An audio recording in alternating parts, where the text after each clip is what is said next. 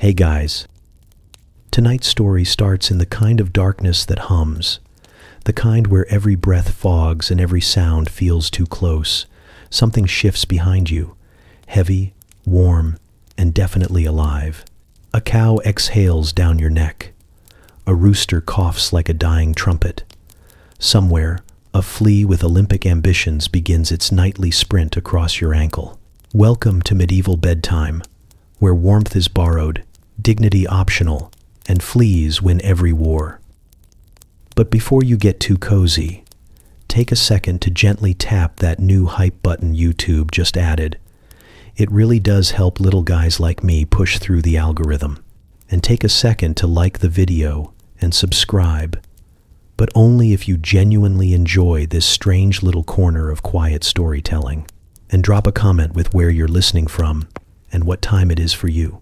It's strangely comforting to know who else is drifting off with us around the world. Now get comfortable, let the day melt away, and we'll drift back together into the quiet corners of the past. You wake before dawn, because of course you do. The barn doesn't care about your hopes of sleeping in. Something shifts beside you. Something big and breathing and warm, like a living furnace that occasionally sighs and smells faintly of turnips. It's the cow. You think her name is something like Brindle, though nobody really names cows here. They're just the cow. But she's been good to you all night, radiating heat like a smug stove, so you whisper a quiet thanks as you peel yourself off the hay. It clings to your hair and your sleeves, your very soul. You'll be picking it out of odd places for hours. The air bites the moment you sit up, a cold slap that makes you pull the scratchy wool blanket tighter. The cottage was worse. Stone walls with cracks that might as well have been windows, and a roof that sighed with every gust of wind. Here, among the animals, there's at least body heat, and something like companionship. Medieval people may not have invented reliable medicine or indoor plumbing, but they understood thermodynamics in their own strange way. Heat clumps together, and you, desperate little warmth seeker, have clumped with the best of them. You're not alone. A small orchestra of farm life stirs around you, half asleep, but opinionated. The pigs grunt softly in their corner, rolling onto each other like pink boulders. Somewhere, feathers rustle. A chicken negotiating her spot. You pray she doesn't decide your shoulder looks like a promising roost. Across the dim space, a goat stares straight at you, pupils like little doorways to chaos. It's too early to know what she's planning, but it can't be good. Your breath ghosts out in little white clouds. The barn's roof leaks faint light through gaps in the thatch. You wonder how anyone manages without this crude but effective system of shared body heat. The night was harsh.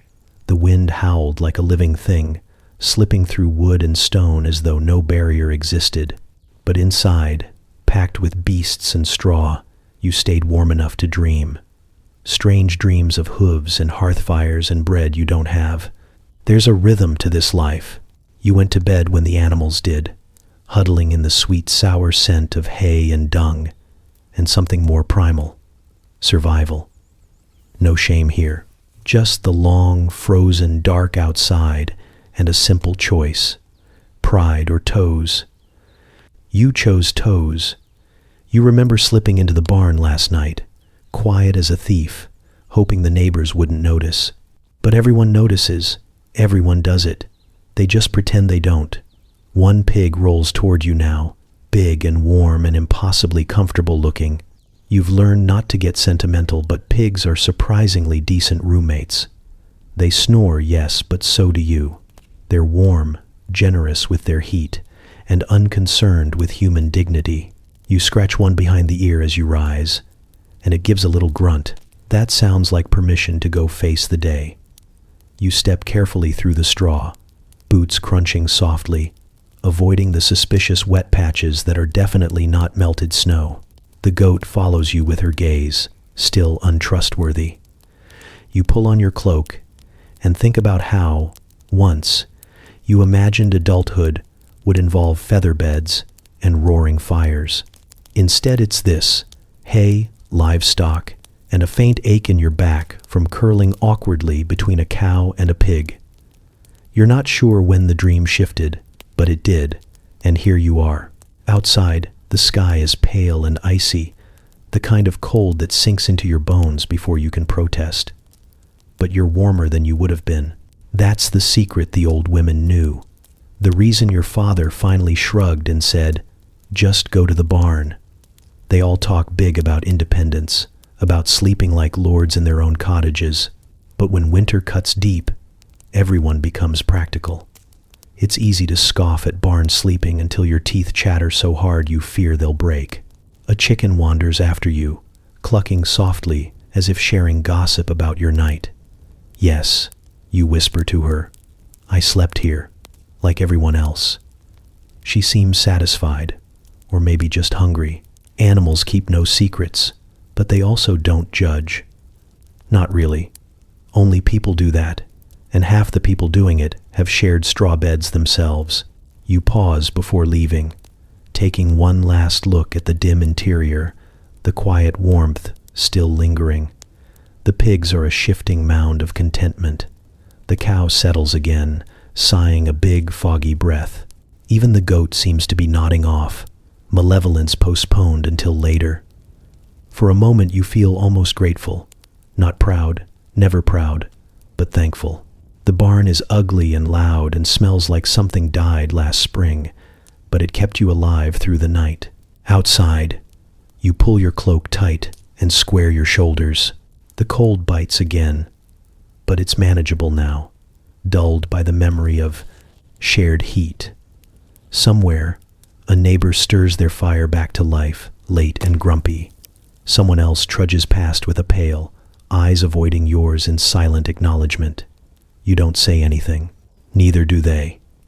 A barn night is like a secret handshake, by admission of need, of the shared agreement that freezing is worse than swallowing pride. As you start toward the cottage, the first true rays of sunlight break through, gold and faint but promising. You imagine warm bread, maybe a thin stew later, the slow return of feeling to your fingers. Tonight, you'll probably end up back in the barn. Maybe you'll pretend you're thinking about it, weighing your options. You'll lose the argument quickly. The animals have already won. They always do. For now, you walk on, smelling faintly of straw and pig and something older than either shame or comfort. You've joined a long, unspoken tradition. You've chosen warmth, and for one more night in a world that can be mercilessly cold, that feels like triumph. The night begins long before you want it to. Darkness doesn't politely wait for supper to finish. It drops over the village like a heavy wool blanket someone forgot to wash. You watch the last streaks of gray slip behind crooked rooftops and feel the temperature change instantly. One moment you're alive and maybe a little hungry, the next the cold has teeth. The cottage tries to hold it back, but your walls are really just planks with aspirations, and the roof complains with every gust. Smoke sneaks back down the chimney and mixes with the smell of damp straw on the floor. You pull your cloak tighter, though you know it's an act of optimism more than protection. Wind snakes under the door and around your ankles. You imagine it as some petty little thing with sharp nails, gleefully searching for weak spots. Medieval builders had a fondness for ventilation, which is another way of saying holes. The cracks between stones are wide enough for gossip to pass through, let alone icy air. You stuff bits of cloth in them, press your body close to the fire, but the cold finds you anyway. There's a sound outside like the sky itself sighing, and you picture frost gathering in quiet triumph on the thatch. You try to sleep early, because that's what people here do. Night means danger and cold, and dawn is too far away to wait up for. You crawl under wool blankets that smell faintly of lanolin and someone else's sweat, the inheritance of many winters. At first it's tolerable. The day's body heat clings to you. But soon the fire sulks into embers and the temperature dives again. The dark feels alive, and not in a poetic way. Your breath comes out in little puffs that hang above you like ghosts waiting for gossip. You curl tighter, knees to chest, but the cold slides in anyway, clever and patient. That's when you start to understand why no one sleeps alone. Heat isn't just comfort here, it's currency. The cow outside is warmer than any hearth. So are the pigs. Even the scrawny sheep huddled in the corner of the barn is better insulated than you are right now. You think of them piled together, simple and unbothered, while you shiver and watch frost lace the inside of the window. There's a moment of stubbornness. You're human, surely smarter than livestock, but intellect doesn't keep toes attached when winter bites. And in that thought, a quiet surrender begins. You remember neighbors laughing softly at dusk, headed to the barn with blankets over their shoulders and no shame in their steps. You'd thought them simple, maybe lazy. Now you picture their warm breath and soft snores while you clutch at thin covers. Your pride doesn't feel so clever anymore. Outside, the wind howls again, shaking the shutters as if to say, "You could fix this the easy way." You hesitate, listen to the timbers creak, and realize the cottage isn't built for this cold. Maybe nothing is. The bed feels like stone now. Every shift of your body letting another thread of icy air sneak in. Your nose is numb, your fingers ache. You imagine trudging to the barn, feel the embarrassment before it even happens. What if someone sees? Then you think of how warm the animals must be, how their sides steam softly in the cold. The thought of their breathing, slow and reliable, becomes impossibly inviting. You hate how much you want it, but survival whispers louder than dignity. You finally get up, blanket wrapped like a cape, and push open the door. The night hits you like a slap, crisp, almost wet with cold, and full of stars you don't have time to admire. Your boots crunch through frost-hardened mud as you cross the short distance to the barn. Inside, it's dim and alive with sound. Soft rustles, quiet grunts, the occasional flutter of wings. The air isn't exactly pleasant, but it's warmer, full of living breath and hay dust. Relief floods you before you can even think. You find a corner near the pigs, careful not to startle them. They shift and sniff, but don't protest your arrival. Their bulk radiates a heat so immediate and enveloping you, nearly sigh out loud. The cow flicks an ear at you, mildly curious but unbothered. You spread your blanket and settle in, awkward at first, aware of every noise and smell. But the warmth is undeniable. The cold on your bones starts to fade, replaced by the heavy, slow comfort of shared life. Soon you realize you're not alone in your choice. A dim lantern flickers at the far end of the barn, where another neighbor has built a nest near the goats. Someone coughs softly. A child giggles, then is hushed. This isn't weakness. It's community, raw and unsentimental, born of need. The animals breathe and shift, unconcerned with human pride, and you breathe with them, part of something strangely reassuring. Hours pass. The wind still claws at the roof, but you don't feel it anymore. Instead, there's the rhythmic rise and fall of animal sides, the low chorus of sleep. You're warm enough now to let your muscles unclench. For the first time tonight, you think of something beyond survival. Maybe tomorrow you'll trade for better hay, maybe fix the crack in the door. But that's tomorrow. Tonight, this is enough. You drift off somewhere between the cow's sigh and the rooster muttering in his dreams. The night is still complicated, cold, loud, and alive with things you can't control. But here among bodies and breath, it isn't cruel. It's just winter doing what winter does. And you, clever enough to follow the oldest logic there is, have found a way to outwit it.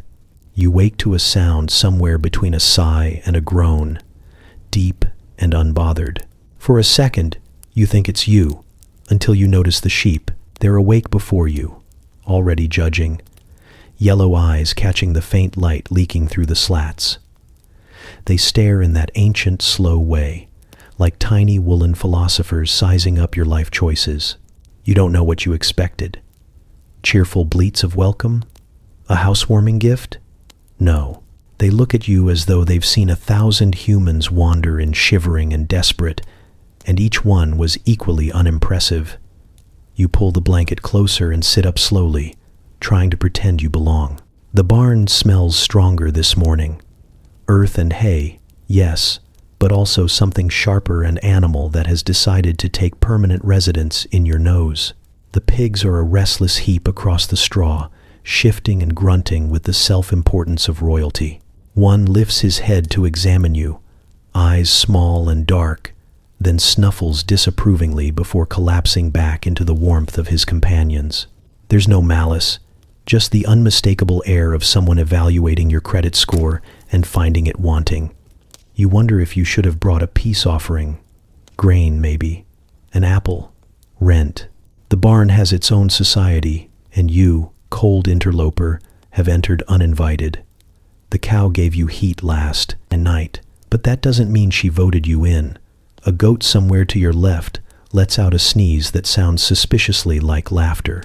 You glance over. She's chewing, expression blank but somehow smug. The social hierarchy here is clear. Animals first, humans somewhere behind, shivering and negotiating for space. When you shift to stand, the straw protests with a crunch. Instantly, 3 sets of sheep eyes swing your way. You freeze, mid-rise, like a child caught stealing bread. The sheep don't move, but the weight of their gaze presses down with silent authority. You clear your throat softly and manage, "Morning," though no one asked you to speak. One sheep blinks slowly, unconvinced. Another scratches at the floor, unimpressed with your attempt at diplomacy. The pigs are less subtle.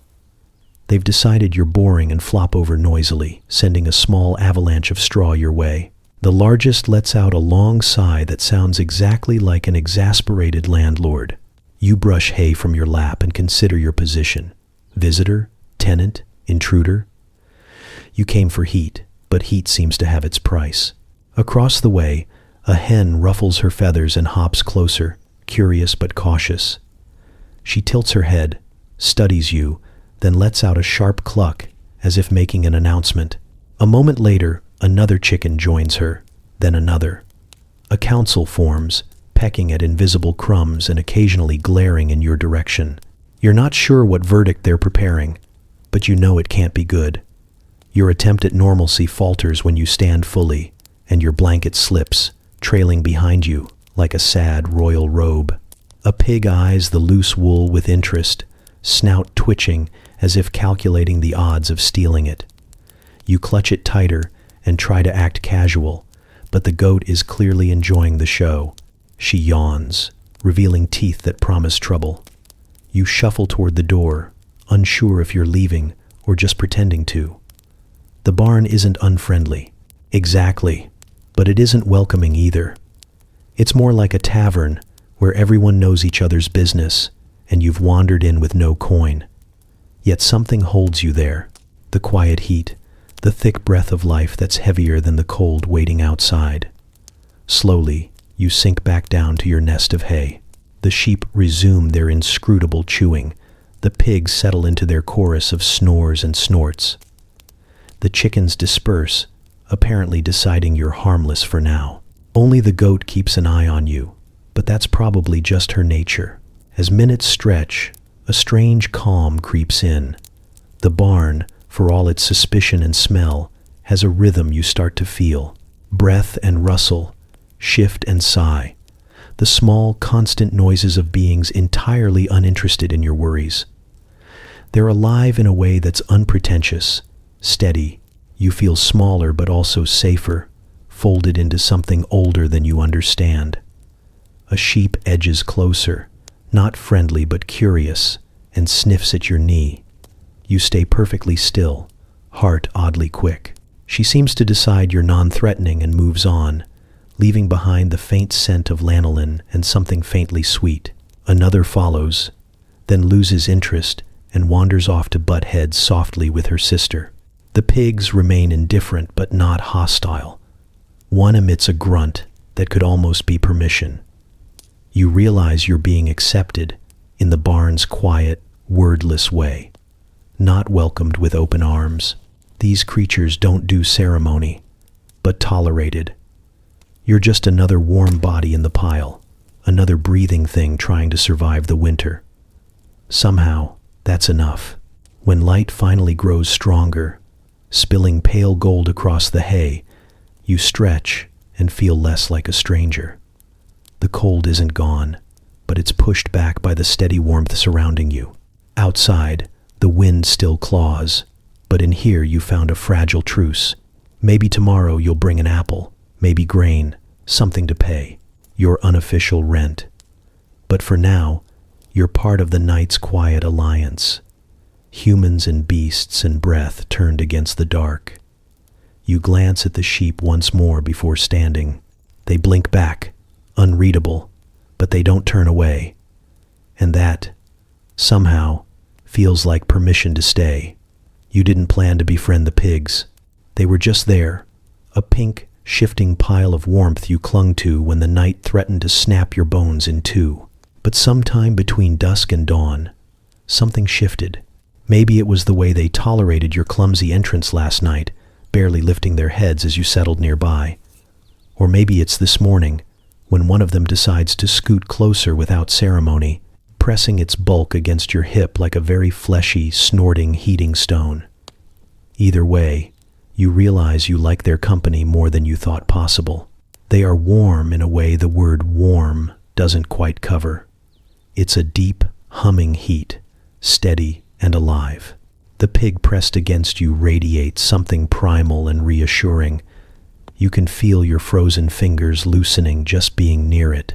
It smells of hay and earth, and something faintly sweet, not entirely unpleasant when you're desperate for comfort. You shift a little and the pig shifts back, a silent negotiation that ends with both of you more comfortable.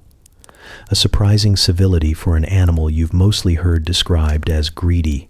You think of your cousins then, the ones who sneer when you speak too softly, who hog blankets at family gatherings and laugh too loudly at your expense. They'd never move over for you, not like this pig just did.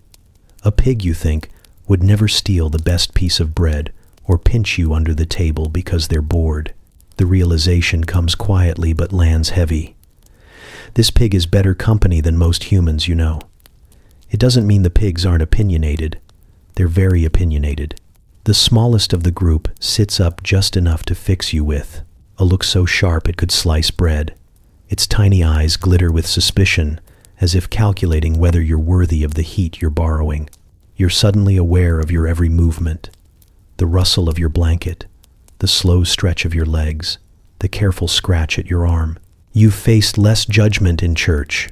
Still, it's a judgment you can live with. There's an honesty in it. The pig isn't pretending to like you. It's simply decided not to dislike you enough to chase you away. In a world where humans often say one thing and mean another, that's refreshing.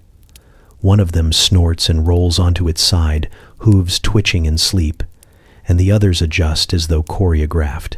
You watch their slow bellies rise and fall, hear the occasional grunt of contentment, and feel something unfamiliar tug at you.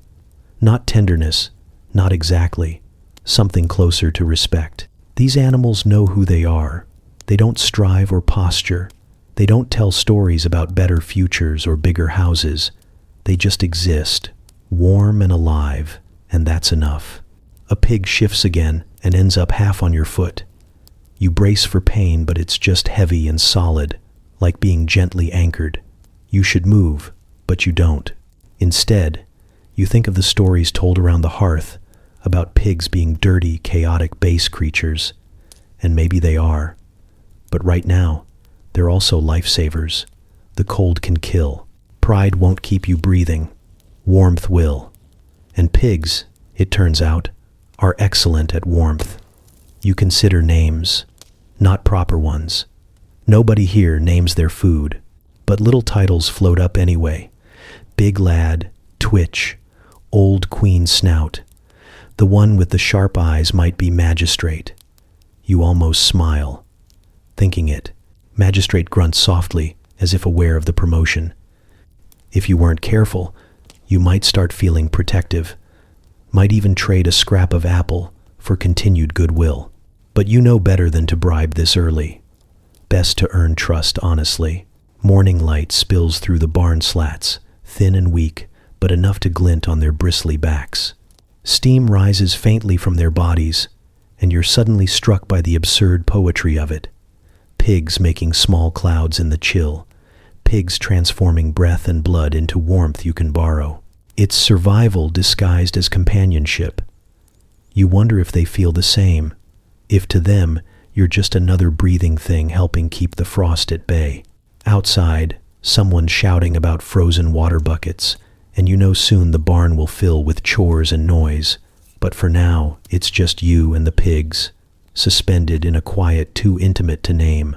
You think about your old ideas of strength, solitude, grit, silent endurance, and how silly they feel now. Strength looks different when winter digs in. Sometimes it's surrender. Sometimes it's climbing into a pen and sleeping shoulder to shoulder with a herd of snoring, judgmental saviors. One pig opens an eye, catches you staring, and blinks once before closing it again. Permission granted, or dismissal, hard to tell. Either way, something eases in you, a knot you didn't realize you'd been holding. You're part of this place for now, part of the breathing and shifting, and there's no shame in that. The barn door creaks with the first stirrings of day. Voices draw closer, boots crunch in the frost. You know you'll have to stand soon. Pretend you didn't just discover pigs are better than blankets and cousins combined. But before you go, you press a hand briefly to the warm flank beside you. Not a thank you exactly, but something close. The pig doesn't stir. When you finally rise, brushing hay from your clothes, you feel heavier with sleep but lighter in some hidden way. The cold is still waiting, but you've learned a small secret. You don't have to face it alone. And as far as roommates go, you could do worse. Much worse. You think you understand warmth now. After nights pressed against pigs, like mismatched puzzle pieces, you consider yourself something of an expert on borrowed heat. Then you meet the cows. Calling their warmth heat feels like calling a roaring fire slightly toasty. Cows radiate. They hum with a slow, patient furnace that seeps through the chill and settles deep into your bones. When you step into their corner of the barn, it's like crossing some invisible threshold where winter loses at least half its nerve. Your breath still fogs the air, but the bite's gone. You could almost mistake this for comfort. They are enormous. That's the first thing you notice. Pigs seemed big until you stand among these vast, sighing creatures. The cows shift as you approach, hooves scuffing straw, tails swishing with deliberate laziness.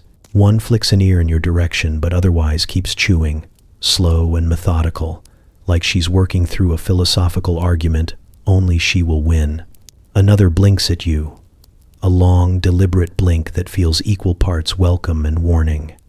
You're not sure if you're a guest or a trespasser, possibly both. You settle near the edge of their warmth, cautious. Immediately the cold in your hands retreats.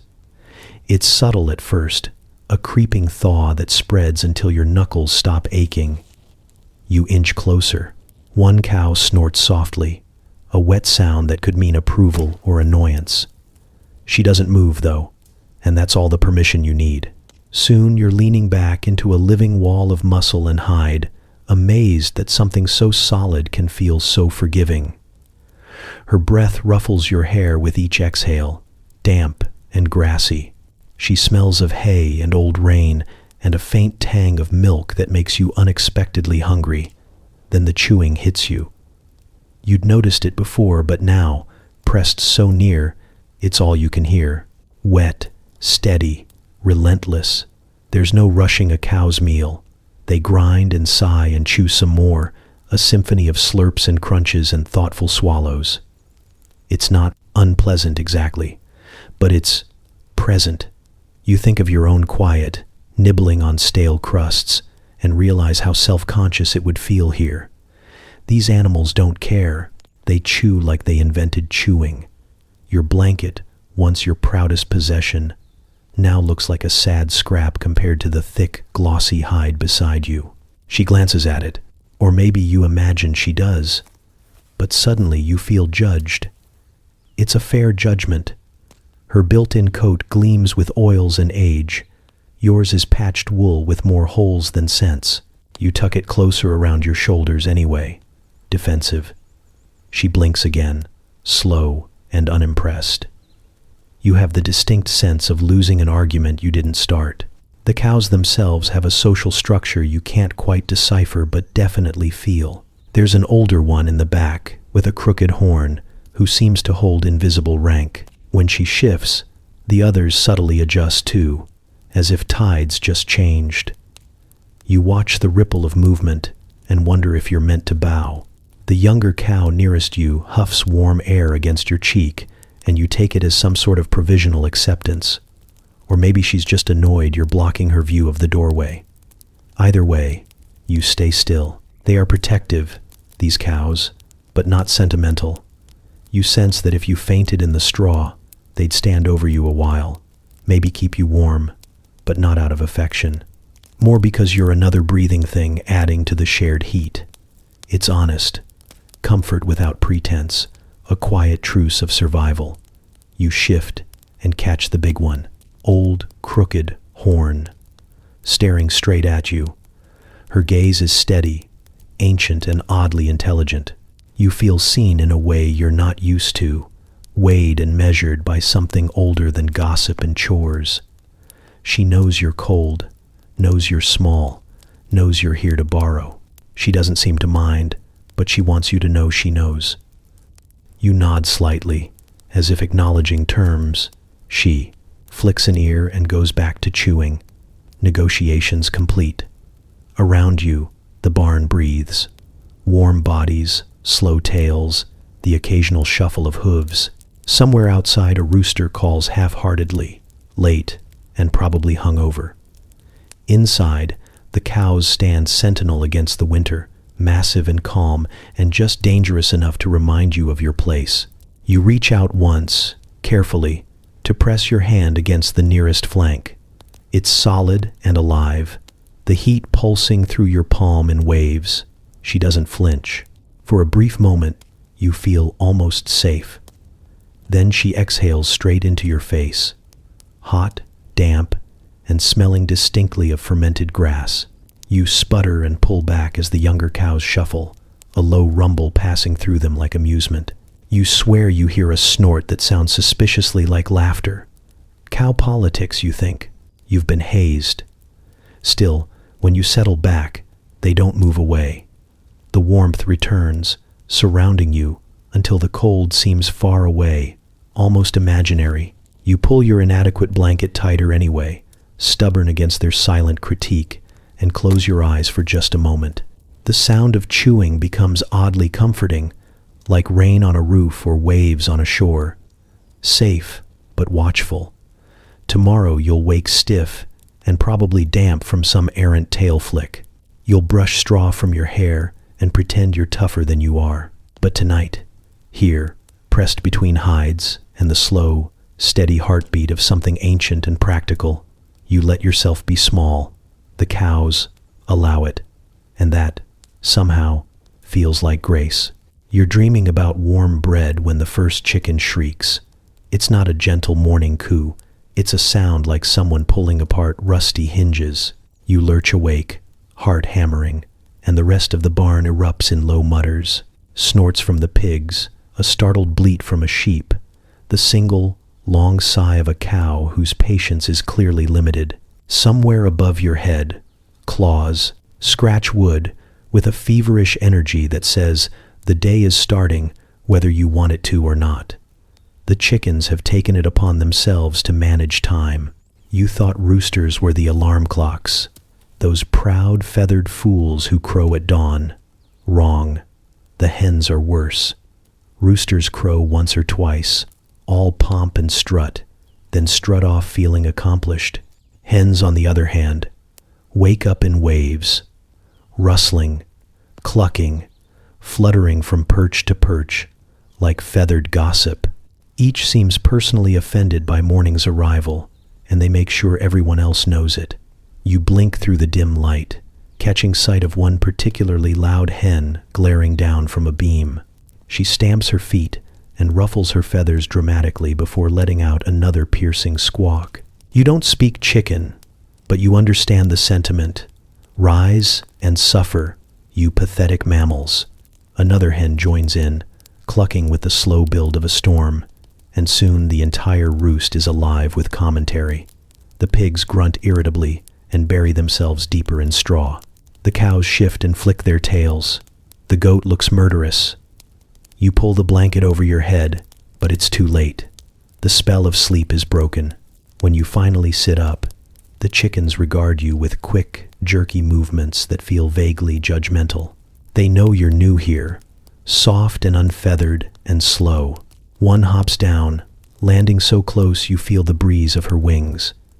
She tilts her head, black bead eyes sharp with inquiry.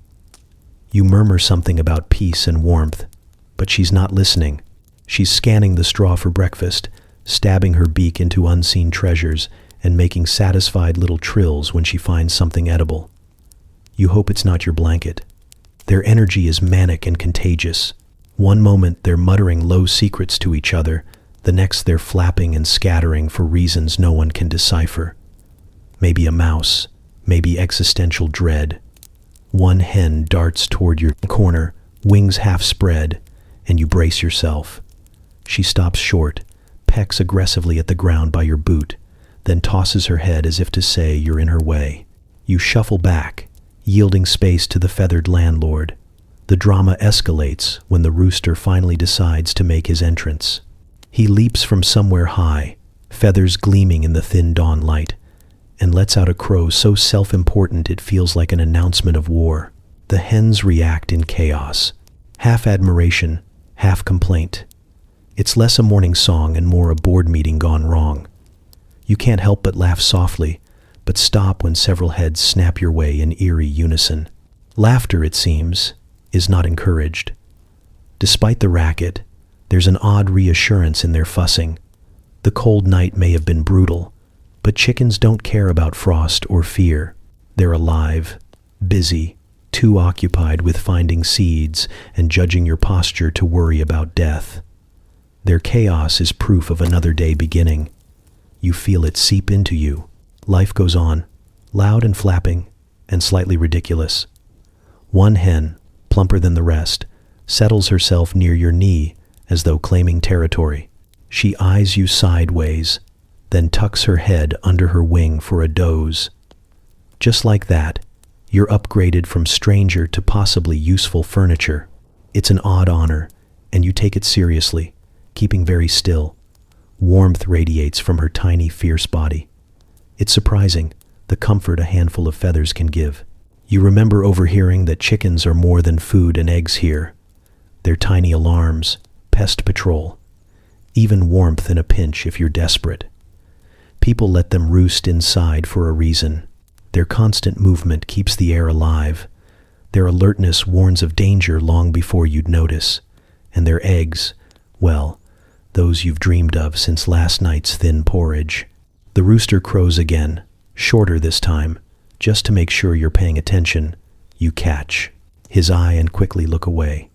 He has the aura of someone who would absolutely pick a fight just to prove dominance. The hens ignore him now, busy with their morning routines, pecking and fluffing and scolding each other in bursts of sharp chatter. It's a whole society up there in the rafters and straw, and you are, at best, tolerated. But you realize you like their presence. There's something lively and indomitable about them, something that makes the bleak cold feel less threatening. They're small, but they don't act small. They wake the world, not because anyone asked them to, but because they can. They refuse silence. They refuse despair. When the first real light breaks through the cracks in the barn, the chickens seem to know before you do. They rise in a rustling wave, shake out their feathers, and launch into purposeful motion. Some stalk toward the door, others climb higher for reasons known only to them. The rooster struts after them, pleased with his dominion. The barn hums with life now, and you feel it tug you upward too. It's time.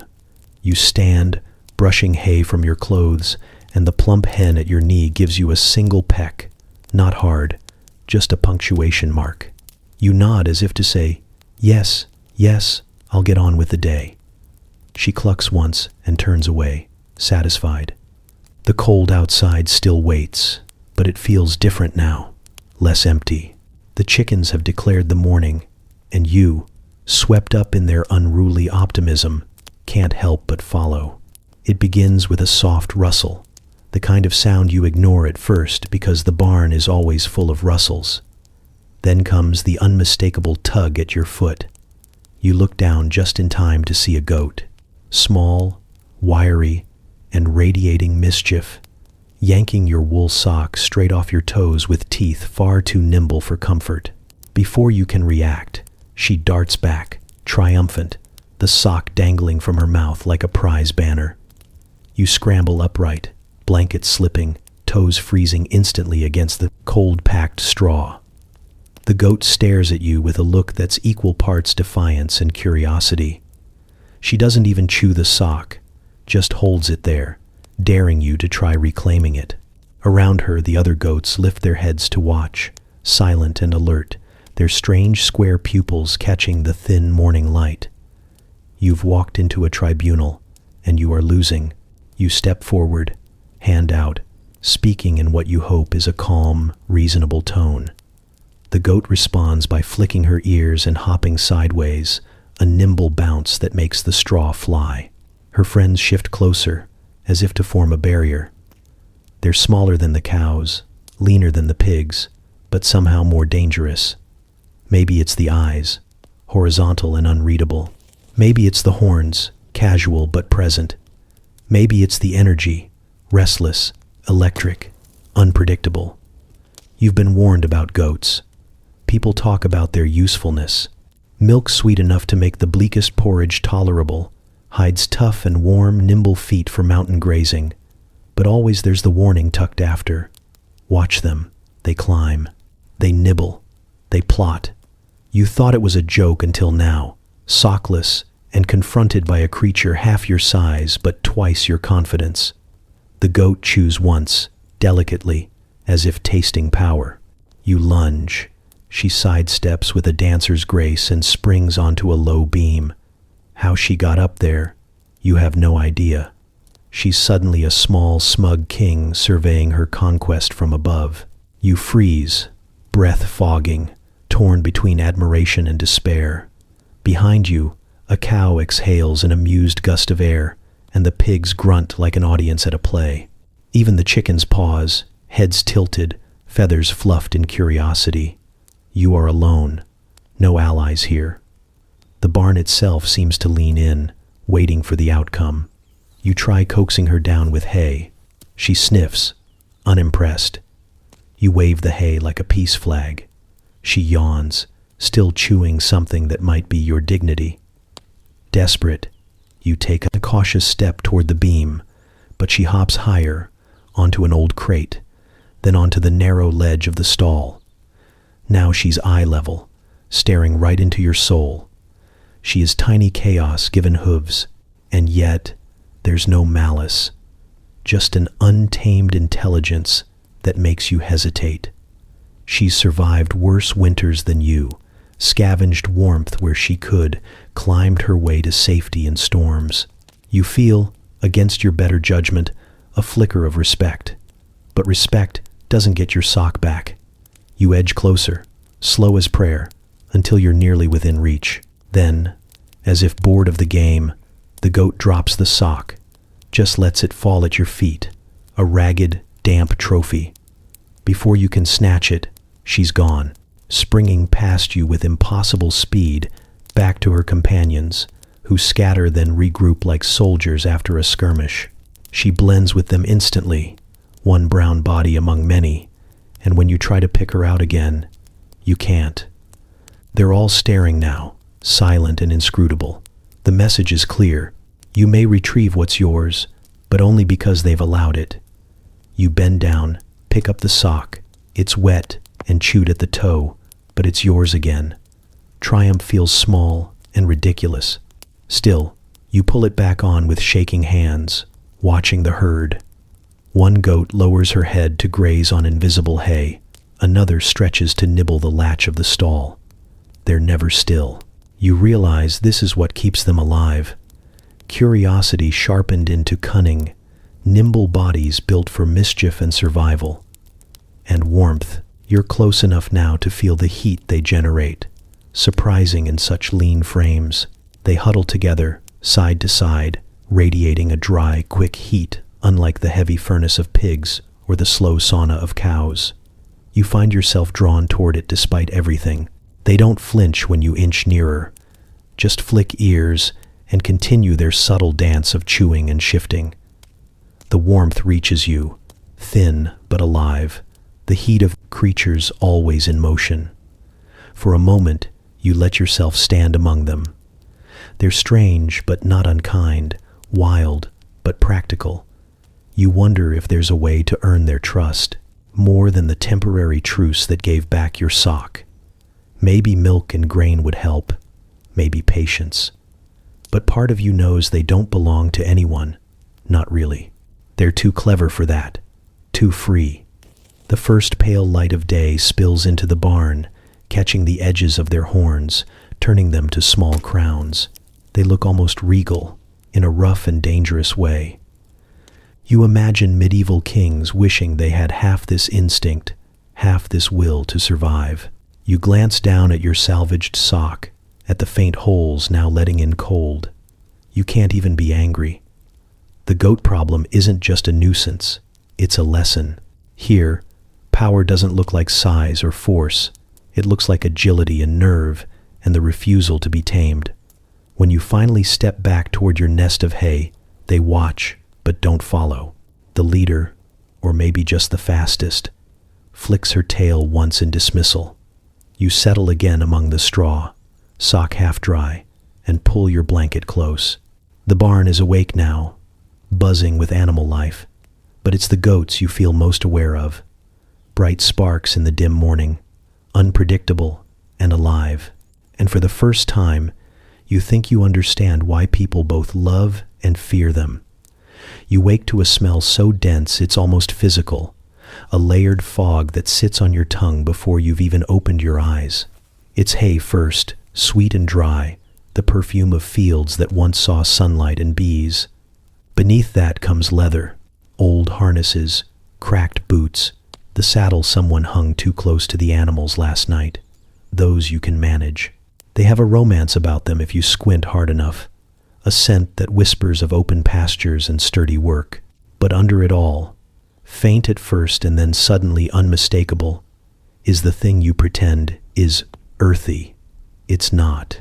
It's manure. You sit up slowly, nose wrinkling, and tell yourself you're fine with it. That's what everyone does here. They act like the barn air is invigorating, like it carries some salt of the earth charm. They call it natural, honest. You try to believe them, breathing shallowly until the first rush of it dulls. The smell is the price of warmth, you remind yourself. Heat has its cost, and that cost is a fragrance you'll never find bottled in a noble's chamber. Your blanket clings with scent as you fold it over your arm. It smells like survival, damp wool, your own sweat, and the barn's permanent haze. You try not to think about what you're inhaling, better to frame it as history itself, rich and alive. People pay coin for incense and perfume, but this is authentic medieval air curated by hooves and feathers and digestion. Authenticity isn't always pleasant. One of the pigs stirs and gifts the morning, a fresh wave of honesty. It's almost impressive how quickly the atmosphere changes with a single grunt. You glance over. He's awake and unashamed, rolling in straw that's seen too much. He locks eyes with you for a beat, and you imagine him saying, "This is life. You choose warmth, you choose me, you choose the smell." He's not wrong. The cows don't help either. Their corner is thick with the scent of heavy bodies and the faint sourness of old milk. You wouldn't call it disgusting, exactly, and it's too complicated for that. It's a smell that promises life and food, and also quietly warns you about what happens when you don't shovel often enough. One flicks her tail, sending up a puff of air that lands squarely in your face. You cough, quietly, hoping no one saw. You look around and realize everyone else, the animals and, you suspect, the humans who sneak in at night, has made peace with it. Chickens scratch and mutter without a hint of distress. Goats chew calmly, eyes half-lidded. Even the barn cat, curled in a hayloft, looks serene. Maybe the trick isn't loving the smell but forgetting to notice.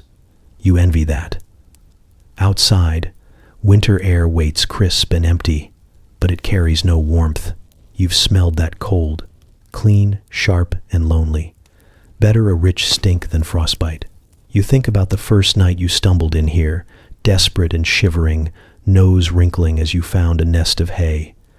You almost left then, almost chose pride over stink. You didn't. You stayed, and you woke alive. You wonder if your senses will ever dull enough for this to feel normal.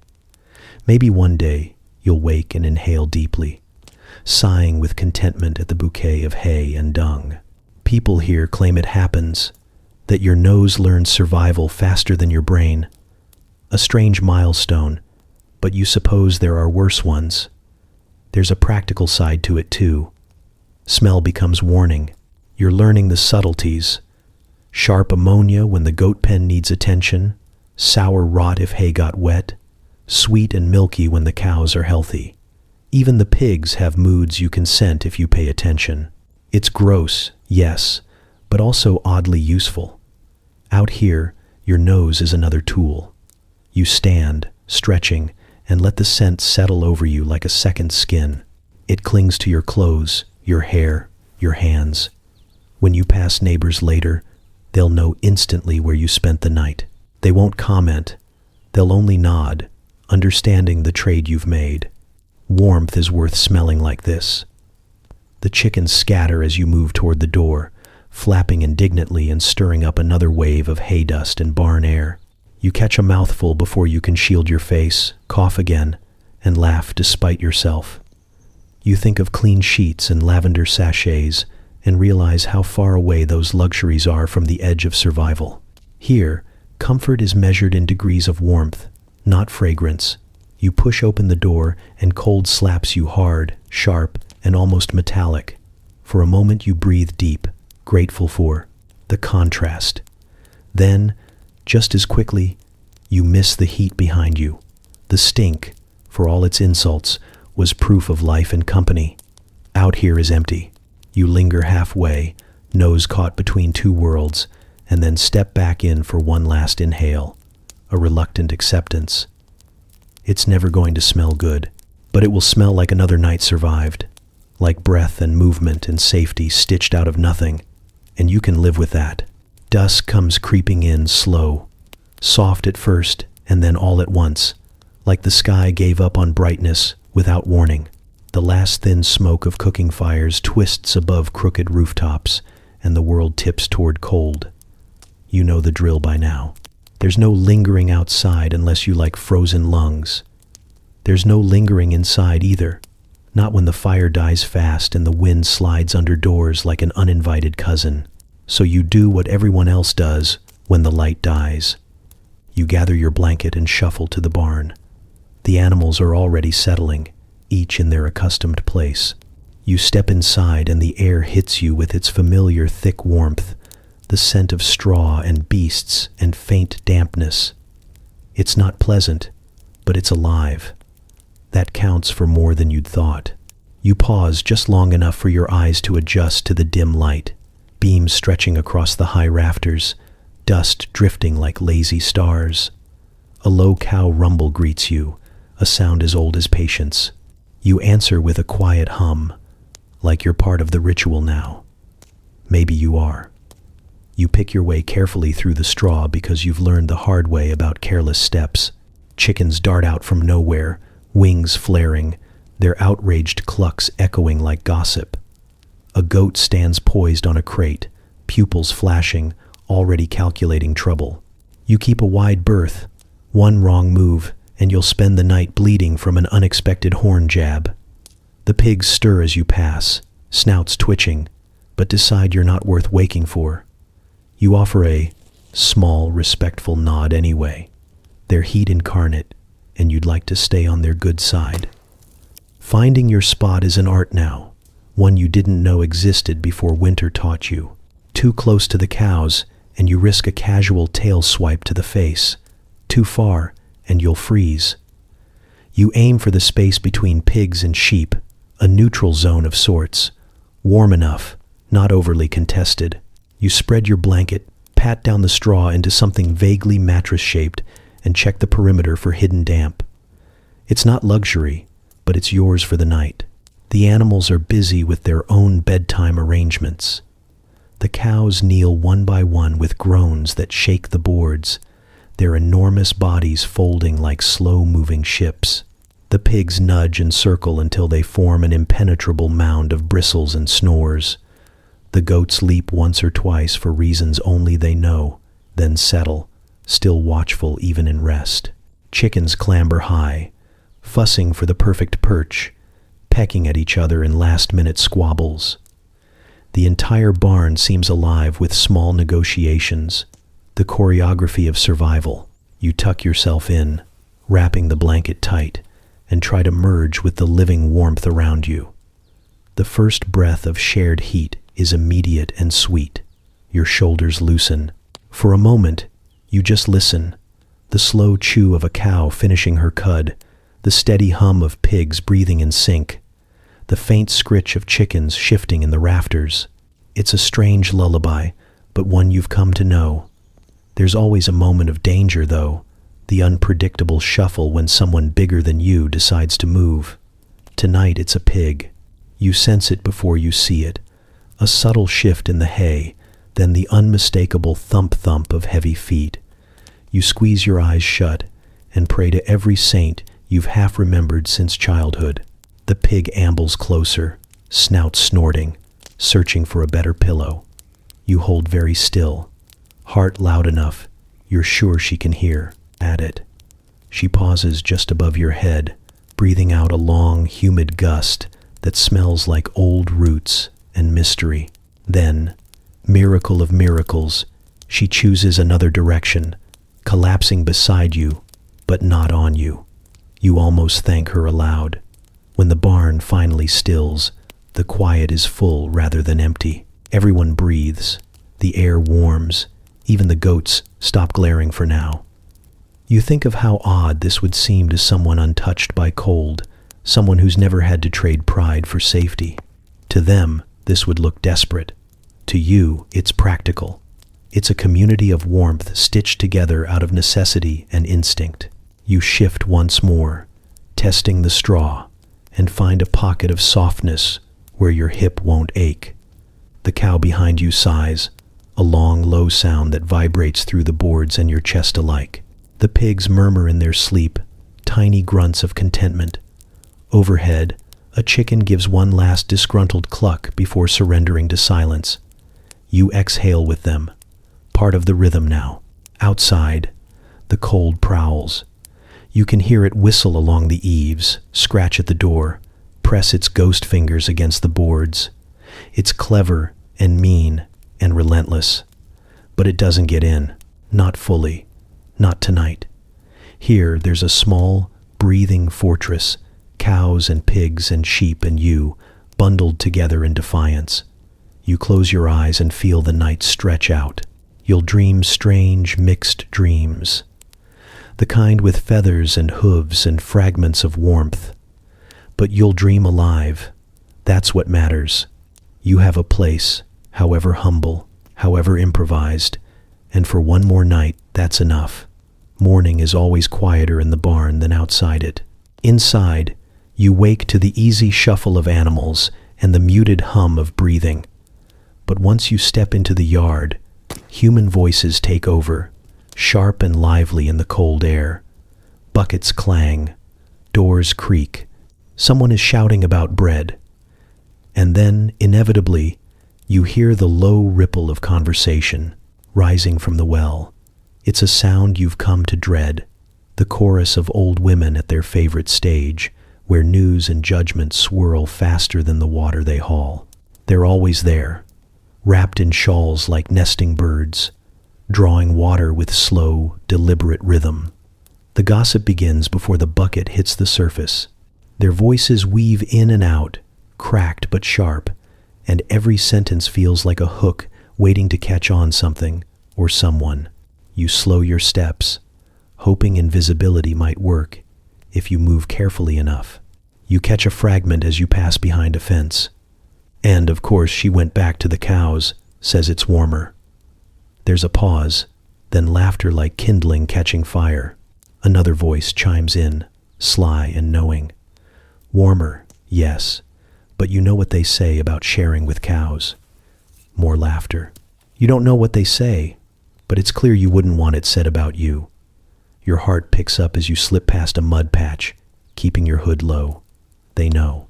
Somehow they always know who spent the night where, who crept across the frost to the barn because their cottage roof groaned and their fire died. You thought you were careful, moving like a thief under starlight, but secrets freeze and crack just as easily as walls. Someone saw you, or guessed, and now you're probably a topic. One of them coughs. A dry sound, then another burst of chatter. The miller's boy again, tucked up with the pigs, says it's survival, but my cousin saw him napping like a prince in the hay. Cackling follows, bright and mean. You can almost see the miller's boy's ears burning from here. You tug your hood lower, grateful at least for your anonymity so far. But it's a fragile safety. Names travel fast.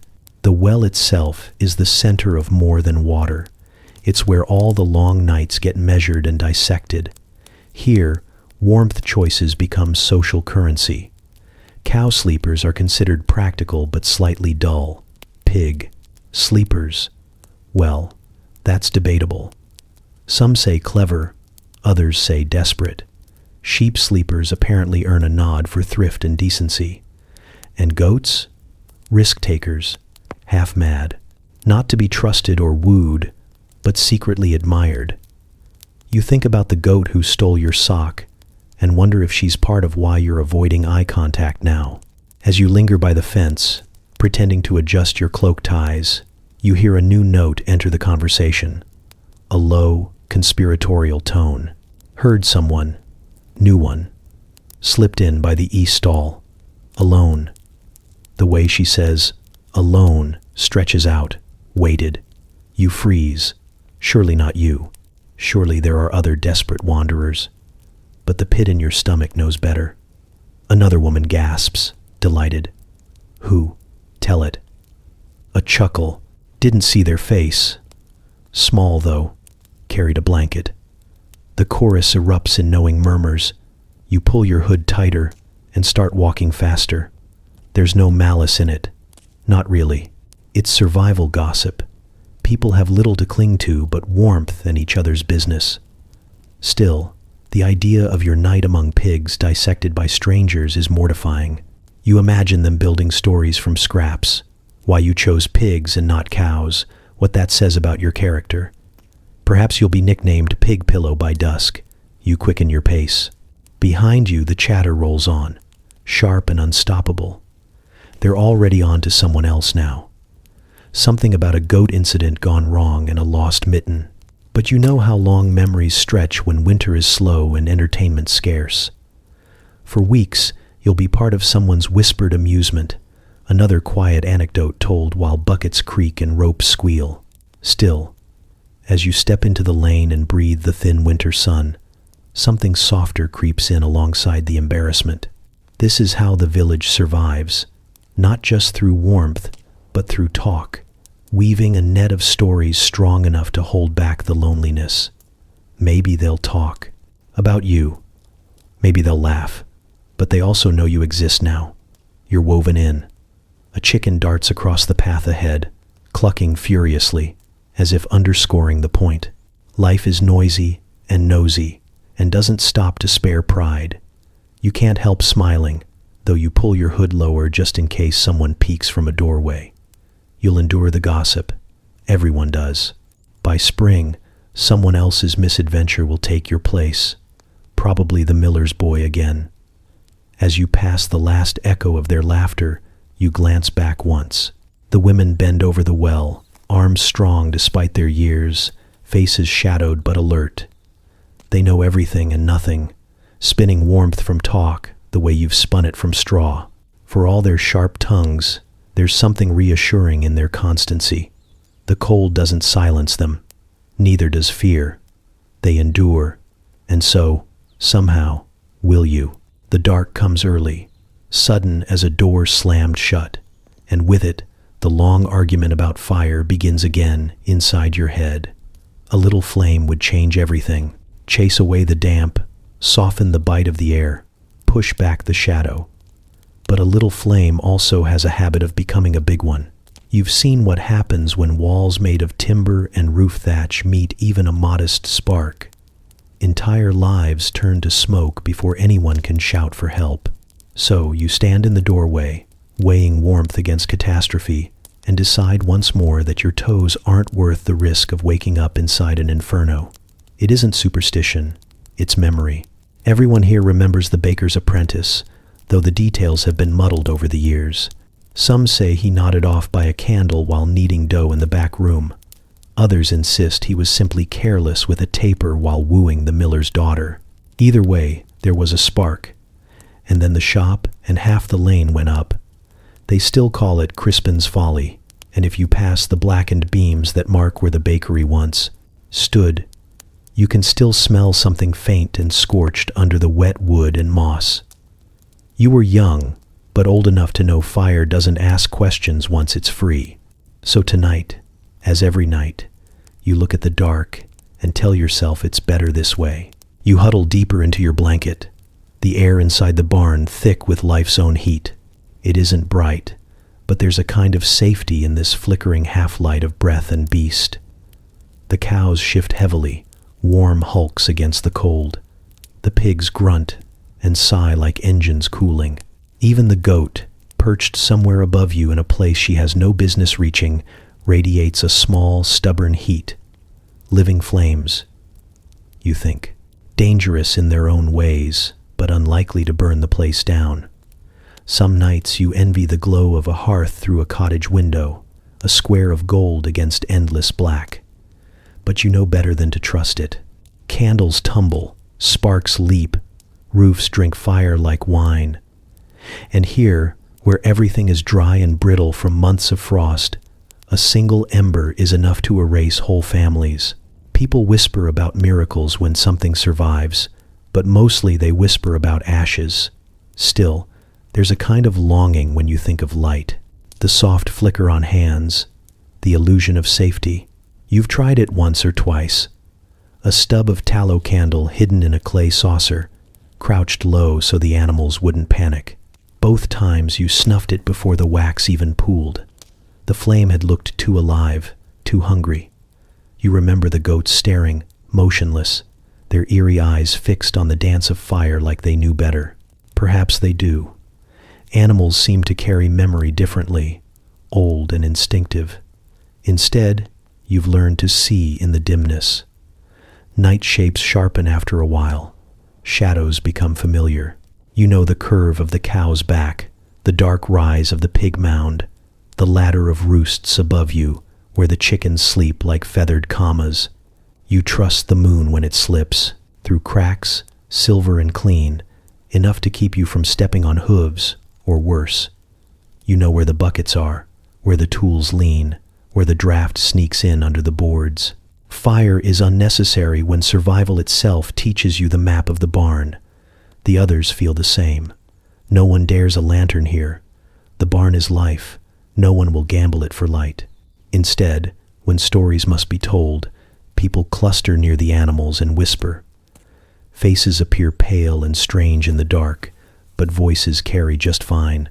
Laughter rises softly, careful not to wake the pigs. Sometimes someone hums a tune to fill the gaps between words. The music is low and almost secretive, but somehow warmer than fire could ever be, and there is heat. Thick and honest, built from breath and movement. You shift closer to the cow's flank and feel it seep through you like a slow tide. Better than flames, you think. No wax to drip, no sparks to chase, just the quiet rhythm of survival. It's an ancient arrangement. They give warmth, you give feed, and no one burns. A sudden scuttle makes you glance up. Just the goat, repositioning herself in some improbable place. You half expect her to strike a match if she had one, but even she seems to know the rule. No fire. Too risky. The barn is safe because it's dark. Outside, the wind picks up and whistles hard against the boards, carrying with it the memory of houses lost and streets remade by flame. You shiver and burrow deeper, grateful for your caution. Maybe one day, when someone finally figures out chimneys that don't catch, you'll trust a hearth. Until then, the night belongs to cold breath and quiet heat. In the dark, the animals breathe with you, steady and present. The cow's sighs are slow bellows, the pig's grunts like muffled drums, the chicken's occasional soft clucks punctuation against silence. This, you realize, is safer than candles, safer than brave hopes about taming fire. It's survival built from patience and living, warmth. A small thing, but enough. When you finally let your eyes close, the dark isn't frightening anymore. It's full of life, heavy with warmth, stitched tight with the quiet rule everyone here obeys. No flames, no foolishness, no new Crispin's folly. Just another night, safe in the hush of creatures who know better than humans ever did how to keep winter at bay. You've been working at it for half an hour, hunched and muttering, as though the right angle of straw could save your soul. It's not just throwing hay down anymore, it's craft, maybe even obsession. At first you scattered it like a child building a fort, but experience has taught you better. Now you sort through it like a merchant appraising silk. Thick stalks for the base, finer ones for the top, anything damp or suspiciously dark, banished to a growing reject pile. You even fluff it by hand, shaking out little clouds of dust that catch the low light and make the whole barn shimmer briefly, like you're constructing a palace. Your palace is supposed to be warm, level, and slightly elevated to avoid any unpleasant leaks from nearby animals. That's theory. In practice, you're on your knees, sweating despite the cold, while the goat you've grudgingly learned to respect watches you from a hay bale with visible skepticism. She chews in slow, deliberate judgment, one hoof lifted like she's about to offer critique. The pigs have noticed too, snouts twitching as they lean and grunt softly, as if placing bets on whether your architectural masterpiece collapses. You pat the mound into shape, imagining how this would impress someone if anyone ever visited. Smooth edges, a hollow for your hips, a gentle rise for your shoulders. Noble, almost. Then you remember, no one visits hay nests, and you're designing comfort for one, a shivering human whose greatest recent luxury was a sock almost stolen by a goat. Still, you persist. Pride is a cheap blanket. Once it looks right, you lower yourself, gingerly onto the nest, testing for weak spots like a nervous bird. It's passable, springy, warm, faintly alive with the scent of cut summer long gone. You wriggle down, burrowing into your creation, and for one glowing second, you feel triumphant. Then, inevitably, the itching starts. It always starts the same way, a tiny spark at your wrist or collarbone, easy to ignore, then another on your ankle, then your hip. Suddenly you're writhing in your carefully curated palace like someone cursed. The goat tilts her head in open amusement. You swat at invisible enemies, half laughing, half desperate, but the itch blooms faster than you can fight it. It's not malice, it's simply hay being hay. Each stalk a tiny needle, each fragment eager to test your tolerance. You pop up and shake yourself off, showering dust and stray bits like some awkward scarecrow. The pigs grunt louder, unimpressed. Even the chickens shift above you, feathers drifting, as if whispering about your failure. You sigh, adjust, and climb back in anyway because winter doesn't care about your comfort standards. Warmth first, dignity later. There's a rhythm to it once you stop fighting. Shift a little, scratch lightly, let the hay settle where it will. The first time you tried this, you went to war with the bedding, flailing until you'd undone your own work. Now you know better. You accept a certain level of itch, like taxes or gossip. You think of the villagers who've done this since birth, perfecting their nests with secret tricks. Tuck knees here, roll a shoulder there, layer wool between skin and stalk. You're learning, slowly, and the warmth is undeniable. Beneath you, the hay breathes heat back, trapped from animals and your own restless motion. It's dry enough to hold off the cold seeping up from the floorboards. Better yet, it smells faintly sweet if you breathe past the dust, like sun and grass pressed into memory. You close your eyes and imagine summer meadows humming with bees, almost enough to forget the goats' laughter. You've started naming your nests, though you'd never admit it. Last night was the fortress, built high and defensive after a pig wandered too close. Tonight might be the low kingdom, compact and sensible. There's an art to matching the build to the night's threats. Goat circling, higher walls, leaky roof, broad base with extra layering. Too many chickens? Nothing helps but prayer. The more you shape and rebuild, the more you notice small victories. The right fold of blanket makes the itch fade just enough. The strategic use of your spare tunic under the small of your back keeps you from waking with splinters in delicate places. And there's pride in waking warm when others froze because they trusted a bare plank. Quiet pride, but real. Across the barn, the animals have their own sleeping habits that put your fussing to shame. Pigs collapse wherever, trusting mass to solve comfort. Cows settle with slow, seismic sighs, unconcerned with damp or draft. Chickens stake out high perches, content with balance alone. Only the goats seem to share your perfectionism, endlessly adjusting hooves and horns until satisfied. Perhaps that's why they judge. They recognize their own kind. As the barn darkens fully, you settle again, more resigned than serene. The itching ebbs to a dull whisper, something you can live with. Warmth curls around your spine, your nest holds. You pull the blanket over your shoulders and watch the last strip of daylight fade between the boards. No candle, no fire, just the hush of bodies and your quiet little throne of straw. It's a strange intimacy, this nightly ritual. You've never thought so much about where and how you sleep. Back in sturdier walls, the bed was just there, unquestioned. Here, you build it each time, bit by bit, and in the morning you'll scatter it again so the animals can trample and chew without hurting themselves. Each night is new work, small and humble but necessary. And when cold creeps in, sharp and testing, you burrow deeper and grin faintly. Because this ridiculous, itchy, lopsided nest is yours, carved by your own chilled hands, safe in its imperfect way.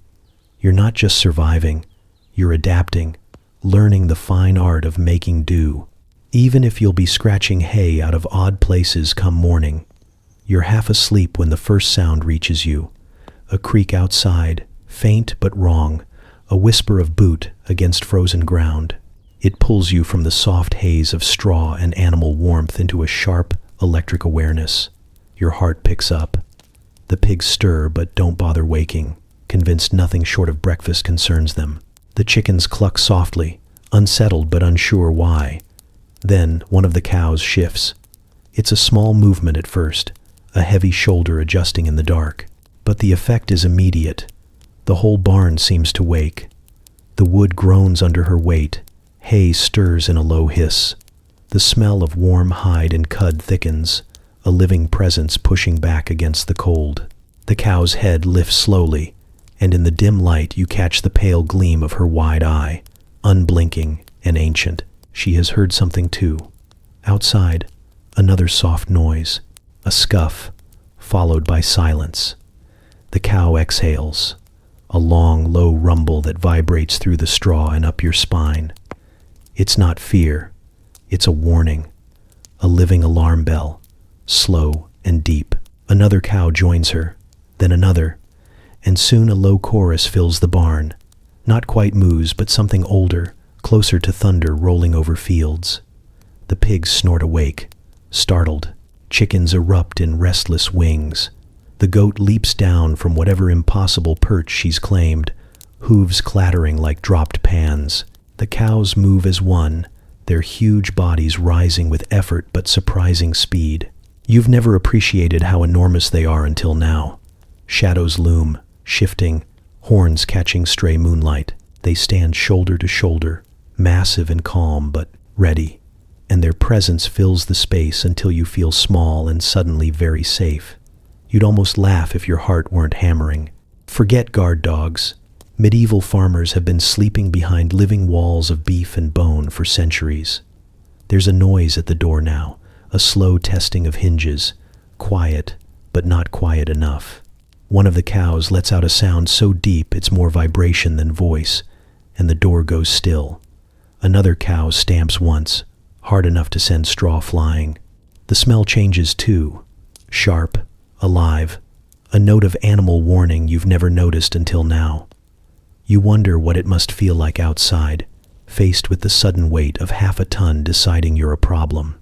The goats take up the chorus, adding an edge of chaos, sharp bleats that echo and distort. Chickens rain tiny feathers and indignation from above. The pigs huff and shuffle into something like formation, snouts forward, low grumbles rolling out like distant thunder. It's absurd and magnificent, this barn's answer to fear. You're not alone. You're part of something bigger, louder, tougher than any lock or key. Another faint step outside, then silence. Whoever's out there has heard the change, felt the weight of all that muscle and horn pressing against thin wood. No one wants to test a cow's patience in the dark. You imagine a thief calculating how fast they can run before the first horn lowers. Not fast enough, probably. A long, reluctant pause. Then the faint retreat of footsteps, quick and careful, swallowed by night. Slowly, the barn breathes again. The cows settle, massive heads swinging back to their hay, though they keep half an eye on the door. The pigs grunt themselves back into their warm mound, offended at the disturbance. Chickens scold softly, fluttering down to calmer roosts. The goat remains standing, vigilant and suspicious, but she always does. The heavy warmth returns like a tide. You let out the breath you've been holding and laugh quietly into the straw. You hadn't thought of them this way before. Just animals, just food and warmth and milk. But they're more. They're watchmen and sentinels, old as fields, stronger than fear. No wonder farmers sleep easy.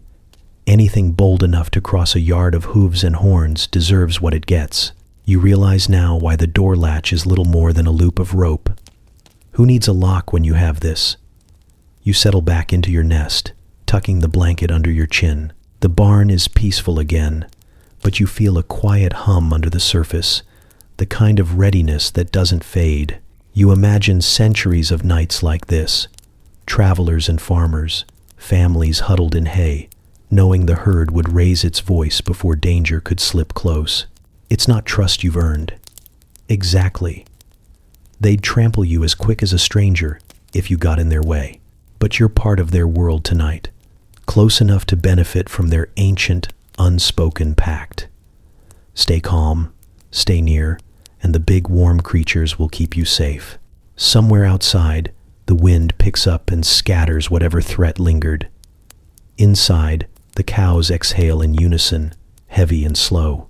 You let their strength seep into you, heavy as sleep, and drift down again, guarded by creatures who don't know your name but know enough to warn the dark away. It takes a long time to fall asleep in the barn, not because of the cold that's been beaten back by the living furnace around you, but because your mind insists on wandering where it shouldn't. Tonight, with the cows finally quiet and the pigs a low, comforting rumble, you drift into thoughts of other beds you've only half known, glimpsed through the cracked door of some manor or imagined from tales. High frames of dark wood, mattresses stuffed so full of feathers they swallow you whole, drapes heavy enough to keep out the draft. You picture sinking into one, sighing into warmth and silence, no goat eyes glowing from a shadowed corner. It's a dangerous thought. The idea of softness seeps through your bones like wine, tempting you away from the itchy straw and damp wool. You imagine servants smoothing linen, candles flickering in carved sconces, maybe even a warmed brick slipped beneath the covers. You can almost smell lavender, hear the faint rustle of silk. You pull your blanket closer and let the fantasy unfurl, lush and ridiculous. But then another memory edges in, uninvited. The first time you saw a noble's bed up close, helping your father haul wood for some festival. The thing had been magnificent, yes, but alive. Alive with tiny, purposeful movement. You hadn't known what bedbugs looked like until then, hadn't realized lice could thrive in feather palaces just as easily as hay. The lady of the house had scratched at her neck as she gave orders, oblivious or resigned, and one of the servants whispered a joke about the mattress having more residence than the manor itself. The glamour cracked that day, feathers and velvet giving way to crawl and itch. Your imagined feather bed sags under that weight now. Silk sheets are no defense against tiny armies, and the smell of lavender can't drown out the truth. Here in the barn, the pests you know are honest. Hay scratches, but it doesn't hide enemies. Pigs may smell strong, but they don't infest. You shift, comforted in a strange way by the transparency of your discomfort. A pig shifts too, snuffling in her sleep, pressing a warm flank against your side. The heat is immediate and heavy, seeping through your thin layers.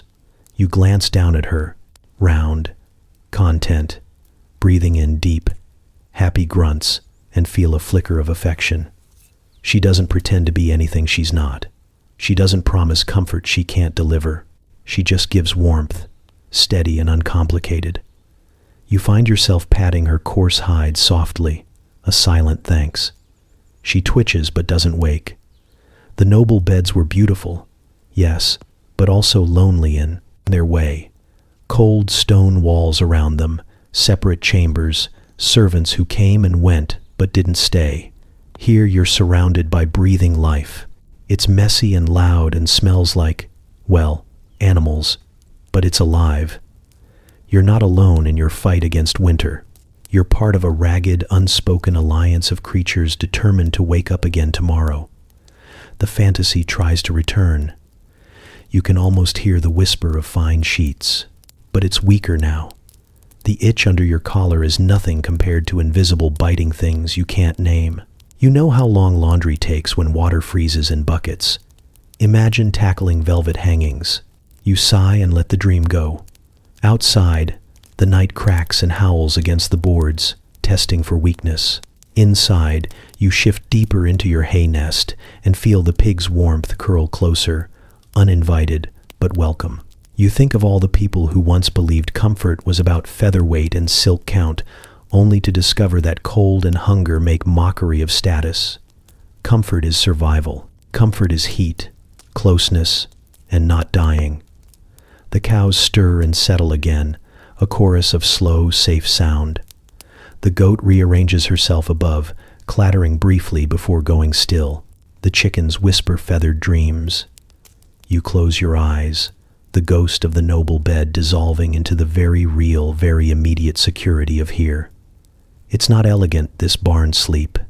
It's not poetry, but it's honest and warm and alive. You pat the pig again, more certain this time, and she snorts softly, as if to say, "You're welcome."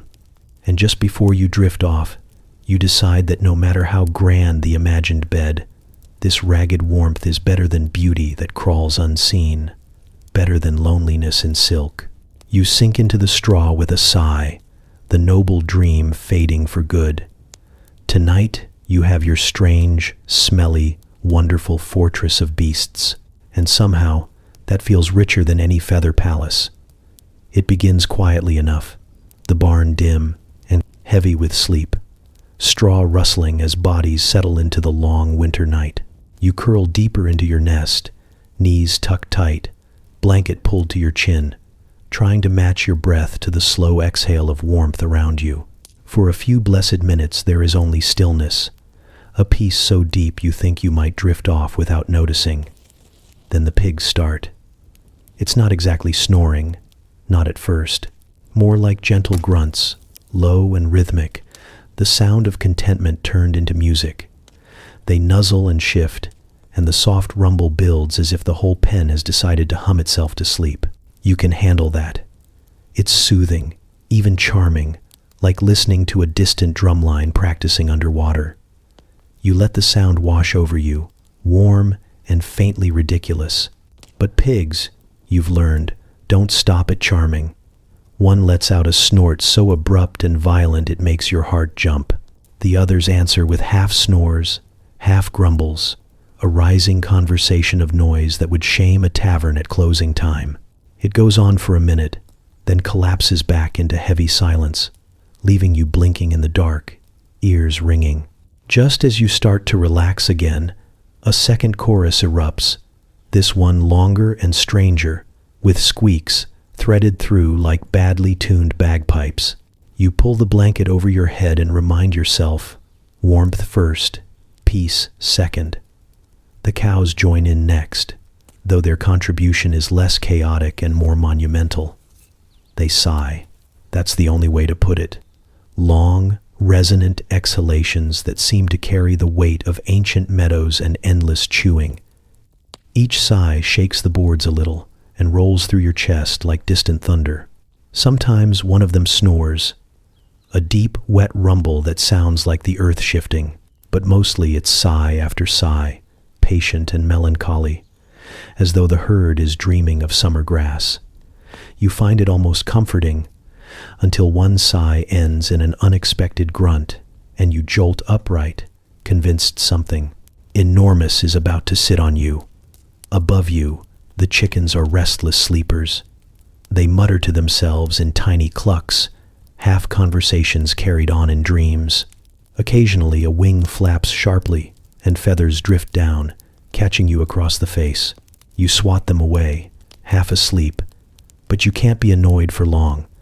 Their tiny voices sound like gossip even in slumber, a chorus of whispered complaints and boasts. They're fragile and fierce, these birds, ruling the rafters with murmured authority. And then there's the goat. The goat waits, silent for long stretches, hidden somewhere above where only goats know how to climb. You almost forget she's there, and then, without warning, she coughs. Not a delicate cough, not a polite clearing of the throat. It's a sharp, cutting bark of sound that lands in the dark like an accusation. You freeze, caught by the weight of her unseen judgment. The pigs grunt uneasily. A chicken stirs. Then silence. Just enough time to wonder what she knows about you, about all of you. And then another cough, slower this time, deliberate. You want to apologize but don't know for what.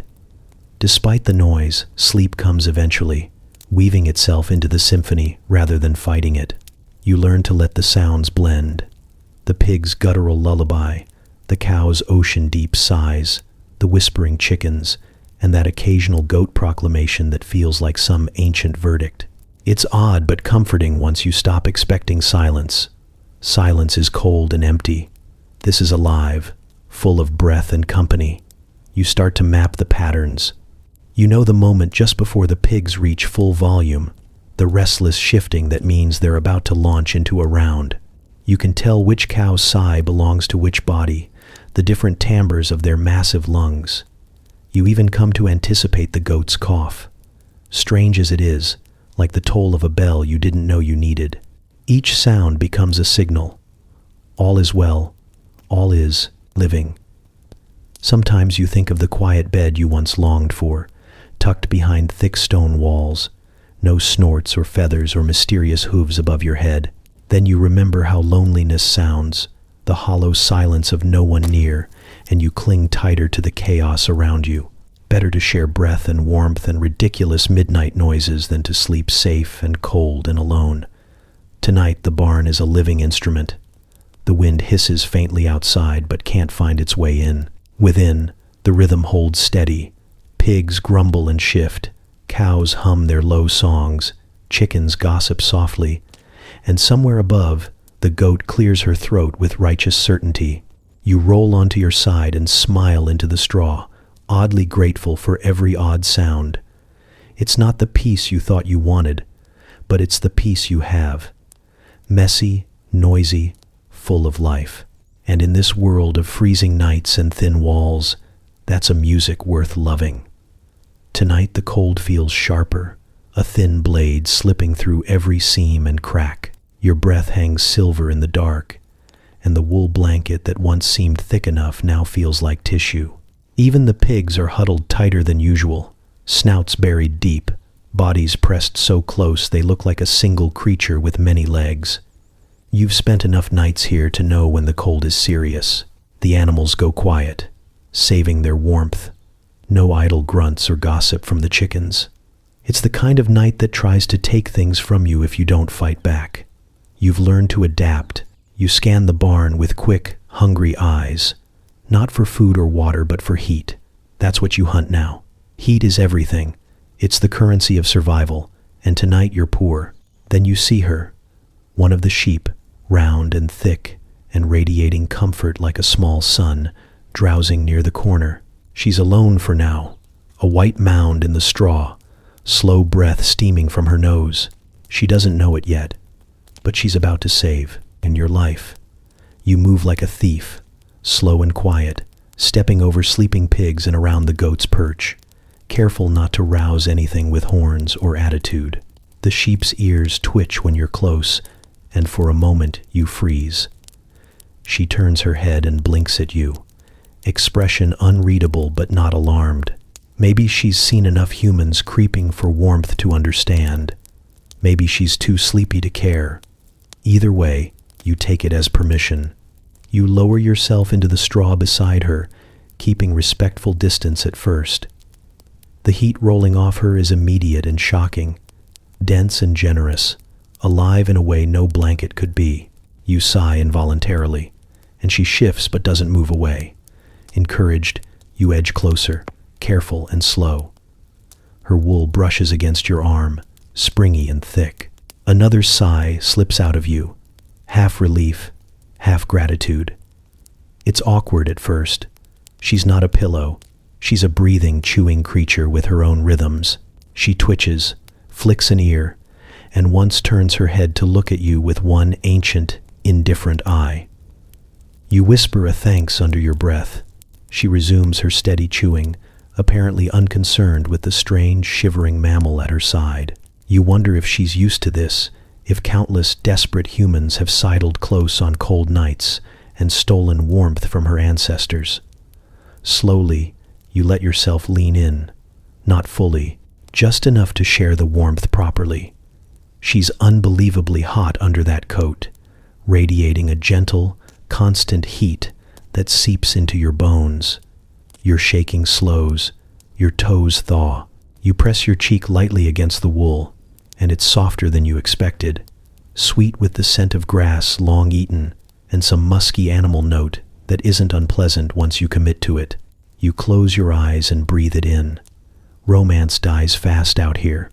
Whatever stories you once had about fireside embraces and candlelit nights vanish in the face of frostbite. Warmth is love now. Survival is the only poetry worth writing. You smile into the sheep's coat at the thought.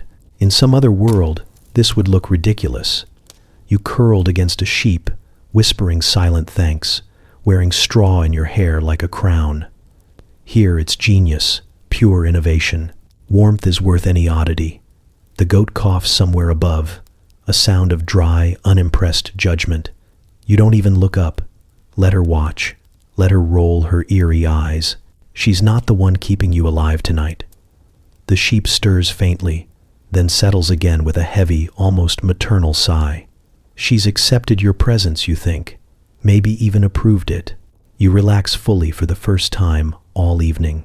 As the barn's night music resumes, the pig's low humming snores, the cow's deep breaths, the chicken's murmuring soft secrets, you feel yourself becoming part of it, woven into the living fabric of warmth. You're no longer just a cold human intruder. You're another body, adding heat to the collective. You feel almost proud, as though you've been inducted into an ancient guild of winter survivors.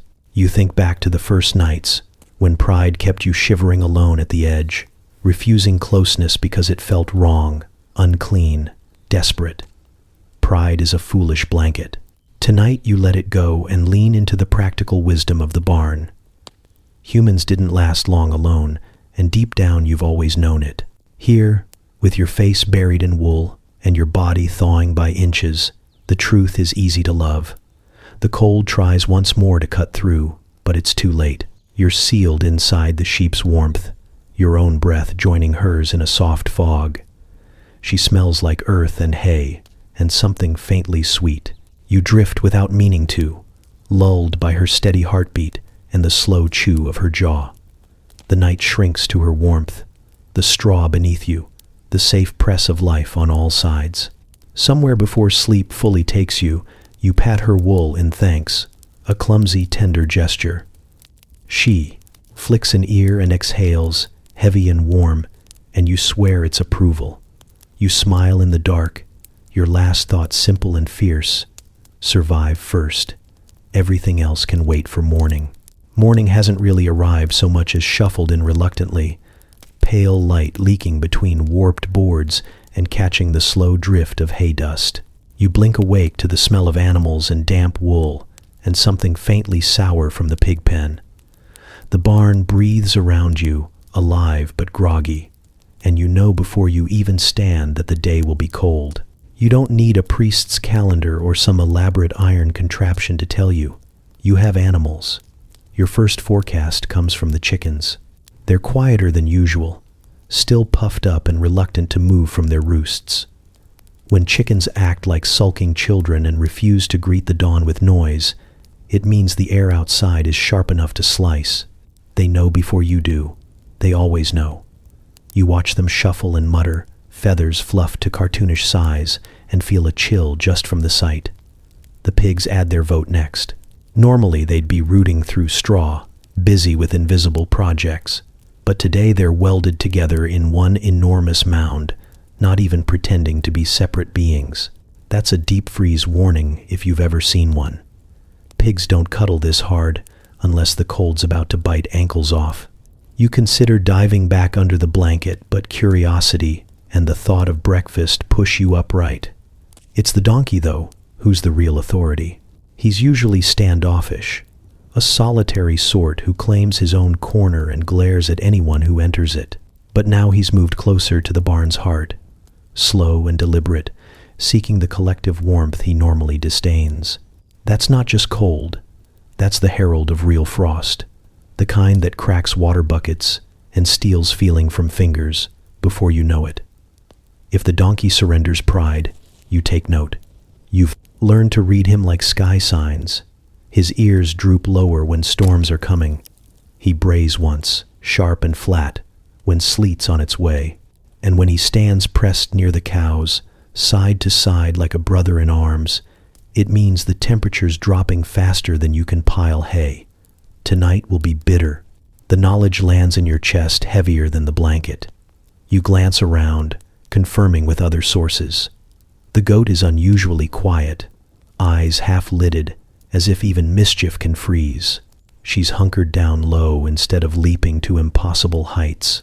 That's serious. Goats rarely admit defeat to weather. The cows chew but slower, their sighs deep and measured. The sheep are already pressed into their dense, woolen clumps, leaving no gaps for cold to sneak through. All signs align. Frost is marching in.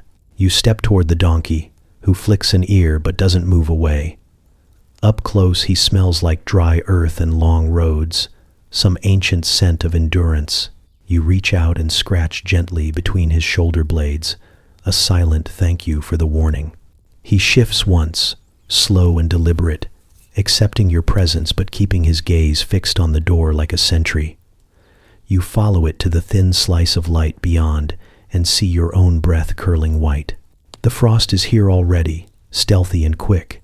There's something humbling about it, how these creatures, without words or charts, track the sky with their bodies. They've taught you to stop looking up and start looking in. Weather isn't a distant god.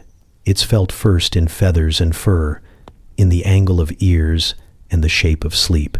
You think of your first winter here, watching clouds like an idiot while the animals prepared quietly, already knowing what was coming. You've adapted. Now you check the barn before you check the sky.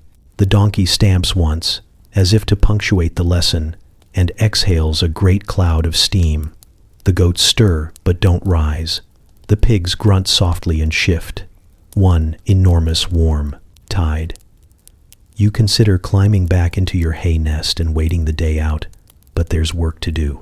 Extra straw to throw, water to break free of ice, buckets to move closer so you don't have to fight frozen ground later. Survival doesn't wait for comfort. Still, before you start, you linger a moment longer beside the donkey. His big shoulder radiates warmth in a way that's quiet but sure, the heat of something that stood against 1,000 cold dawns and kept standing. You let that steadiness seep into you, a kind of borrowed courage. Outside, the cold can do its worst. You've had the forecast, and you're not going in blind. When you finally step into the pale day, the air knifes your cheeks and your breath fogs instantly, but you smile anyway. You know how to read the signs now, how to build your little fortress of warmth before the freeze takes hold. Behind you, the donkey gives one deep, almost amused bray that echoes through the yard and seems to tell the cold, "We saw you coming." And for the first time all winter, you feel just a little ahead of the weather. It only takes one mistake to learn the rules, and you've made most of them. Barn etiquette isn't posted anywhere. It's passed down in bruises, honks, and the deep shame of being chased by birds. You'd thought warmth was a free-for-all when you first stumbled in. Survival, every creature for itself. But the barn runs on an order older and stricter than any town ordinance. You've been educated by feather, hoof, and horn. Your first error was the warmest spot. You didn't know there even was one until you tried to claim it. It sits in a sweet invisible pocket where cow heat drifts one way and pig heat another, merging in a perfect little pool. You'd found it by chance one night, sank down sighing, and drifted off smug and toasty. Then came the shift. Not the gentle kind either. The sudden unified advance of 3 pigs who seemed to sleep seconds earlier. They didn't bite or gore. Pigs don't need to. They simply stood, snuffling and insistent, and inched forward until your glorious spot vanished under bristles and weight. You tumbled backward in a squeal of straw, your blanket pulled halfway off. Lesson 1. If a place feels suspiciously perfect, it's not yours. You learned the next rule at dawn, when you startled the geese. They don't always stay here. They drift in and out, half wild and half domestic, but when they're present, they dominate. You'd woken stiff and cold, stretched carelessly, and stumbled toward the door. There was a hiss, low and serpentine. You turned and saw them. 3 white sentinels with orange knives for beaks, necks stretched long and accusing. Before you could apologize, the charge came. Geese don't hesitate.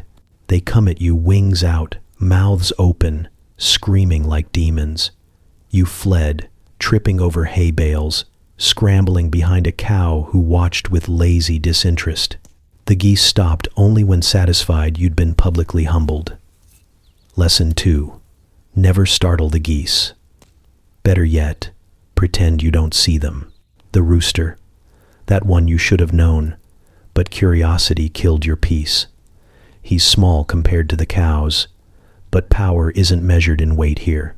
You were just watching him one afternoon, admiring his shine, feathers gleaming like molten copper, comb bright as blood.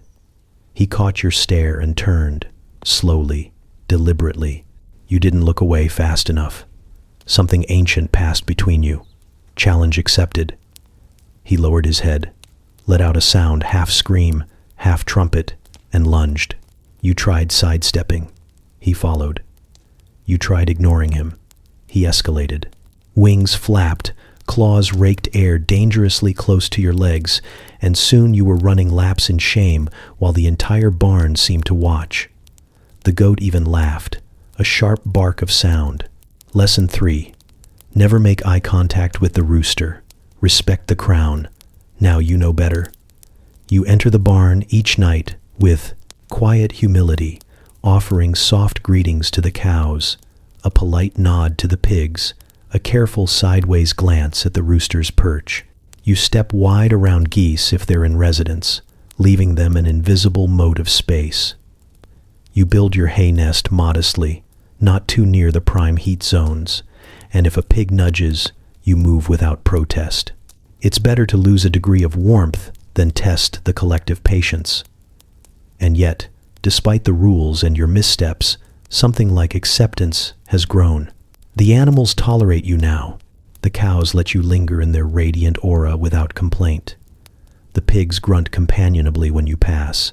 Even the rooster, though still regal and terrifying, no longer stalks you at random. You suspect the goat respects your survival instinct, if nothing else. You've become a quiet part of the nightly migration toward warmth. You find it comforting, this unwritten system. Every creature knows its place. Every move has weight. No chaos, not really. Just a living order tested and proven through countless winters.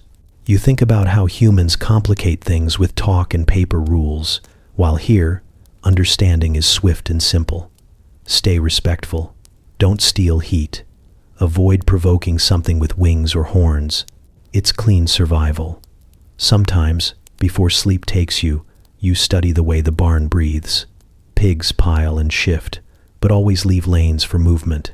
Cows sprawl like slow continents, yet somehow avoid crushing smaller lives.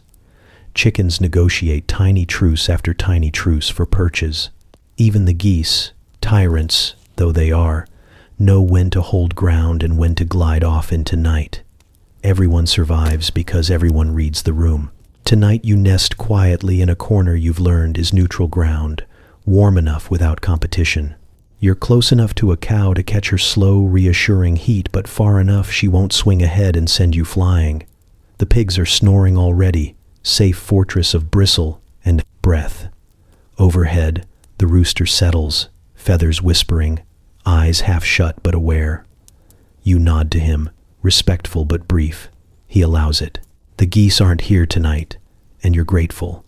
You stretch carefully, slow enough not to startle anyone, then burrow down into your hay. The cold is beaten back by this shared, hard-won warmth, and sleep begins to pull at you.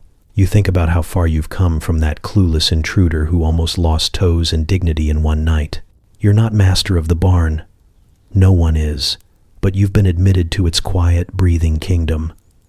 Outside, the wind prowls and claws, but inside there's a steady, living safety. All you had to do was learn the etiquette, respect, awareness, humility, and never, under any circumstances, lock eyes with the rooster. Night falls with the slow weight of damp wool, pressing shadows into the corners of the barn and making every small sound feel larger. You shift deeper into your hay, trying to ignore the prickle at the back of your neck. It's not the cold this time, it's the stories. Those half-silly, half-serious mutterings you've picked up from villagers and travelers about the things that come when the dark is thick and the fire's out. You wouldn't admit it aloud, but the older you get, the more you believe that people don't invent superstitions for nothing, especially not the ones built from straw and fear. The garlic on your wrist is new. You tied it there yourself this morning, after overhearing two women at the well speak about sickness that rides the cold. They swore cloves keep bad air and worse spirits away, and though you laughed at the time, here you are, wearing it like an awkward bracelet that makes your skin itch faintly. The smell is strong enough that even the goats shot you looks earlier, but you can live with their disdain if it means keeping whatever nightmare plague they were hinting at from sniffing you out. You hold your wrist up now, sniff it just enough to reassure yourself. Sharp, pungent, defiant. Then there are the cows. You thought people were joking the first time you heard someone murmur a secret to a cow before sleep. as though confessing sins to a horned, cud-chewing priest. But after enough nights listening to the barn creak and sigh, you've begun to wonder if there's power in it. Tonight you lean closer to the nearest cow, a placid old girl with eyes deep and unblinking, and whisper a wish into the dark. It's clumsy and half-formed. Something about warmth and waking safely, about tomorrow being easier than today. But she flicks an ear, exhales, and blinks slow approval. Your shoulders loosen. Maybe it's nothing, but nothing is better than danger. The pigs, though, are the true talismans. Everyone knows it, though no one agrees why. Some say pigs pull bad dreams out of the air with their endless grunting. Others insist they eat nightmares like scraps, swallowing fears whole so they can't crawl back inside you. Whatever the logic, it's comforting to watch them now. An undulating mass of warmth and soft snorts, their bellies rising and falling like waves. You inch a little closer to their pen, letting the smell of straw and mud and something faintly sweet drift over you. The day's leftover dread seems to lighten. Maybe they really do absorb the dark, or maybe you just want them to. Above, the chickens shuffle restlessly, feathers whispering. A rooster gives one half-hearted croak, then settles again. You know enough not to address him. He's no talisman, just a tyrant, but even he seems quieter on nights like this. Maybe he knows the same stories, the ones about shadows slipping under doors, about winter spirits that drink the warmth from your lungs if they find you alone. You're not alone here. That's the whole point. You think about the way these rituals grow. Someone once hung garlic and survived a sickness while their neighbors didn't. Someone once whispered to a cow and woke to find their loved ones safe. Someone slept near pigs and dreamed nothing but easy, golden fields. Those small wins become laws when you don't have science or stoves or surety. You smile wryly, touching the garlic on your wrist, feeling a little ridiculous but unwilling to untie it. Who are you to argue with survival tricks older than your name? The night deepens. The wind scrapes its nails along the outer boards, testing seams, but can't break through the breathing warmth inside. The donkey stirs, hooves shifting, and the goat mutters something guttural before resettling. You take it all as good omens, as signs the barn itself has power to hold back whatever prowls the dark. You find yourself whispering again, softer this time, not even words, just a hum, an offering of sound to the quiet watchers with horns and bristles.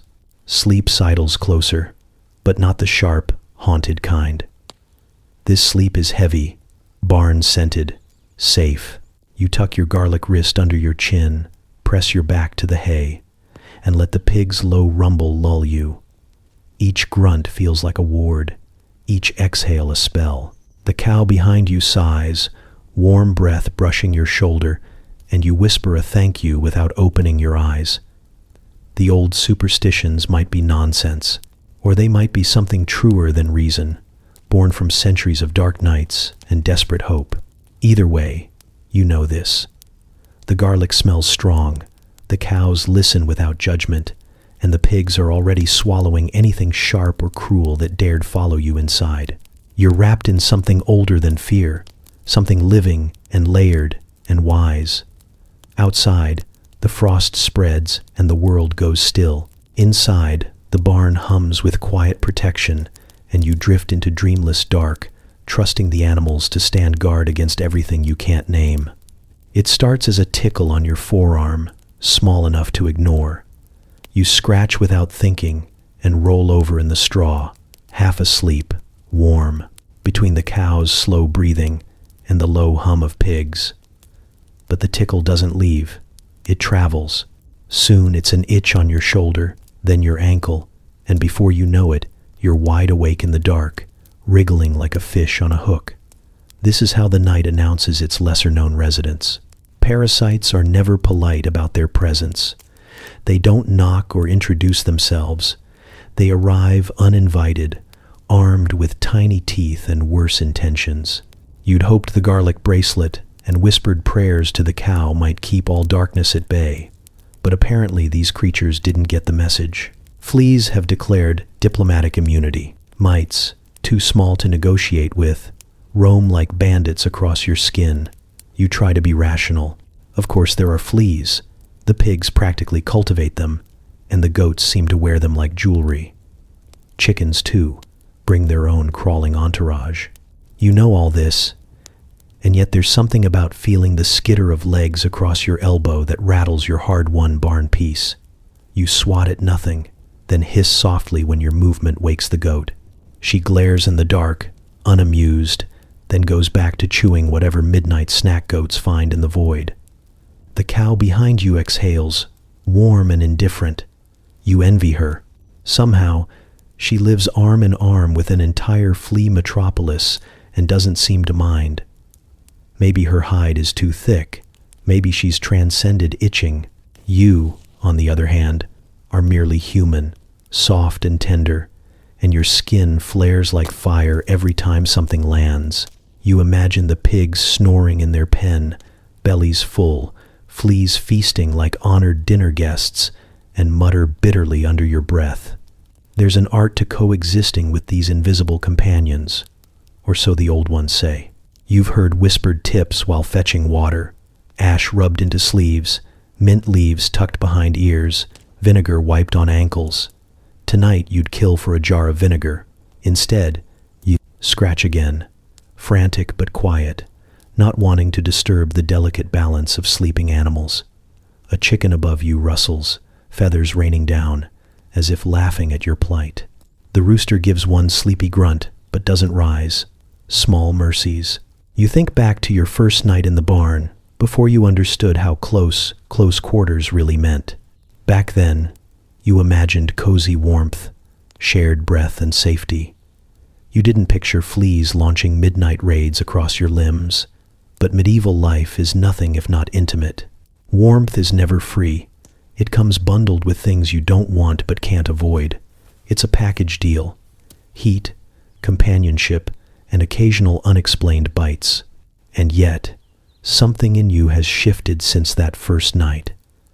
Where once you'd have flailed and sworn and run for the cold safety of outside, now you just adjust, scratch, shift straw. Tuck your blanket tighter. The itch is annoying but not deadly. The alternative is frostbite and loneliness. You can live with fleas if it means living at all. A pig grunts and rolls, sending a fresh wave of warmth into the air.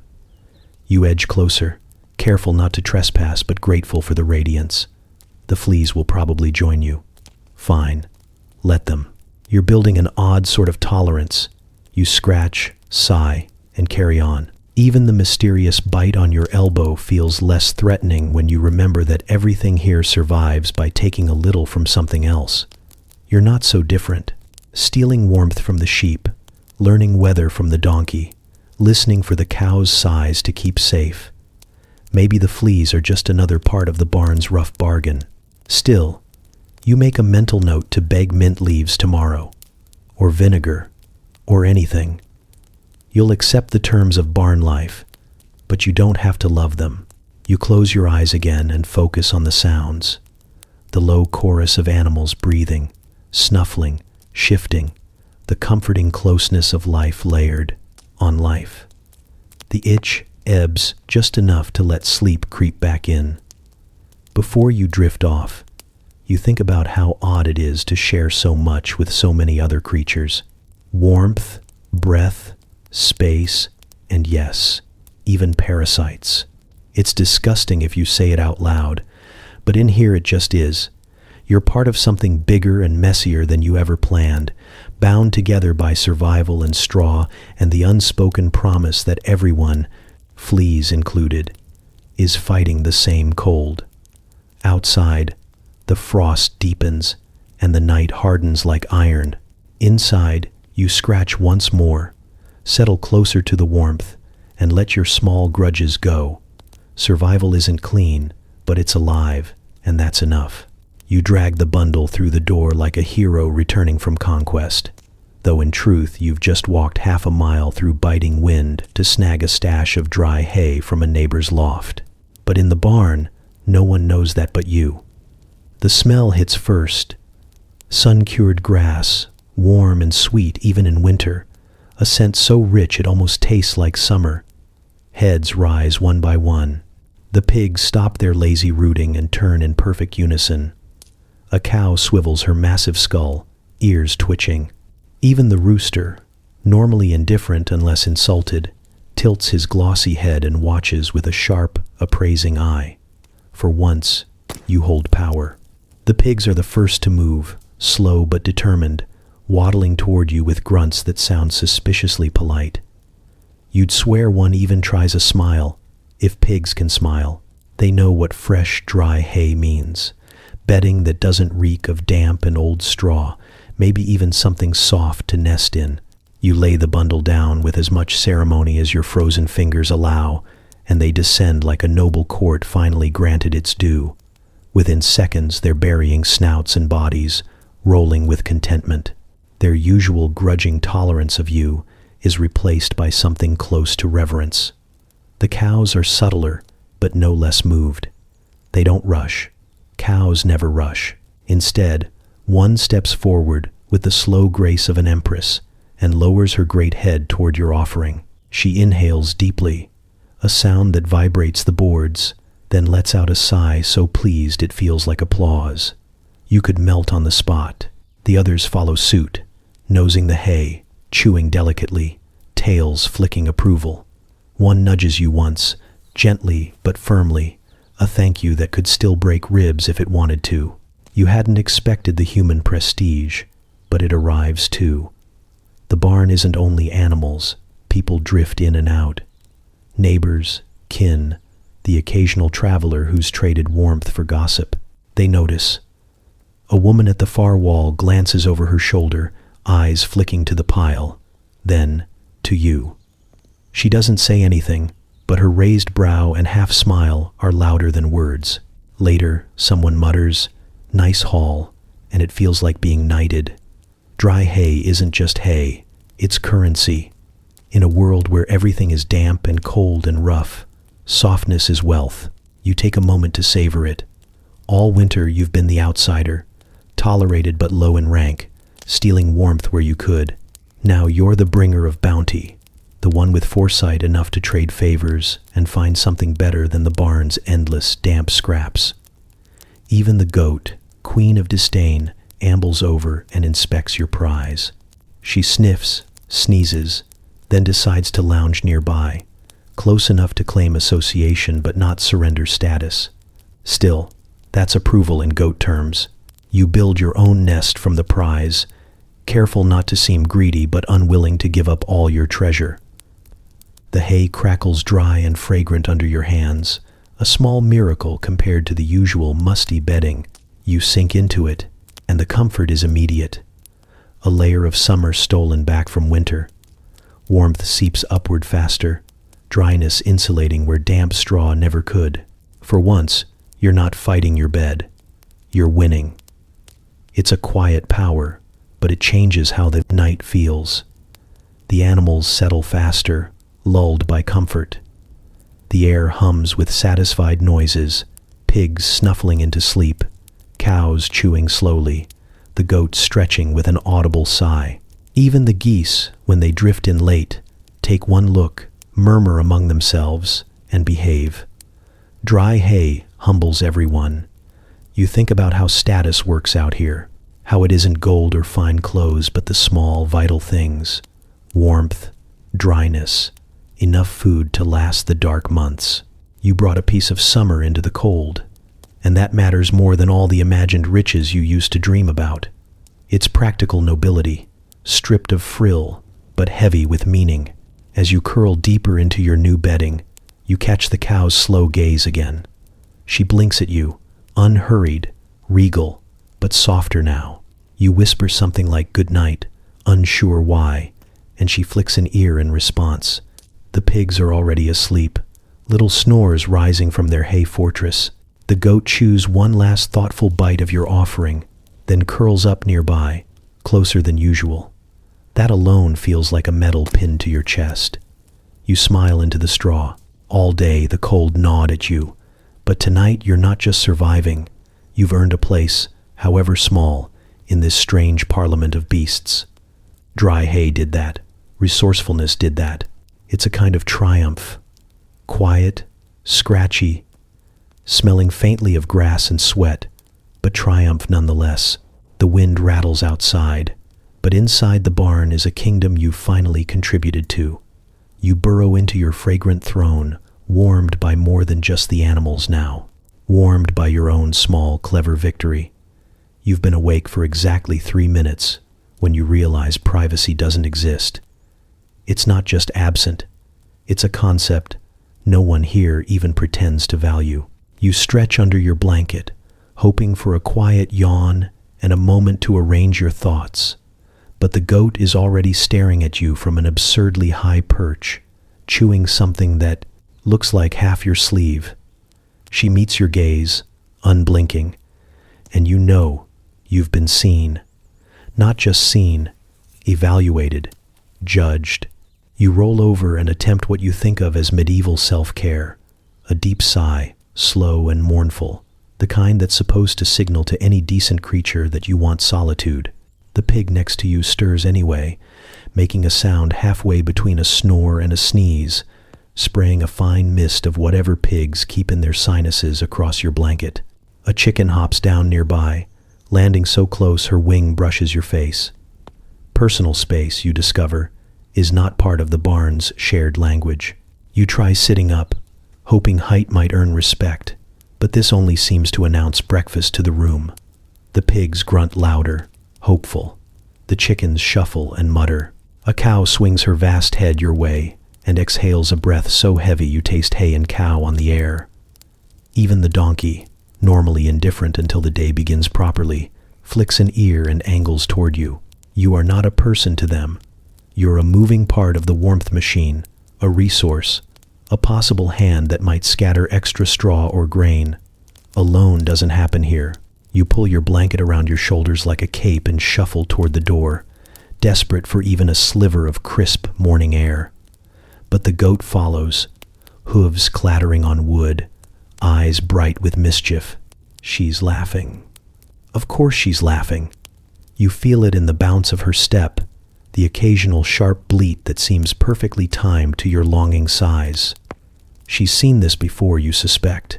Humans always want me time. The goat believes in no such thing. The moment you crack the door, cold air rushes in, and half the barn stirs. The pigs complain loudly. Warmth is leaving. The chickens flutter and cluck in indignation. A rooster gives a full-throated yell, not dawn's first crow, but a pointed protest about drafts. You close the door fast and stand there, caught between laughter and defeat. Alone isn't just impossible. It's apparently a threat to everyone else's comfort. You think about the privacy you used to imagine. Long baths, quiet mornings, a room of your own. Here, baths are a rumor. Quiet mornings belong to no one, and your room is a piece of floor negotiated nightly. Survival has stripped the luxury of boundaries. At first, that loss felt like drowning, but as the goat leans her head briefly against your arm, as if to say, yes, we live on top of each other, but we live, you feel something else, an odd, reluctant tenderness. You find a corner, not really hidden but less crowded, and curl up there. Within moments, the pig mound shifts to fill the void you left. A cow adjusts, so her side still radiates heat your way. Even the chickens resume their gossip overhead, calm now that you're not threatening to vanish. The goat lies down across from you, eyes half-lidded but still bright, still amused. You pretend to ignore her and try again for that impossible sigh.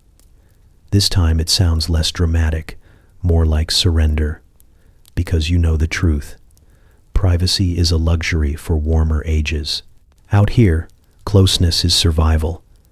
You've traded solitude for life, and though you'll still crave silence and space, you're learning to find comfort in the mess of bodies and breath.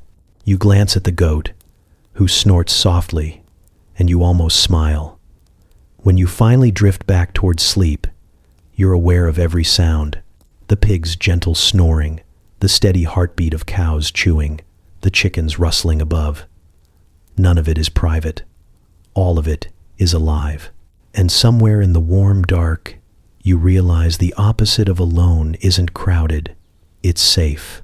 You wake to the sound of something enormous shifting beside you, a low, seismic rustle of straw followed by a wet snort. At first, you think it's thunder, or worse, wolves come to test the barn door. But then a sharp, crushing weight lands across your foot. Pain shoots up your leg, bright and immediate, and whatever dream you were having tears like paper. You bite back a yell, but a strangled sound escapes anyway. The pigs are not delicate sleepers. It's one of the big sows, of course, the same pink fortress who has spent weeks pretending you don't exist until she needs heat or real estate. In the dark, you can barely make out her round bulk, but you feel every heavy pound of her as she rolls onto your toes without hesitation or apparent guilt. You try to shift, but she's immovable, like someone dropped a warm boulder on you. You whisper her name. Well, the name you've given her, because you doubt pigs care about names. But she only grunts in reply and pushes deeper into sleep. Of course, you consider your options. There aren't many. You could scream, but the idea of waking the entire barn is worse than the pain itself. Chickens would erupt like feathered chaos grenades. The goat would leap into action, not to help, but to cause extra confusion. The rooster would crow because he's an opportunist, and the cows, bless them, would sigh disapprovingly until the whole structure trembled. No, better to keep quiet. You try wiggling your foot free, slow and patient. No luck. The pig shifts slightly, but somehow heavier, like she's doubling down. Warmth radiates up your leg, not unpleasant but suffocating. You imagine your foot going numb forever, living the rest of your life with one warm, useless stump because you were too polite to disturb the night. This is not the danger you were warned about. The stories told of wolves slinking through the shadows, plague crawling on unseen air, even witches drifting like smoke. No one mentioned the risk of being pinned alive by a blissfully sleeping pig. You feel betrayed by folklore. Minutes drag on, though the barn's rhythm doesn't change. The donkey huffs in his corner. The goats shuffle but stay quiet. Overhead, chickens mutter dream gossip, tiny claws clicking on wood. The cows slow, oceanic sighs rise and fall. Everyone is content, the night whole and safe, except for your trapped foot throbbing under the pig's great body. You start talking softly, desperate and absurd, pleading, bargaining. You whisper promises of extra scraps tomorrow, kind words you'll say in daylight, scratches behind the ears. You vow never to call her names again, even the ones you mutter when no one can hear. For a long time she doesn't react. Then, mercifully, she twitches, snorts, and, like a small miracle, shifts just enough for you to yank your foot free. The release is almost violent. You gasp and clutch your leg, half laughing, half groaning, as blood rushes back with pins and needles sharp enough to bring tears. You rub your foot in the dark, rocking slightly, trying to will feeling back while the pig sprawls on unconcerned. She's stolen your spot now, having claimed victory through unconscious weight. You won't reclaim it. The risk is too great. Let her keep the warm patch.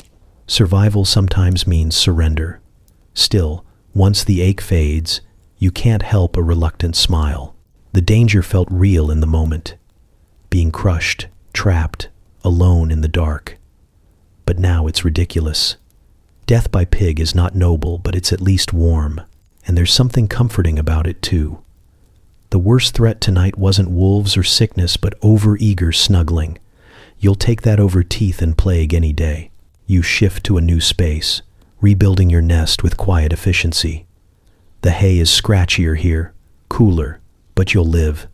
You tuck your blanket back around you and glance at the pig. She's already gone, adrift in dreams, occasionally twitching with some secret joy. You almost forgive her. She didn't mean to hurt you. She was just seeking what you all seek. Heat, safety, something solid in the dark. The barn settles back into its chorus. You listen to the pig's deep grumbles, the cow's slow, patient chewing, the rooster's faint, sleep growl, if such a thing exists. The goat shifts somewhere high above, hooves clicking softly. Life hums on, messy but intact.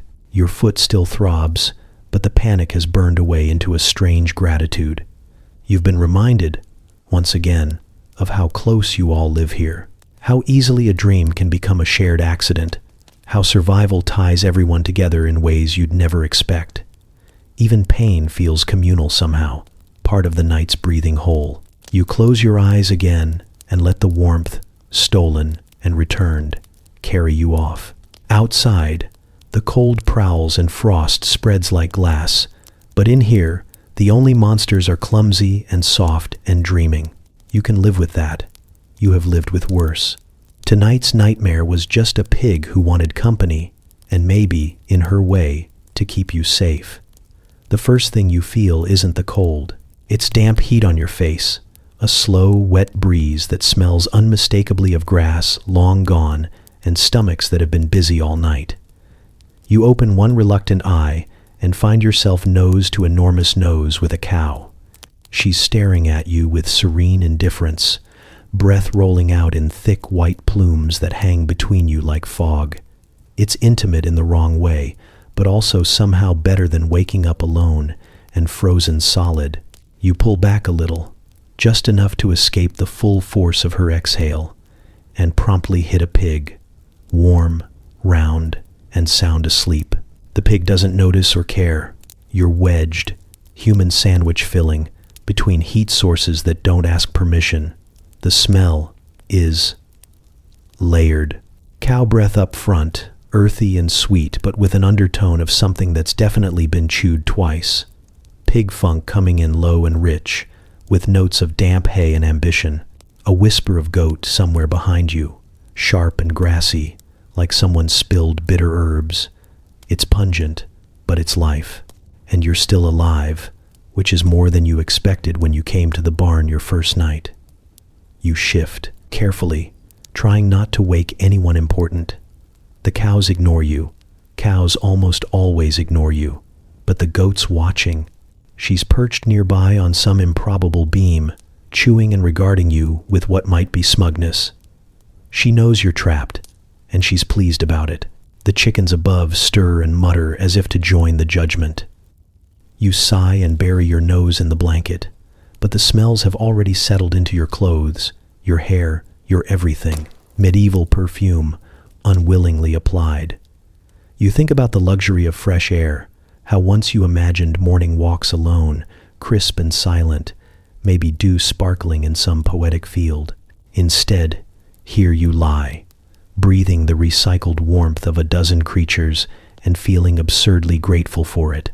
The air may taste faintly of cud, but it's warm. Warm beats dead. You've learned that simple truth well enough.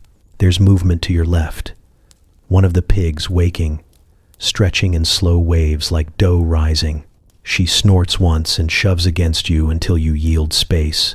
You yield. Everyone yields to pigs. Another cow sighs deeply, a sound so heavy it feels like a sermon on endurance.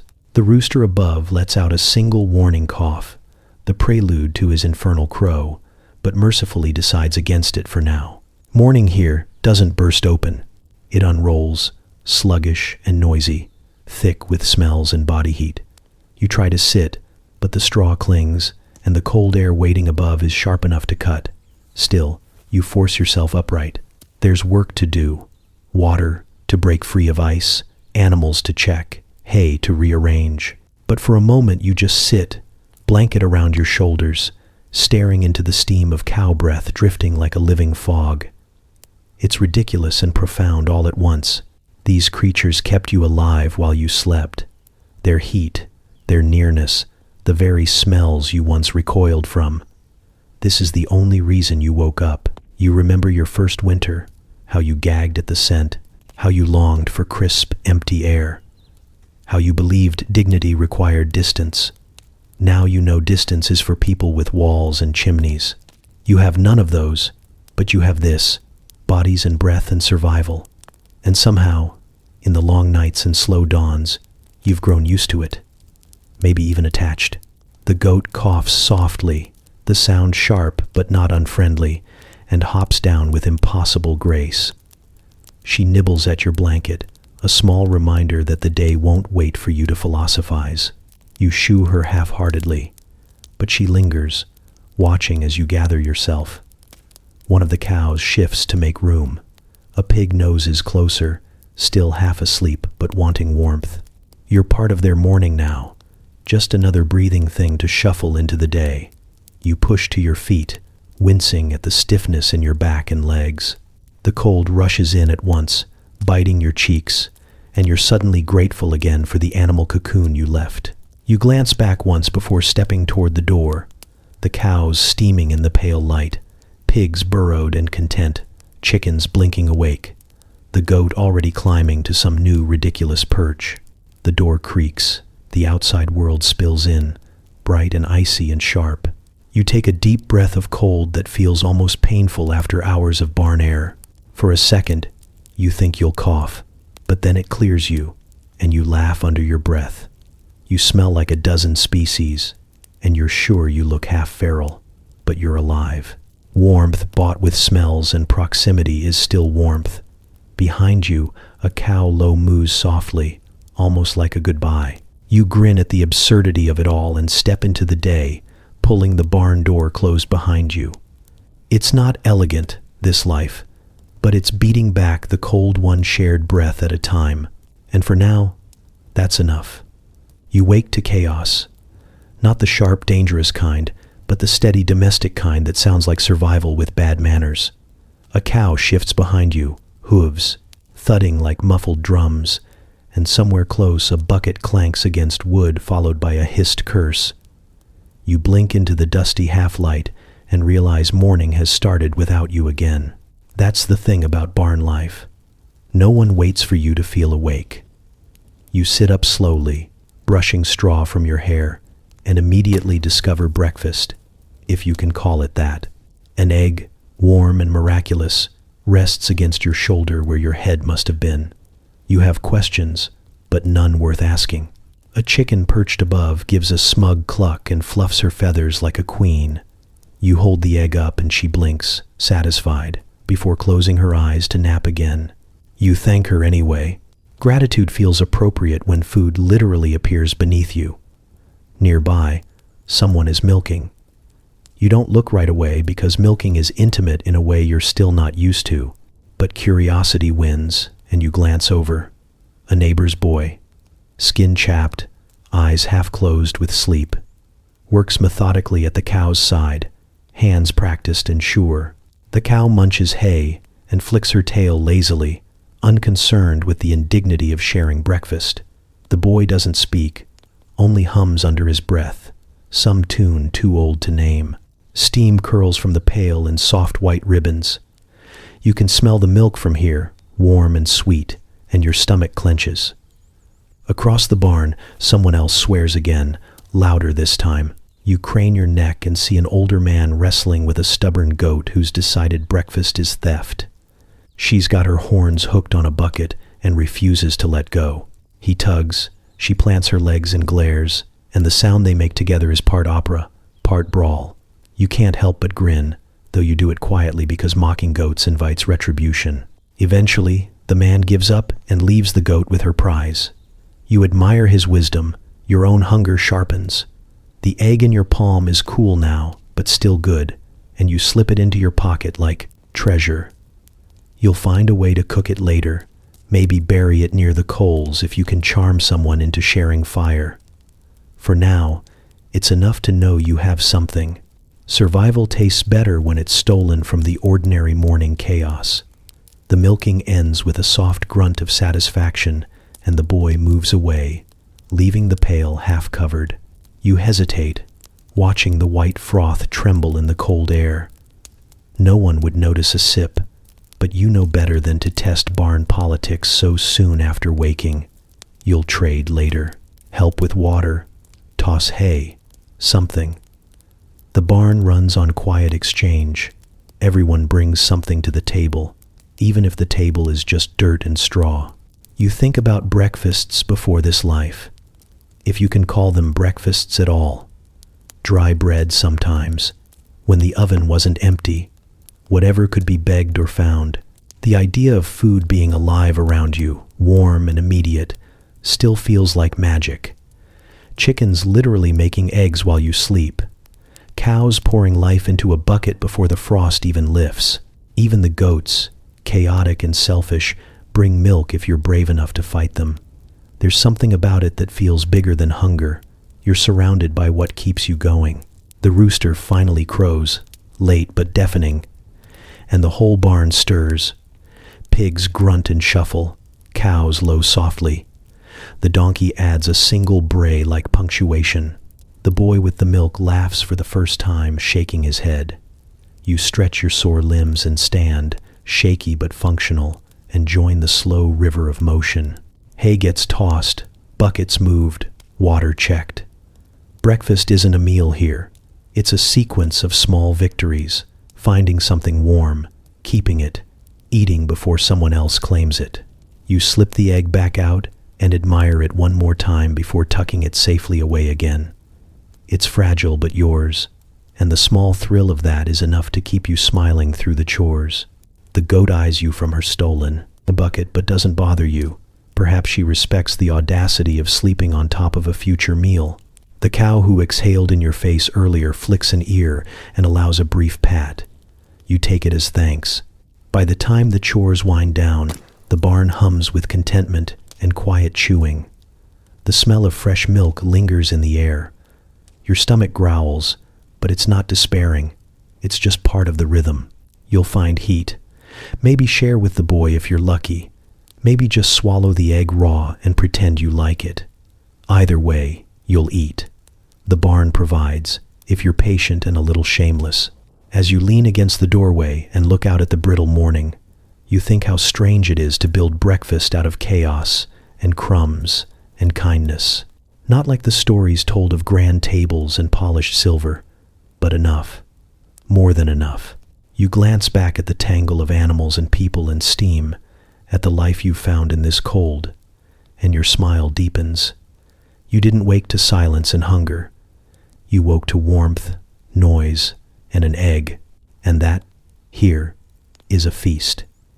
You don't even make it halfway to the well before the first sideways glance hits you. It's sharp enough to cut through the thin morning fog and lands right between your shoulder blades. The baker's wife, elbows dusted in flour, is whispering to a neighbor while pretending to knead dough. Their heads tilt, and then they both glance. Too quickly to be polite, too slowly to be innocent. You know what's coming. Gossip, swift and merciless, is already on the wind. It never takes long. One night of survival snuggling, and the entire village suddenly becomes a council of moral philosophers. You just wanted to not die of cold. You weren't signing any lifelong contracts with livestock. But here you are, walking across the muddy square, and you can feel the story growing behind you with every step. A gaggle of geese erupts at your feet, flapping and honking as though announcing your presence. Perfect. Now half the hamlet knows exactly where you are. A girl fetching water snickers behind her sleeve. She doesn't meet your eye but doesn't need to. The geese have spoken for her. You keep walking, chin up, pretending the mud isn't betraying you with each wet, sticky step. At the well, the older women gather like judges in heavy cloaks. They draw water and stories at the same time. One of them leans on the rope and asks, voice smooth as butter, how you slept. That's it. No accusation, no smile. Just the loaded question tossed into the quiet morning. You know better than to answer honestly. Warm enough, you say, trying to sound casual. But your tone wavers, and now it's done. They exchange glances like cards on a table. The butcher's daughter is there too, and she's less subtle. She leans forward, all curiosity and teeth, and asks if it's true you were seen heading back from the barn late last night. You consider lying, but it's no use. Someone always sees. The village runs on invisible eyes and ears, and somehow every small act becomes public spectacle. So you shrug. You don't owe them shame. It was cold, you say simply. The animals keep it warm. A few eyebrows rise, but no one contradicts you. Everyone here has done it. Everyone just hopes no one talks when they do. The truth, of course, doesn't matter. What matters is how entertaining the retelling will be. By midday, the details will have shifted. The pig will become 3 pigs. You'll have fought a goat for prime position. Someone will claim you brought a blanket just for the cow. By nightfall, a minstrel could almost make a song of it. The village thrives on small, harmless scandals, and last night you've become the newest verse. You lower the bucket into the well, the rope creaking, and focus on the echoing splash below. The cold water steadies you. Behind, the women's voices rise and fall like crows. You catch phrases, brave soul, hope the fleas like them, at least they'll be warm. None of it's cruel, not really. There's teasing, but also recognition. They've all faced nights that steal breath and warmth. They all know desperation bends pride. A boy runs past with a loaf of bread and shouts something about pigs before vanishing around the corner. You groan, but can't help laughing. It's too ridiculous to sting. Still, you feel the urge to defend yourself, not because you're ashamed, but because you're annoyed at how fast the narrative slips away from you. You turn, bucket sloshing, and say loud enough for them all to hear, "Better a pig than frostbite." There's a pause, then scattered chuckles. Someone mutters that you're clever. Another says they'll remember that when the cold deepens. And just like that, the sting loosens. The whispers soften into knowing smiles, the kind born of shared hardship. The baker's wife even nods, approving or at least conceding the point. These aren't enemies. They're just bored and cold too, looking for stories to warm themselves with. You're today's warmth. You walk back through the square lighter than you came, even as the geese eye you suspiciously. You know the tale will keep growing without you. Soon you'll have spoon-fed the cow and sung lullabies to the pig. So be it. Stories keep the village alive as much as fires and blankets do. If you're going to be the headline, better to own it. Passing the smithy, you catch a young man leaning on his hammer, listening. He smirks and says, "Heard you kept the hogs company." You toss back, "They kept me alive, and don't break stride." He laughs and goes back to work, satisfied. You can feel other eyes on you, but they slide off now. A hero of warmth, not just a scandal. By the time you reach the barn again, the air smells of hay and smoke and something almost like coffee but isn't. The animals stir, unbothered by your new fame. The pig, who saved your toes with her body heat, yawns enormously, unimpressed. You scratch her ear and murmur thanks. She's still the only witness who really matters. It hits you then, strange and comforting. The village can gossip all it wants, but it's built from the same need that brought you here. Everyone's done what you've done. Everyone hopes warmth will come from somewhere, even if it's a snoring pig. Maybe the whole world runs on this. People telling stories to feel braver about the cold. You step back out into the thin winter sun, water bucket swinging, ready to face whatever version of your night arrives next. After all, you survived, and you'll be warm again tonight. Let them talk. You're part of the village now. Heat, whispers, and all. You've stopped expecting mornings to feel fresh. Now they just feel inhabited. The straw around you rustles not from wind, but from countless tiny freeloaders you'd rather not picture too closely. You scratch your arm and tell yourself it's just imagination.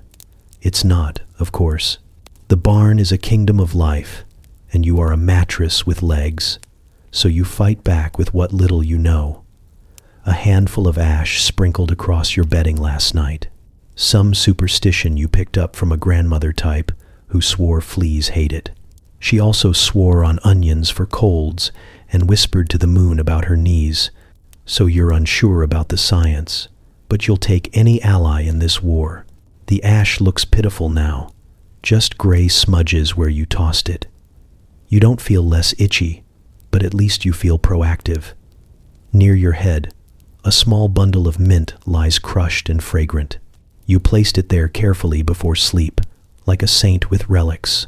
Mint is supposed to drive off mites, or so said a passing tinker who looked unbothered by lice and very sure of himself. He might have been lying just to sell you mint, but the scent is sharp and clean, and for a moment last night you believed in its power. This morning, the mint's wilted, half chewed by some mystery mouse, but it still smells better than the usual barn cocktail of damp hay and cow breath. You breathe deep and pretend it's working. And then there's the cat. Murder, named not by you, but by someone with grim humor, perches at the foot of your hay pile, tail twitching like a threat. She's lean and gray, and regal in a way only barn cats can be. Her eyes glint when you move, cold appraisal mixed with something faintly curious. You don't know if she likes you. You only know she tolerates you because you feed her scraps when you can, and because you haven't tried to pet her more than twice.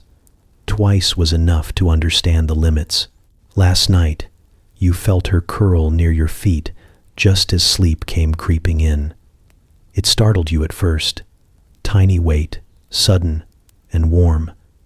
But then a strange comfort settled over you.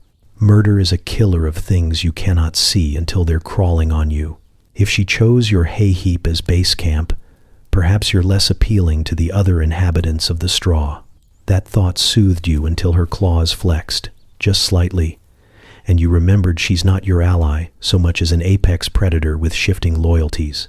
She yawns now, sharp teeth on full display, and hops down with fluid disdain. You watch her prowl the edge of the barn, head low, tail high, sniffing out whatever night visitors dared approach. There's a sudden squeak, brief and final, followed by silence. She reappears with something limp in her mouth and deposits it proudly in the straw nearby before vanishing again. Tribute, or warning, you can't tell. You nod solemnly anyway. Thanks, Murder. Around you, other sleepers stir.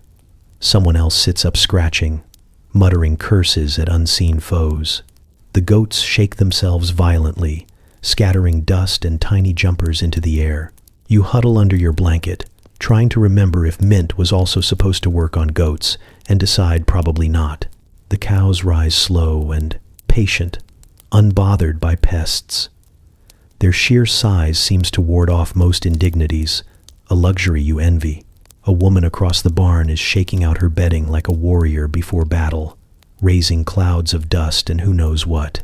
She catches your eye and grins, toothy and weary, and holds up a handful of crushed herbs. Time, she calls softly, helps. You nod and make a mental note to hunt some down later. The war is communal, if unspoken. Everyone here fights the same creeping army in their own small way. You gather your few weapons. More mint if you can scrounge, ash from last night's fire, maybe some time if luck strikes, and rebuild your little fortress.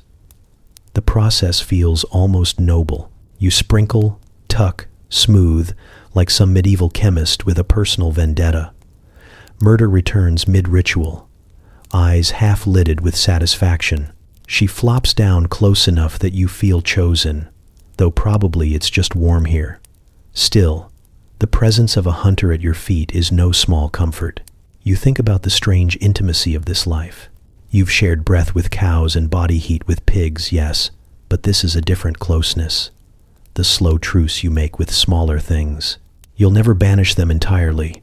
The barn is too alive for that. But you've learned to carve out just enough space to sleep, to keep the biting at bay, to wake mostly whole. It's not perfection. It's survival disguised as routine. Someone stokes a small fire in the corner, coaxing heat and smoke. You wander over with your cup and warm your hands, careful to collect a pinch of ash while you're there. A man notices and nods approval, as if to say, yes, that's how we fight back. He shows you his own trick. Ashes mixed with oil, rubbed along seams of blankets. You commit it to memory. Knowledge spreads here faster than fleas, and that's the only way to win. By the time daylight fully breaks, you're armored again, ash-laced, herb-scented, cat-guarded. The itch hasn't vanished, but it's dulled enough to feel hopeful. Murder curls tighter by your feet, her hunting done for now, tail twitching with secret dreams. The barn smells faintly of mint and smoke and cat pride. You scratch one last phantom bite on your arm and smile into the morning. The war's never really over, but you've survived another night with your skin mostly intact and your humor somehow alive. Out there, people talk about knights and dragons. In here, you know the real enemies are quieter and hungrier and far more personal. And you know how to fight them. With ash, mint, stubbornness, and one small gray predator who maybe, just maybe, likes you after all. You try, for one reckless moment, to pretend, to imagine you've carved out a private corner, a little kingdom of hay and patched cloth, a fragile fortress where you can think your own thoughts without interruption. You fluff your blanket, smooth the straw, and stretch out like some minor aristocrat of warmth. It's a fantasy, but you hold it close. Maybe you can have one quiet morning. Maybe here, finally, you are alone. Then the chicken arrives. She doesn't knock, of course. She clambers over your legs with mechanical precision, feathers rustling like gossip, head tilting in sharp jerks. You freeze, hoping if you're very still she'll lose interest. Instead, she eyes your blanket like a critic, assessing stage curtains, gives one decisive cluck, and settles herself squarely on your stomach. She's warm, but heavy in a pointy way, all bone and nerve. Her claws press through the fabric, pricking tiny warnings. You know what's coming, but still hold out hope.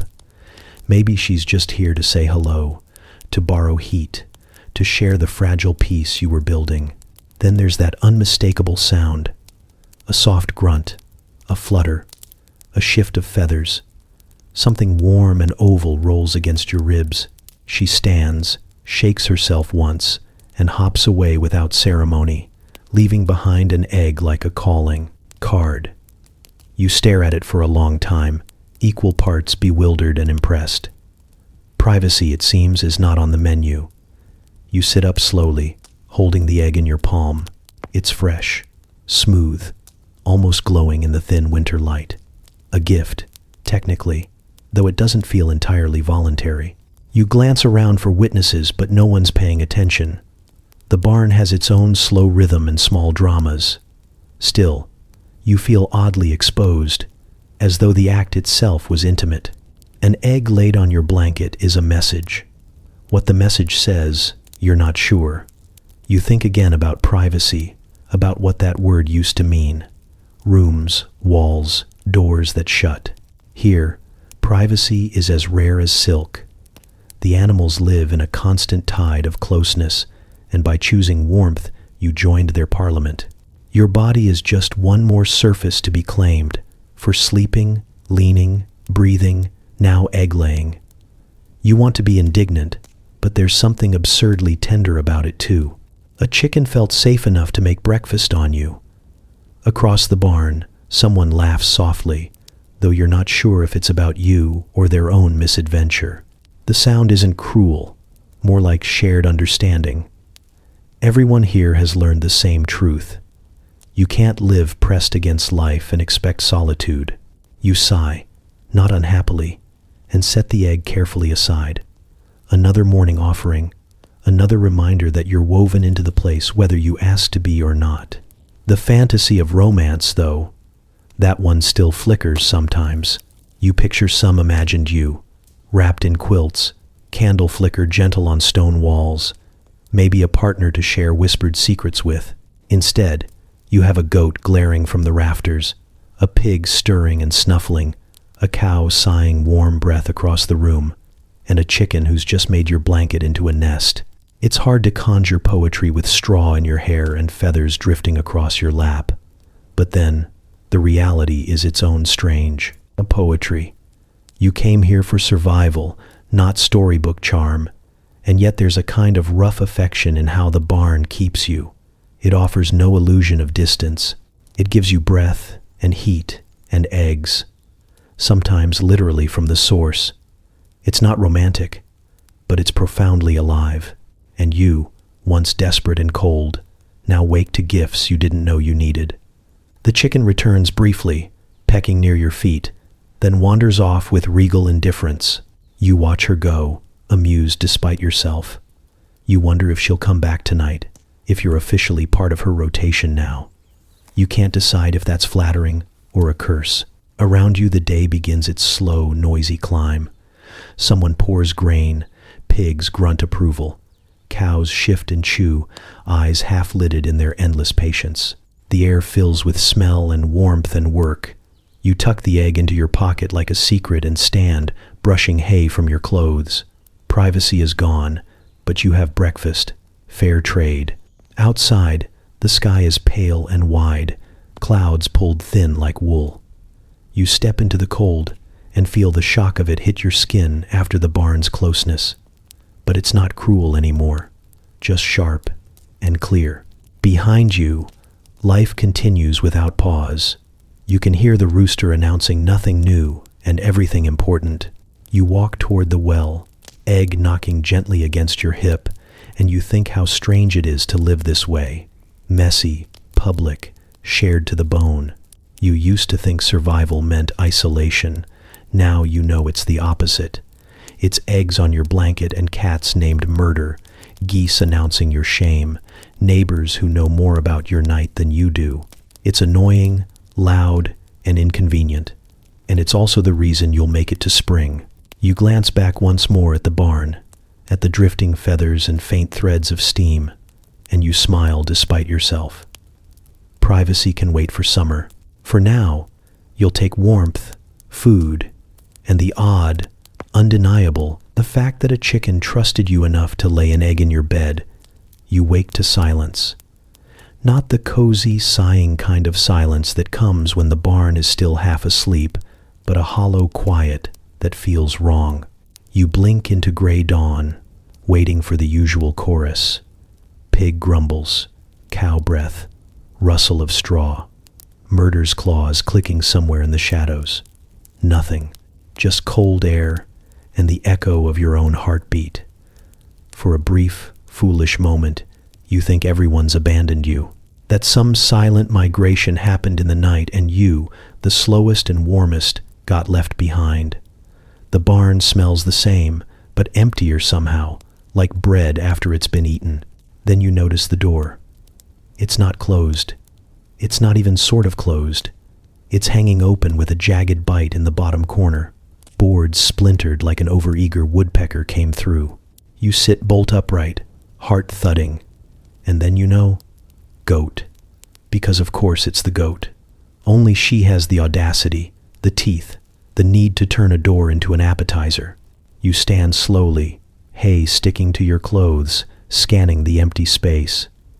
Even the pigs are gone, though one blanket of straw still steams faintly where they slept. The chickens are nowhere, though a few feathers drift like tiny white flags.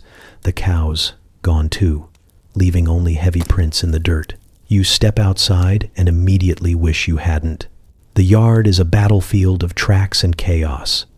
Hoof prints everywhere, gouged deep in the frozen mud. A broken bucket rolled halfway to the well. Something that might be a stolen scarf caught on the fence. It's like an army passed through while you slept, leaving behind only evidence and the faint, unmistakable sound of distant bleeding. Panic and exasperation wrestle in your chest. This is bad. The animals aren't just warmth. They're wealth, food, and sometimes your only bargaining chips in the village. Losing them means hunger and scolding, and probably worse gossip than last. Week's pig story. You shove your feet into your boots and march into the pale morning, following the tracks like some reluctant hunter. The trail leads past the well, down toward the edge of the common path. It's easy to follow because goats apparently don't believe in subtlety. Splintered twigs mark her passing, and you find another clue. A strip of wool from someone's cloak, chewed through and abandoned. The air carries the faint sound of bells, not church bells, but cowbells, far off and uneven, clanging in no particular rhythm. You quicken your pace, half cursing, half laughing because of course this is happening. Last night you worried about fleas and warmth. Now you're tracking a mobile barn through the countryside before breakfast. You imagine the scene ahead. Pigs rooting through someone's garden, chickens perched on the blacksmith's anvil, cows blocking the road while the goat directs traffic. The thought is funny right up until you imagine explaining it to the neighbors. The first escapee you find is one of the cows, standing in the frost-dusted clearing chewing calmly on someone's laundry. She glances at you, unrepentant, jaw working slow and deliberate. You coax her gently, voice soft because cows respond better to calm than fury. She follows after a long sigh, hooves heavy and unwilling, but you take what you can get. Then you find two pigs investigating a pile of turnips left outside a cottage. A red-faced woman emerges just as you arrive and begins scolding you and the pigs in equal measure. You bow and apologize, gather the pigs with bribes of grain, and try not to notice her smirk. This will be tomorrow's story, no doubt. Another verse added to your growing reputation. The chickens are next, scattered but not far, scratching happily through someone's compost heap. They protest being gathered but don't resist too fiercely once you herd them into a cluster, flapping indignantly but compliant enough. And then, finally, you find her. The goat, perched triumphantly on a low stone wall, surveying her conquest. Her eyes gleam with feral satisfaction, beard fluttering in the breeze. She's chewed the rope you used to secure the door. Bits of fray hang from her mouth like trophies. You stand there, panting, and she stares back coolly, daring you to approach. You speak first because someone has to. Really? It comes out half plea, half exhausted laugh. She tosses her head, unimpressed, then hops down with a grace that mocks your clumsy chase. She doesn't resist capture. Oh no, that would mean admitting she lost.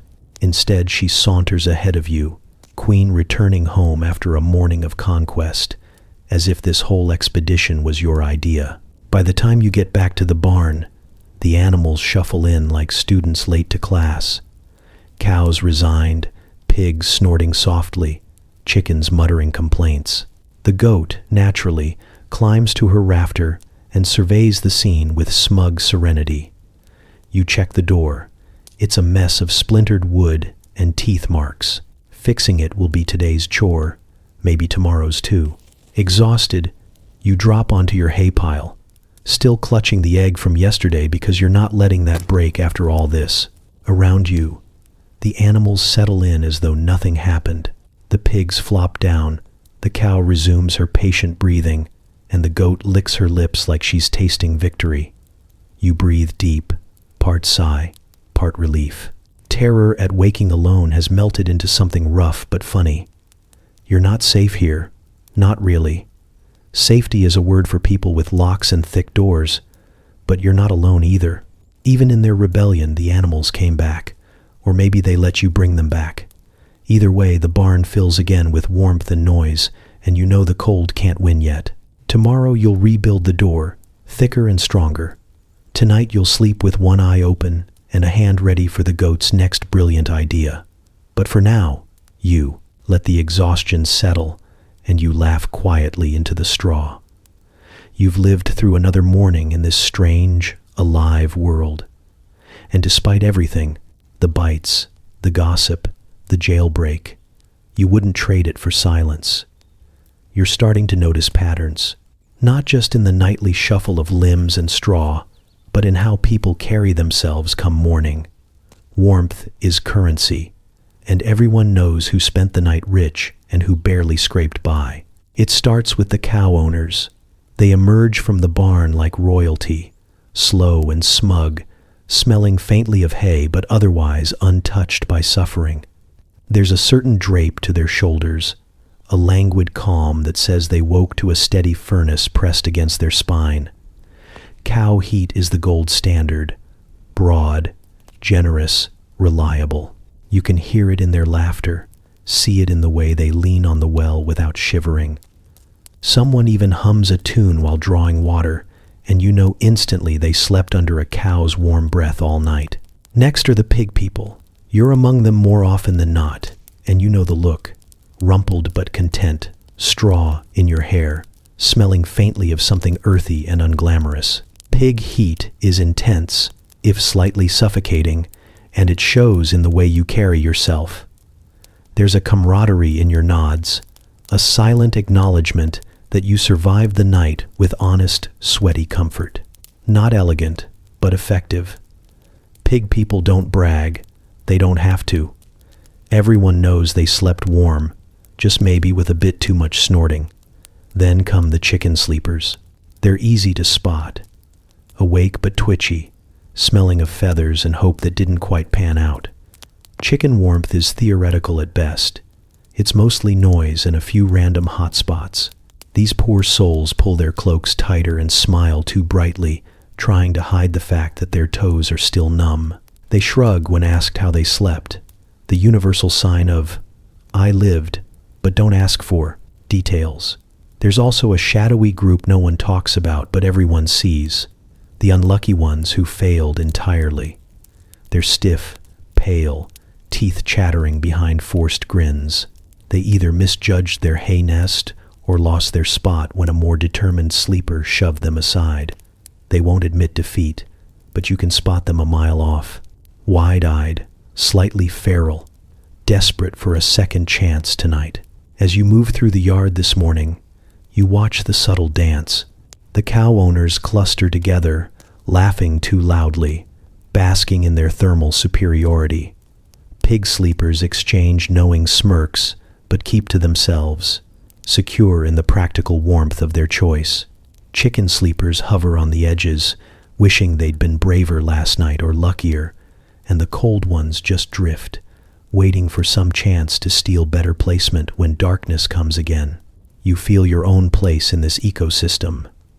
Pig heat clings to you still, a damp but comforting memory. You nod at a fellow pig sleeper passing with a pail of water, and he nods back, the briefest flicker of alliance. It's not pride exactly. Pig people aren't built for pride, but there's satisfaction in knowing you made it through without frostbite. By the well, a young woman with cow smell about her tilts her chin at you, a half smile playing on her face. Cold night? She asks, voice light but edged with the tiniest bit of superiority. You raise an eyebrow, answer evenly, warm enough. She laughs, not unkindly, but it's clear she believes her position remains unchallenged. Let her have it. Cow people need their victories. Nearby, the chicken sleepers are sharing tips in hushed voices. More feathers, better corners, maybe sneaking closer to pigs if things get desperate. You almost feel sorry for them, but then one pulls a whole egg from their pocket with triumph, and their friends cheer softly. Maybe warmth isn't everything. It strikes you how human this all is, the way warmth becomes social standing, how something as simple as body heat maps power and envy. You'd laugh if it weren't so true. Once, survival was about walls and fires and proper bedding. Here, it's about strategy and negotiation and who you dare to lean against. You think of your first night, shivering alone because pride told you to keep distance, how you woke, half frozen and half sick. How much changed once you gave in and found a place among the pigs. It wasn't dignified, but it was life. And now you know. Everyone's hustling for the same thing. Even the smug cow owners started somewhere humbler, probably bribing for a spot before they earned whatever trust keeps them warm now. The goat, naturally, ignores all of this. She perches on the fence, ruler of a kingdom outside these petty hierarchies. Goats sleep where they want and answer to no one. You envy her a little. The morning moves on.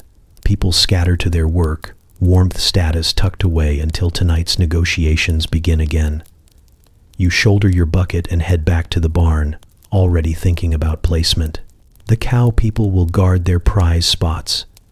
Pig people will hold their ground but leave room for alliances. The chicken sleepers will scramble for any advantage, and the cold ones will plot quiet coups. It's ridiculous, and strangely comforting. The barn isn't just shelter, it's a living map of need and cunning, a social order built on breath and fur and feathers, and you're part of it now, fully and shamelessly. As you pass the goat, she eyes you and flicks an ear. You bow slightly, because why not respect the only true sovereign here? Then you grin and keep walking. Tonight, you'll find your spot again, warm enough, maybe even coveted. The cold won't own you, not if you know the game and play it well. And you do now. You really do. Spring does not arrive here like the poets promised. There are no soft breezes carrying perfume, no gentle unfurling of green. Spring stomps in loud and sloppy, dragging mud and noise and 100 new inconveniences. You wake one morning to find the barn no longer frozen still but alive with damp and movement. The straw you once trusted is now a swamp in disguise. Each step squelches faintly, an unholy marriage of thawed ground and livestock enthusiasm. You push back your blanket and immediately itch. Of course, the fleas feel it too. The Great Awakening. Tiny armies that lay low all winter now rise with vengeance, hungry and ambitious. You scratch one elbow, then another, but it's no use. Spring belongs to them. The mint bundle you tucked near your head is wilted and useless, last season's weapon in a new war. Murder the cat watches you with sleepy disdain. She's killed plenty of pests, but even she seems overwhelmed by the surge. The animals sense the change and behave accordingly. The cows shift restlessly, sides twitching as new warmth creeps into their thick hides. They low in low, moody tones, less the steady furnace you relied on, and more like beasts dreaming of wide, green fields. The pigs are ecstatic. Mud is their season. They wallow with glee, rolling until their skin gleams slick and black, then track the mess everywhere you'd hope to stay dry. You try to find a clean patch for your bedding and fail. And the rooster. Dear, terrible rooster. All winter he crowed dutifully, half asleep and cranky. Now something hormonal and dangerous has woken in him. He doesn't just crow, he serenades. Long, rolling arias of self-love and conquest echo through the barn and beyond, starting long before sunrise. He struts like a warrior poet, tail feathers arched, chest inflated. Every hen gets a personal ballad whether she wants it or not. You bury your head under your blanket, but his love songs pierce everything. By mid-morning, your ears ring with his devotion. You stumble outside with your water bucket and stop short at the world. No longer brittle white and gray, but shiny and brown, puddles glinting. Under a pale Sunday, children are already splashing where yesterday's frost lay thick. Dogs streak past, chasing smells only they understand. Someone laughs across the square, bright and careless, the first laugh that isn't wrapped in the caution of cold. You want to hate it because you're damp and itchy and underslept, but you can't. The air itself tastes new. Wet earth, growing things, a hint of grass pushing stubborn through muck. Spring work begins, whether you like it or not. Hay gets turned, pens mended, water hauled twice as far because everything's mud now and the easy paths are rivers. The animals are wilder with it, shaking winter from their bones. Even the cows dance. Awkward, swaying hops that nearly topple them but still count as joy. Watching them, you laugh out loud, startled by the sound after months of quiet endurance. You're still cold some nights, but it's different now. The air isn't sharp enough to cut. It just chills and dampens. The barn smells fresher and worse at once. Rot and life mixed. Sweet grass under manure. You stop caring about clean boots. Mud wins every time. Flea bites bloom on your ankles. A red constellation you scratch absently while working. The price of spring is itch and damp and noise, and somehow you're willing to pay. One afternoon, you catch yourself humming along with the rooster's ridiculous song. You stop, horrified, then laugh until you can't breathe. The hens don't care. They're busy scratching and ignoring his poetry. But something inside you loosens with the laughter. Winter didn't break you, and this chaos feels alive in a way you almost missed. Neighbors gather more often now, faces softer, less guarded. Gossip shifts from survival to courtship, from who froze and who didn't, to who smiled at whom near the well. Even you get asked casual questions about warmth, about eggs, about prospects. It's teasing, not cruel, and for the first time you can imagine wanting to answer. Spring makes even you reckless enough to dream. That night the barn hums with a new restlessness. The pigs snore, but lighter. The cows sway, half asleep, but aware. The goat stomps once, irritated but awake. Above it all, the rooster gives a final, throaty song before settling. You lie there scratching at bites and listening, heart oddly light. Outside, the mud gleams silver under moonlight. You know tomorrow will bring more work and more mess and probably another flea campaign. But for the first time in months, you're warm without fighting for it. There's life pushing everywhere. Messy, loud, relentless, and you're part of it, fleas and all. Spring isn't gentle, but it's proof you've lasted. The cold didn't take you. The mud doesn't scare you. Even the rooster's impossible music can't chase you back into fear.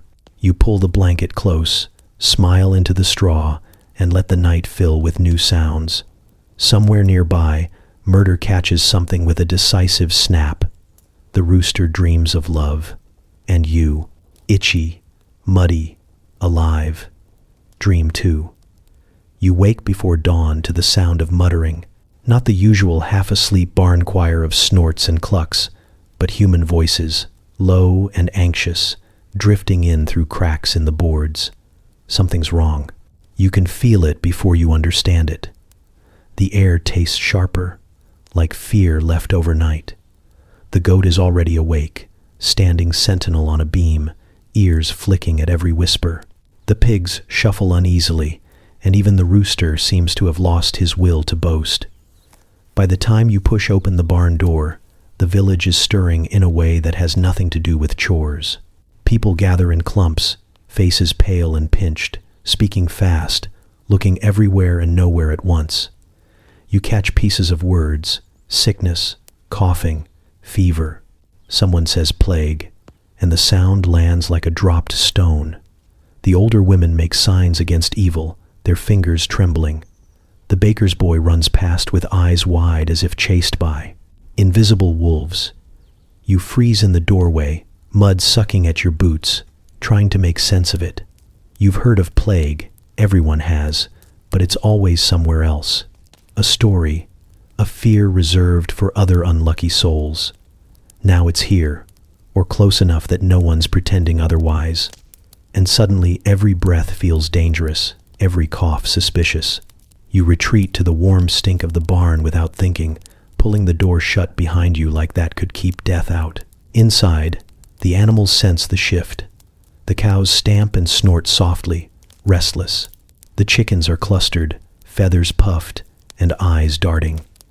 The pigs seem calm, which is both comforting and unsettling. You watch one roll lazily onto her side, belly to the world, while panic scratches at your ribs. How do they not know? Or maybe they do, and just don't care. Survival for them is simple. Eat, sleep, stay warm. You envy that simplicity. By midday, the fear has taken form. People show up with bundles of garlic and sprigs of herbs, hanging them over doors, tucking them into cracks and beams. You're handed a fistful of something pungent by an aunt who looks both exhausted and fervent. "Tie this to the pigs," she orders, eyes bright with belief. They draw sickness away. It's not the strangest thing you've heard this week, so you do it, looping garlands of garlic and old dried flowers around bristly necks.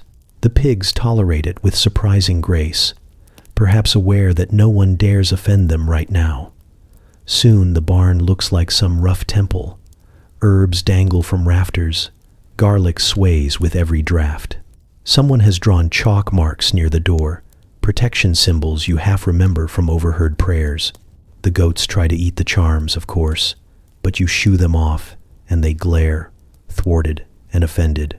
You can't decide whether you feel safer or more aware of how fragile safety really is. Rumors race faster than geese.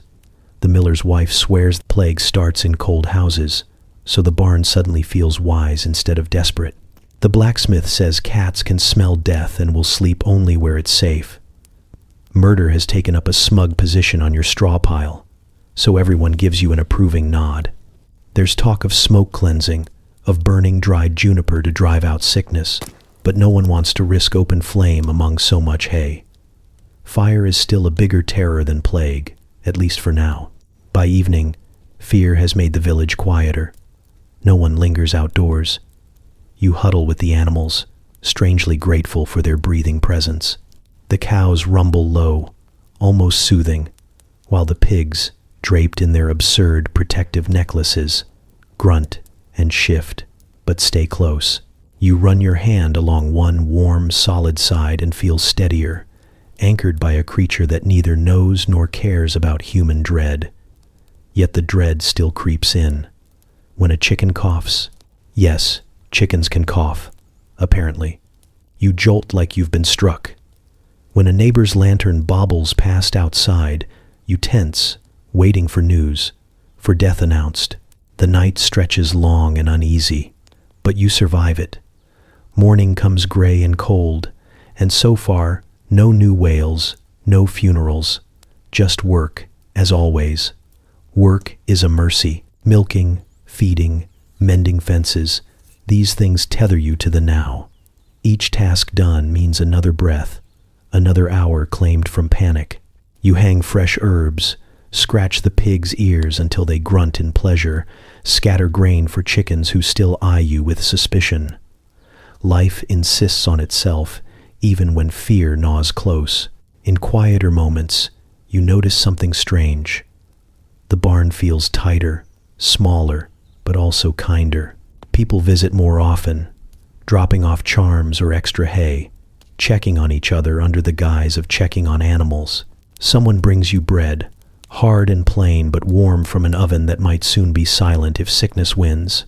There's a new softness in the way hands linger on shoulders, in how neighbors speak, with a hushed but gentle. Fear breeds cruelty sometimes, but here it seems to be breeding a rough sort of care. At night you lie between pig and cow, listening to their deep, steady breathing. Garlic scent sharp in your nose, straw rustling faintly under your back. You think about death, yes, but also about life. Warm bodies pressed close, neighbors trying their best, a cat asleep and purring by your feet.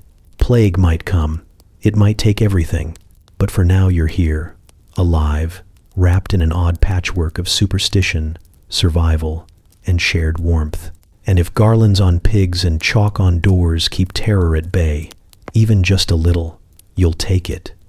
You'll tie another knot, hang another sprig, breathe deep of the sharp, protective stink of garlic. Fear is heavy, but tonight you have company, beasts and humans alike, and that's enough to face one more uncertain dawn.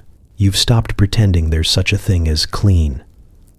It happened gradually, somewhere between the first winter's endless mud and the second spring's flea uprising. Now you wake, stretch, and don't even flinch when your sleeve brushes something damp and suspicious. You tell yourself it's just dew, but you know better. At some point, survival swallowed vanity whole, and what crawled out is a new kind of style, practical, questionable, yet undeniably yours. Your boots are the centerpiece of this look. Once they were sturdy leather, plain but dignified. Now they're a layered history of every season, thick with mud that no scrubbing will ever beat back. The villagers nod at them with respect. Those boots say you've seen things, trudged through things, lived to tell the tale. Mud isn't filth, not really. It's just weather you can wear. You even catch yourself judging others' boots, how fresh or seasoned their stains appear. A polished pair marks a fool or someone with too many servants. Either way, not your people, Your hair, well, it used to have aspirations. You remember combs, maybe ribbons, a vague desire to impress someone once. Now it's hay with ambition, tufted and textured by every night spent pressed into straw. There's no controlling it. You've learned that the hard way. Each morning, you try to pat it into obedience, but it springs back, defiant and free. On windy days, strands escape like banner flags, proud and unbothered. You've stopped caring. The animals certainly don't. The goat once tried to eat a piece of it, which you take as a compliment. Clothing is no better. Every garment you own has patches upon patches, each one a quiet story. A tear from climbing the loft too fast, a rip from dodging an irritated cow, a smear of something you pray was just mud. Washing is theoretical. Cold water, no soap worth mentioning, and a drying process that involves wind and luck. You still try sometimes, but the results are comical. You end up damp, cold, and still vaguely barn-scented. Eventually you accepted that the goal isn't clean. It's functional. It's warm enough, tough enough, and blends into the landscape. Somehow, though, this disaster is catching on. The blacksmith's wife complimented your practical layers last week, and you nearly laughed in her face until you realized she was serious. The shepherd's daughter started braiding her straw-snagged hair in deliberate loops that looked suspiciously like yours after a night of chaos. A boy at the well eyed your mud-crusted boots with something close to envy. You're not sure when you became a trendsetter, but here you are, medieval chic, barn edition. It helps that everyone's been too busy surviving to chase beauty standards. When your world revolves around warmth, work, and not dying, appearances slide into something more forgiving. The baker's apron is permanently dusted in flour and ash. The potter's hands are always stained like marbled clay. The farmer's cloak smells like goat, no matter how many herbs he burns around it. You realize you're just part of the unspoken fashion collective, one built on necessity, not silk. And yet there's still a strange kind of pride in it. When you walk into the square, boots squelching, hair unrepentant, you're signaling something. You've earned every stain. You've endured every long night, every frost, every barnyard indignity, and come out standing. People know it. They nod, not at beauty, but at competence. That nod matters more than compliments you used to chase. The animals don't care about any of this, of course. The cows still breathe damp clouds onto your shoulders without noticing what you wear. The pigs don't admire your boots. They just try to chew the laces. Chickens perch on you whether or not your tunic is patched. But maybe that's what makes your new look honest. It's built for a life that ignores vanity. The barn doesn't reward pretense. It rewards surviving another night and getting up again. Sometimes you catch a glimpse of yourself in a puddle, the warped reflection of a human-shaped tangle of cloth and straw and smudge. Once it might have embarrassed you. Now it makes you smile. You look like someone who knows things. How to find warmth in the cold, how to dodge hooves and keep eggs unbroken under your blanket, how to outlast dark winters and itchy springs. There's a certain quiet power in that. Evenings now, when the animals settle and the last light filters through cracks in the wood, you sit with your patched cloak around your shoulders and realize something strange. You're comfortable in this skin, not polished or perfect, but real. A kind of rough elegance that can only come from days lived fully, mess and all. Outside, the village still talks about colors and trims and who's wearing what to feast days. But here in the barn, your runway is survival itself. The goat hops up to your hay pile and eyes you critically, then curls down beside you, satisfied enough to share warmth. The cat stalks in, tail high, and curls on your lap like an accessory you didn't know you wanted. And as the night fills with the steady breath of animals, you realize you've created something better than fashion. You've created belonging, and apparently that's trending. It starts small, like most dangerous things do. A muttered joke from a boy hauling water, a snicker from someone leaning against the well. Barn sleeper, he calls you. just loud enough to carry. It hits like a pebble thrown at your back. Not hard, but sharp. You turn, ready with some awkward retort, but he's already gone, laughing with his friends. You stand there for a second, bucket in hand, cheeks heating despite the cool air. The first time you hear it, it stings because it's true. You do sleep in the barn.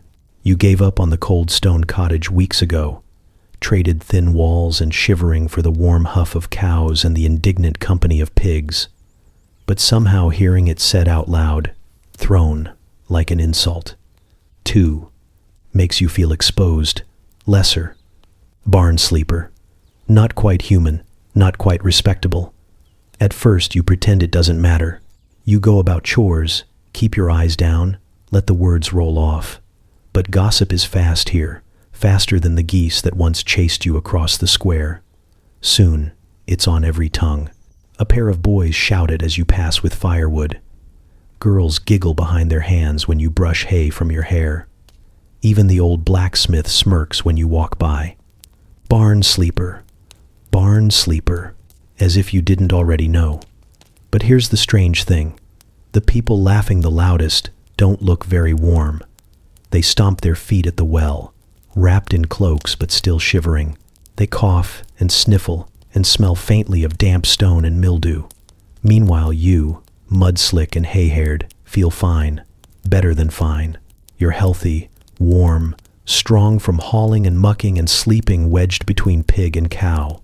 The joke lands weaker each time because you're busy thriving. And then something shifts. One bitter morning, the same boy who mocked you shows up at your door. Not to sneer, but to ask how you keep from freezing. He tries to make it sound casual, but his teeth chatter with every word. You shrug, maybe a little smug, and point toward the barn. His eyes widen. You don't invite him in. That's not how warmth works. But you see the idea plant itself behind his pale face. It spreads faster than you'd think. Another family moves their goats indoors. Someone strings hay across a kitchen floor. Suddenly, barn sleeper isn't just you. It's a quiet revolution. No one admits it outright, but you see smoke rising from old sheds, hear new sounds in the night from stables once empty. They still call you the name. But now it comes with an odd tilt, half mocking, half admiring. One afternoon at the well, a group of kids tries the old chant again, but a woman you've never spoken to cuts them off with a sharp look. Barn sleepers don't freeze, she says flatly, and turns back to her bucket. The kids go quiet. You don't say anything. You just keep filling your water. But inside, something untangles. You start to own it, even lean into it. Someone scoffs about the smell on your cloak, and you grin wide. Say, better warm and smelly than cold and fancy. They laugh with you this time, not at you. The name becomes almost affectionate, a sign you know how to endure. A merchant passing through hears someone call you a barn sleeper and nods approvingly. Smart, he says. Animals keep better than stone. You nearly choke on your drink, but it's the best compliment you've gotten in months. Soon the word loses its teeth altogether. At market, people swap tips on sleeping arrangements the way they once compared spices. A woman with a baby on her hip corners you to ask if pigs or cows give off more heat. Pigs, you tell her solemnly. Cows sweat less but radiate slow warmth. She nods, impressed. Someone else wants to know how you keep fleas at bay. You don't, really, but you share the ash trick anyway.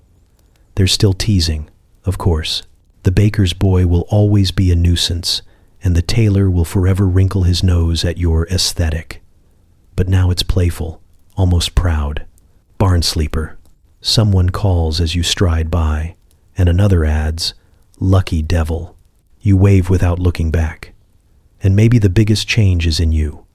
What was once shame, thin and sharp as cold air, has turned into something heavier but better, belonging. The animals don't judge, they never did, but now the people have stopped too. You stand taller when you walk into the square. Muddy boots, hay crown, barn musk, and all. You're not pretending to be anything else. That night, back in the straw, you settle against the pigs with a new kind of ease. The cow shifts behind you, a slow, breathing wall of comfort. Somewhere overhead, the rooster mutters sleepily, dreaming of tomorrow's noise. You pull the blanket up and grin into the dark. Barn sleeper. Once it was a weapon, now it's a banner. A proof that you learned how to live when the cold came and the walls failed. A quiet triumph woven from straw, warmth, and stubborn will.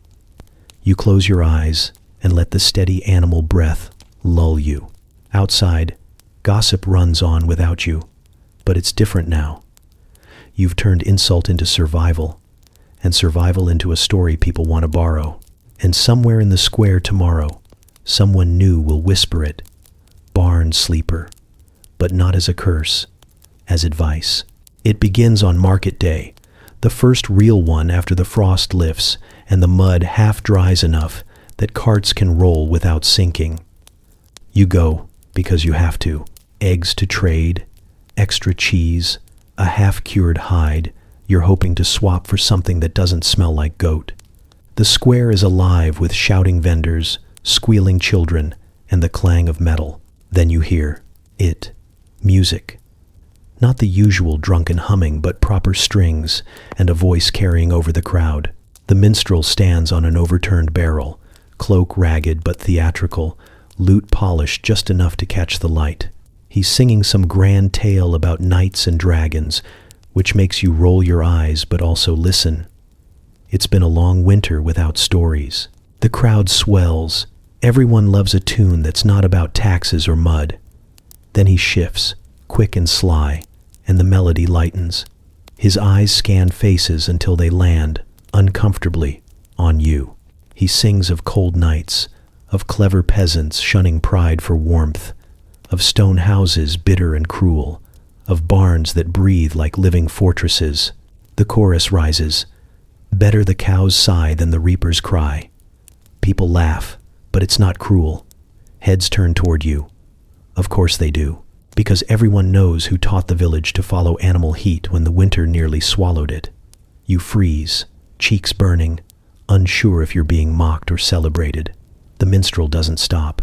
He strums faster, sings brighter, weaving details you wish he didn't know. The goat perched on your bed, the rooster with his morning aria, pigs as living blankets. It's ridiculous and strangely flattering. He's turning your nightly routine into legend. The fleas become enemies to conquer. Your patched boots, symbols of resilience. The garlic garlands, charms of heroic cunning. By the second chorus, kids are dancing in the mud, clapping and howling with laughter. You cross your arms and try to look unimpressed, but there's a warmth rising that isn't just embarrassment. People are smiling at you, not the tight-lipped pity of earlier winters, but open, easy grins. A man you barely know claps your shoulder and says, "You kept half of us alive." A woman laughs and adds, "And warm. We've all stolen your tricks." The song makes it sound noble, even romantic, though you still know how itchy and loud and smelly survival really is. By the third verse, the lyrics have gone full ballad. You, apparently, are the sleeper of beasts, which sounds absurd, but also kind of impressive. The fleas are an army bested, the goats valiant companions. Someone tosses the minstrel a coin and shouts for more. Another voice calls, "Sing the one about the egg under the head." And suddenly there's a new verse about that too. You groan, but you're laughing with everyone else. The music follows you all day. Merchants hum as they weigh your eggs. Children shout, cows sigh, reapers cry as they chase each other. A couple of teenage boys improvise dance steps in your muddy footprints. You try to look annoyed, but it's hard when laughter chases you like sunlight after a long night. And somewhere inside, a part of you long shuttered cracks open and lets pride slip in. That night the barn is buzzing, though the animals don't care about your new fame. The cows chew slowly, rhythmically, while you hang up your cloak. The pigs grunt in their sleep, blissfully unaware that they've become the stuff of song. The goat leaps onto a beam with her usual flair. No doubt she assumes the entire ballad was about her. You sink into straw, still smiling despite yourself. You hum the tune under your breath, catchy, annoyingly so. You'd mocked the minstrel's drama, but now the lines feel different here, warm and real, against the breathing of the animals. You remember each desperate night, counting breaths to stay calm, scratching flea bites until they bled, whispering thanks to anything that kept you alive. The song smooths the edges, makes it all sound brave instead of just necessary. Maybe that's the point of songs. Not accuracy, but survival retold so it can be carried. Somewhere beyond the barn walls, the minstrel is probably still playing in the tavern, adding flourishes to your tale, making mud boots and hay hair something grander. Tomorrow, more people will know the tune. Maybe they'll sing it on long, cold nights and laugh through their own fear. Maybe your ridiculous, scratchy, manure-scented life will help someone else outlast a bitter season. You lie back, one arm under your head, and listen to the quiet hum of the barn. The cows shift closer, a soft, massive comfort. A pig sighs deeply, almost musical in her sleep. The goat nibbles on something that's definitely part of your bedding, but you let it go. In the half-dark, you hum again, and the animals don't object. Maybe they like the song too. It's a strange feeling, knowing your choices, the ones that felt desperate and small, have turned into something worth singing. Not perfect, not grand, but real enough to echo beyond the barn door. You don't think you'll ever crave glory, but this is nice. A story made from straw and stubbornness, set to a tune people remember. You close your eyes and let the barn's warmth soak in. Tomorrow will still bring mud and fleas and cold drafts sneaking under the door. But tonight, there's music out there with your name on it, and that's almost enough to make the fleas feel like victory spoils. Sunday smells like wet wool and incense, and the pew under you creaks in protest as you shift, half damp from the walk. The church is crowded today. The word got out that Father Anselm plans a special sermon, and everyone knows exactly what that means.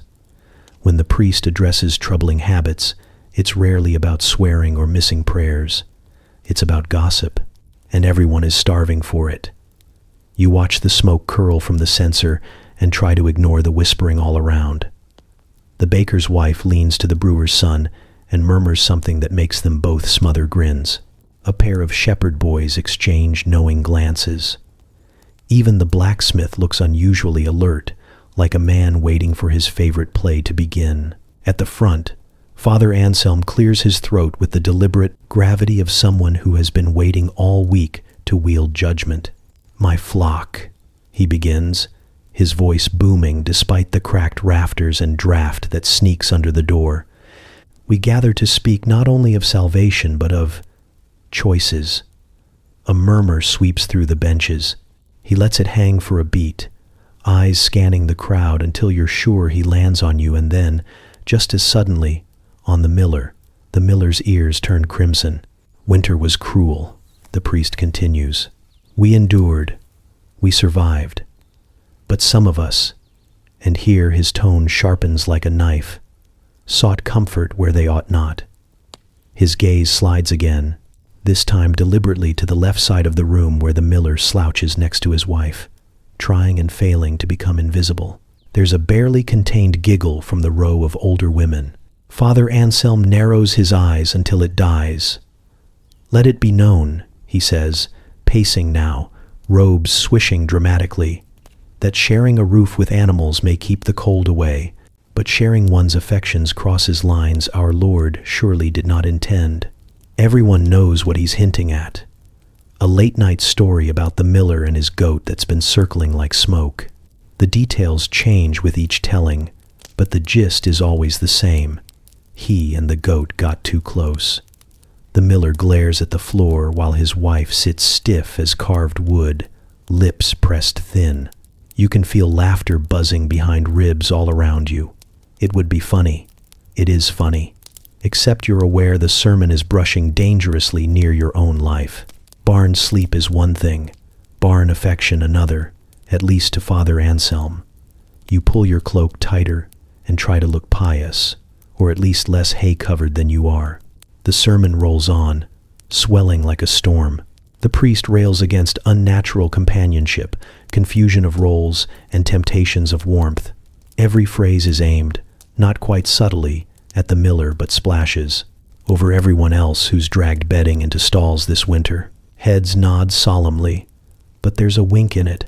Half the room slept with pigs and knows it. The difference is none of them got caught, whatever the miller supposedly did. Still, there's a sting under the humor. You feel it when Father Anselm warns of losing the human way. He means more than sin.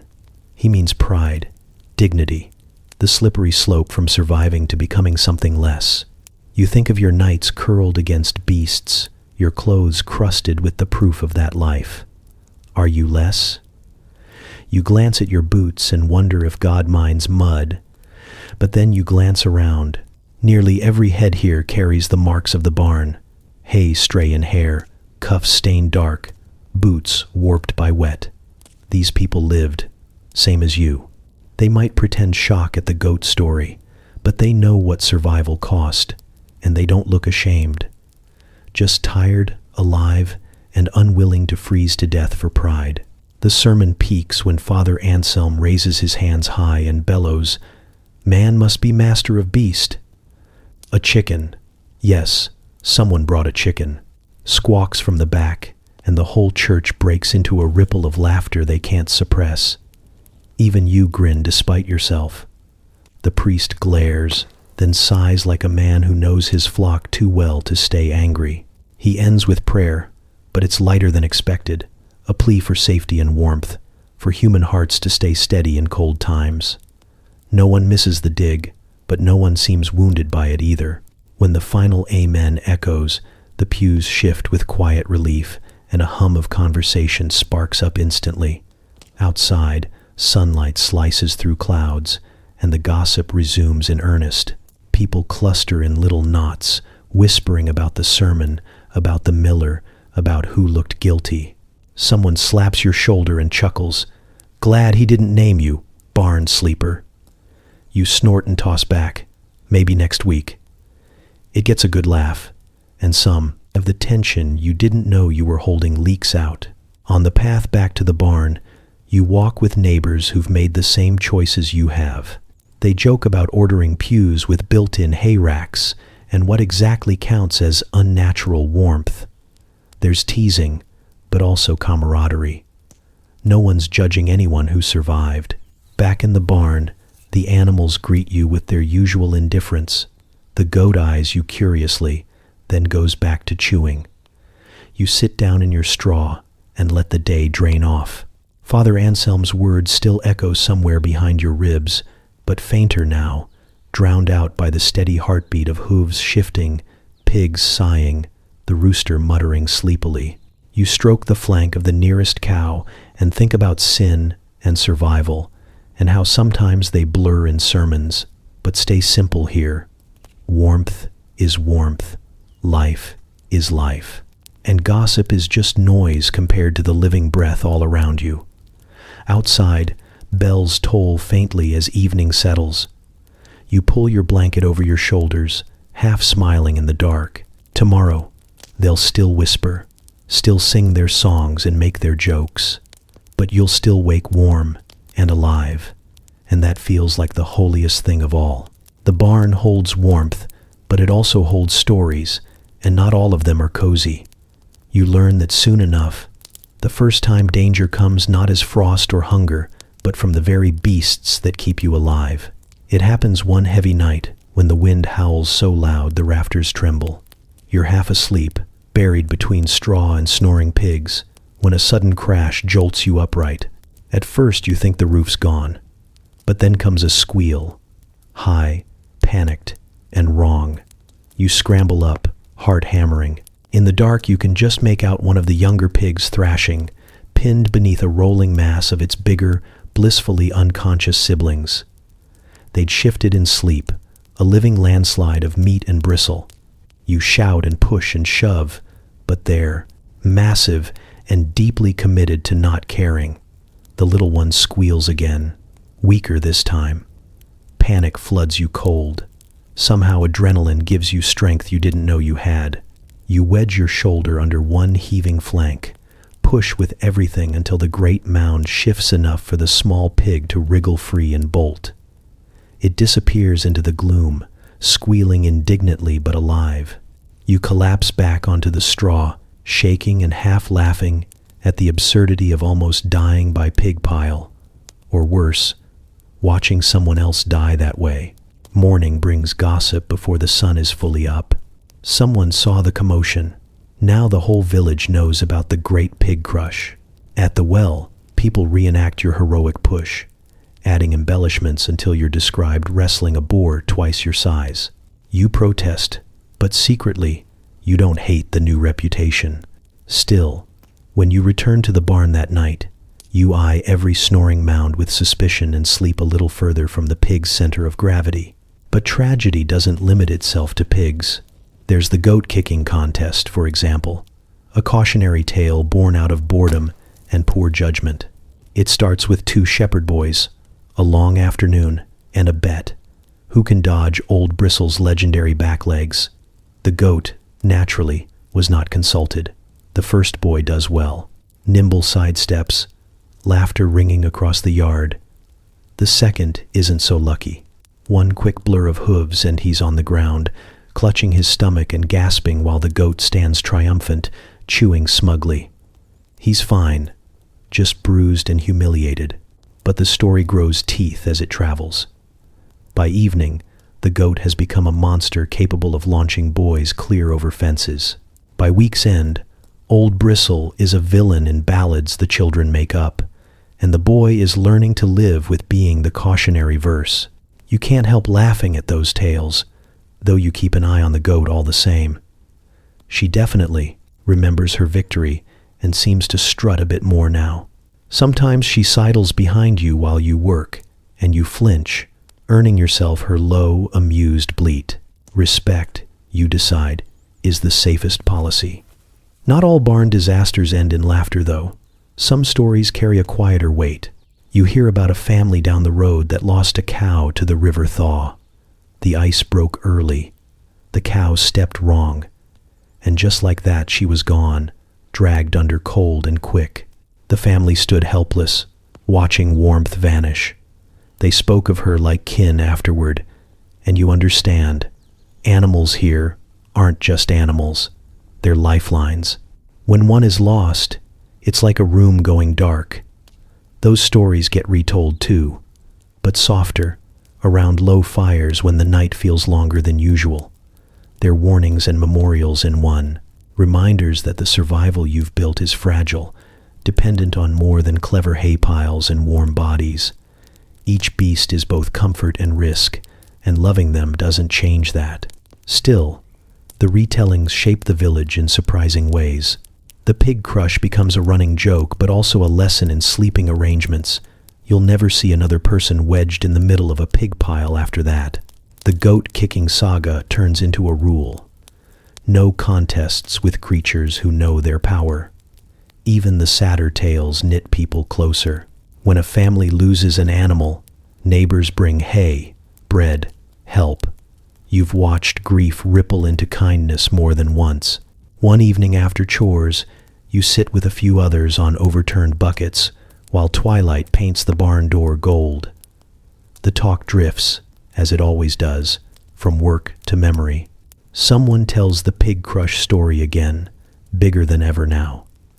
Apparently you fought off 3 pigs and a wolf? You don't bother correcting it.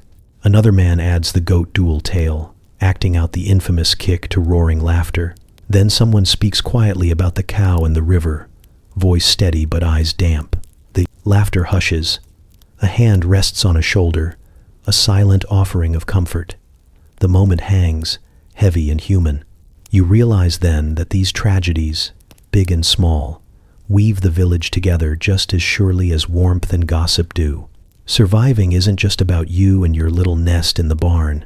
It's a shared craft, built on stories passed along so mistakes aren't repeated, so no one feels alone when the cold or the dark winds around. Later, back in the straw, you nestle close to the familiar breathing bulk of a pig and listen to the night's quiet. Life here is never safe, but it's a life that remembers, and that's its own kind of protection. Somewhere out there, a child is being warned.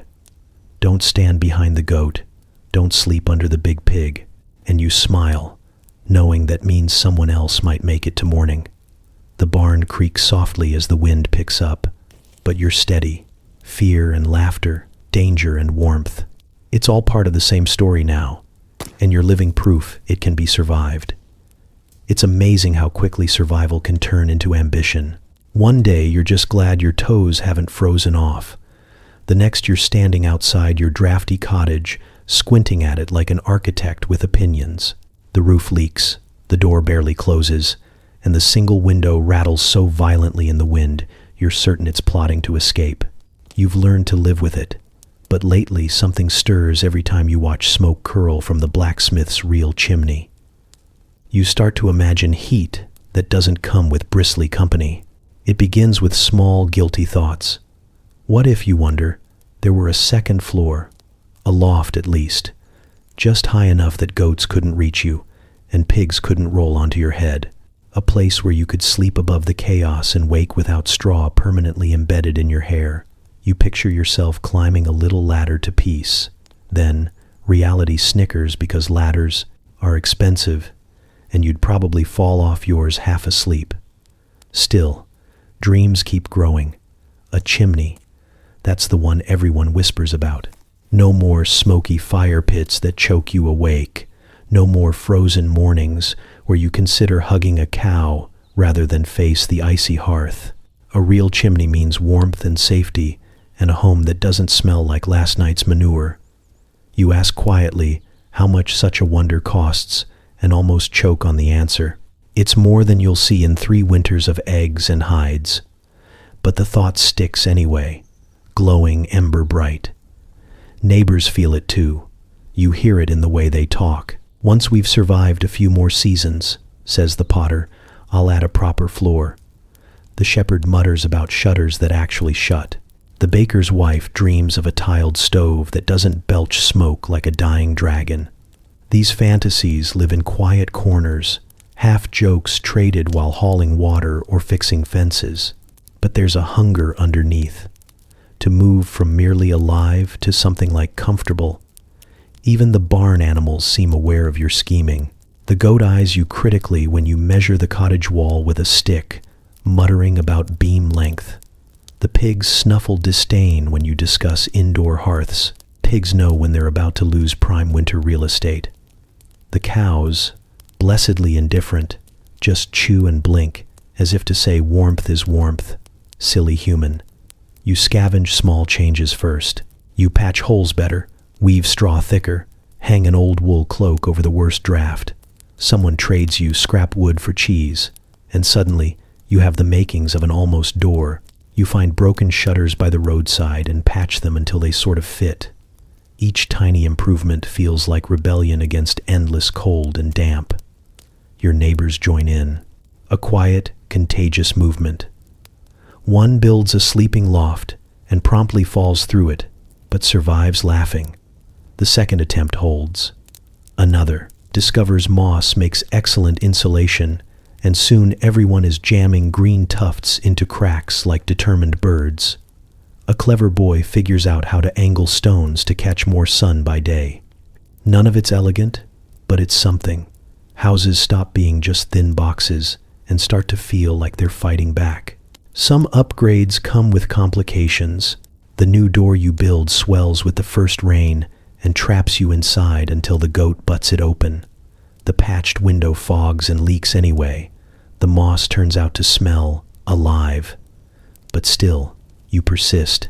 Each change makes nights slightly less brutal, mornings slightly less bleak. It's not luxury, but it's hope hammered and tied together with twine. Sometimes the dreaming turns into storytelling. At the well, people compare imaginary castles. A hearth taller than a man, walls so thick no wind could whisper through, feather mattresses untouched by fleas. You know none of it's coming soon, but talking about it is a kind of warmth itself. Everyone wants something beyond mere endurance. One evening you linger outside after chores, staring at your patched, leaning little house. It's ugly, it's stubborn, it's yours, and for the first time, you can imagine shaping it into something better. Not a noble's hall. You'd probably be bored there anyway. But a place where the roof doesn't leak, and you can sleep without hooves stepping on your legs. A place where you might still keep animals near, but by choice, not necessity. When you finally go back into the barn, the pigs grunt softly in welcome, and the cows rustle deep and warm. You lie down among them and feel the familiar heat rise around you. This is still survival, still messy and loud and full of smells that cling no matter how much you scrub. But the idea of better hums low and steady inside you now, like an ember waiting for tinder. Maybe one day you'll build that chimney. Maybe one day you'll climb into a loft that's all yours and sleep above the straw. But tonight you're alive, and warmer than you would have been without every rough choice that led here. Dreaming doesn't erase the barn. It builds on it. You tuck the blanket under your chin, whisper a quick thanks to the animals who got you this far, and close your eyes. Outside, wind rattles the patched window, but doesn't break it. Inside, your breath rises easy and safe. Change is slow, but so are winters. You can wait, building piece by piece, until your small house stands a little taller against the cold. It starts with a single flake of perfect hay, gold and sweet, cut late in the season when the sun still kissed the fields. You can smell the difference even before you see it. Warm and rich, the scent of comfort itself. And just like that, peace in the village fractures. Good hay is rare, and winter has made everyone edgy. Now, suddenly, it's currency. It's status.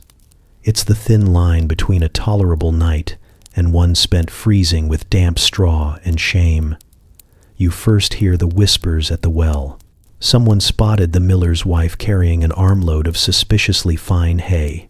Hay far better than what the rest of you have scraped together. A man swears it looked green and sweet enough to eat, and you don't doubt him. You're half tempted yourself some nights. The gossip spreads like fire in dry fields. Where did she get it? Did the miller cut a secret deal? Did he trade grain behind everyone's back? Soon even your animals seem suspicious, nosing at your own coarse, musty pile like critics. By afternoon, the accusations bloom in the square. The shepherd insists his bales were stolen, though everyone knows his flock would eat him alive before they let him near their feed. The tanner's apprentice mutters about unfair trades. The blacksmith suggests some unkind things about the miller's ethics and also his haircut. No one remembers who throws the first insult, but it's good. Something about a hay thief with hands like rotten carrots. You file it away for later use. You never know when you'll need a cutting remark. Soon it's not just words. There's shoving. A few sharp elbows fly. The cooper brandishes a rake like a weapon, and someone retaliates with a broken broom. The whole thing teeters between farce and real danger. You hover at the edge, clutching your own small bundle of mediocre hay, both hoping to stay invisible and desperate to shout about your suffering too. Then, like some sort of unhinged play, the turnips come out. You don't know who thought vegetables were appropriate missiles, but there's something profoundly medieval about watching neighbors hurl root crops while shouting about warmth and betrayal. By evening, the commotion has escalated to official drama. The reeve stomps in, face red as boiled beetroot, and demands peace. His voice cracks halfway through his speech, but no one dares laugh. Much. He declares that no one shall steal hay, trade hay, or hoard hay without public notice. You suspect this new decree will last about as long as your last clean shirt, but everyone mutters assent for now. The duel ends when the baker trips over a goat and lands face first in the mud, breaking the tension with an undignified squeal. Afterward, the village smolders with quiet resentment. People count their hay with paranoid precision. Even your friends become suspect. You notice one eyeing your tiny stash with envy. That night, as you bed down among animals, you press your straw closer, as if your pigs might steal it while you sleep. The absurdity doesn't stop you from staying awake a little longer than usual, but there's also laughter, whispered and breathless, tucked behind the barn doors once tempers cool. The turnip duel will become a story to retell on long nights.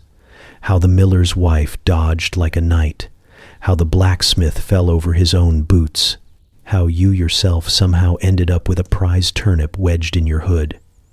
People embellish already, adding flourishes about secret hay vaults and daring midnight raids.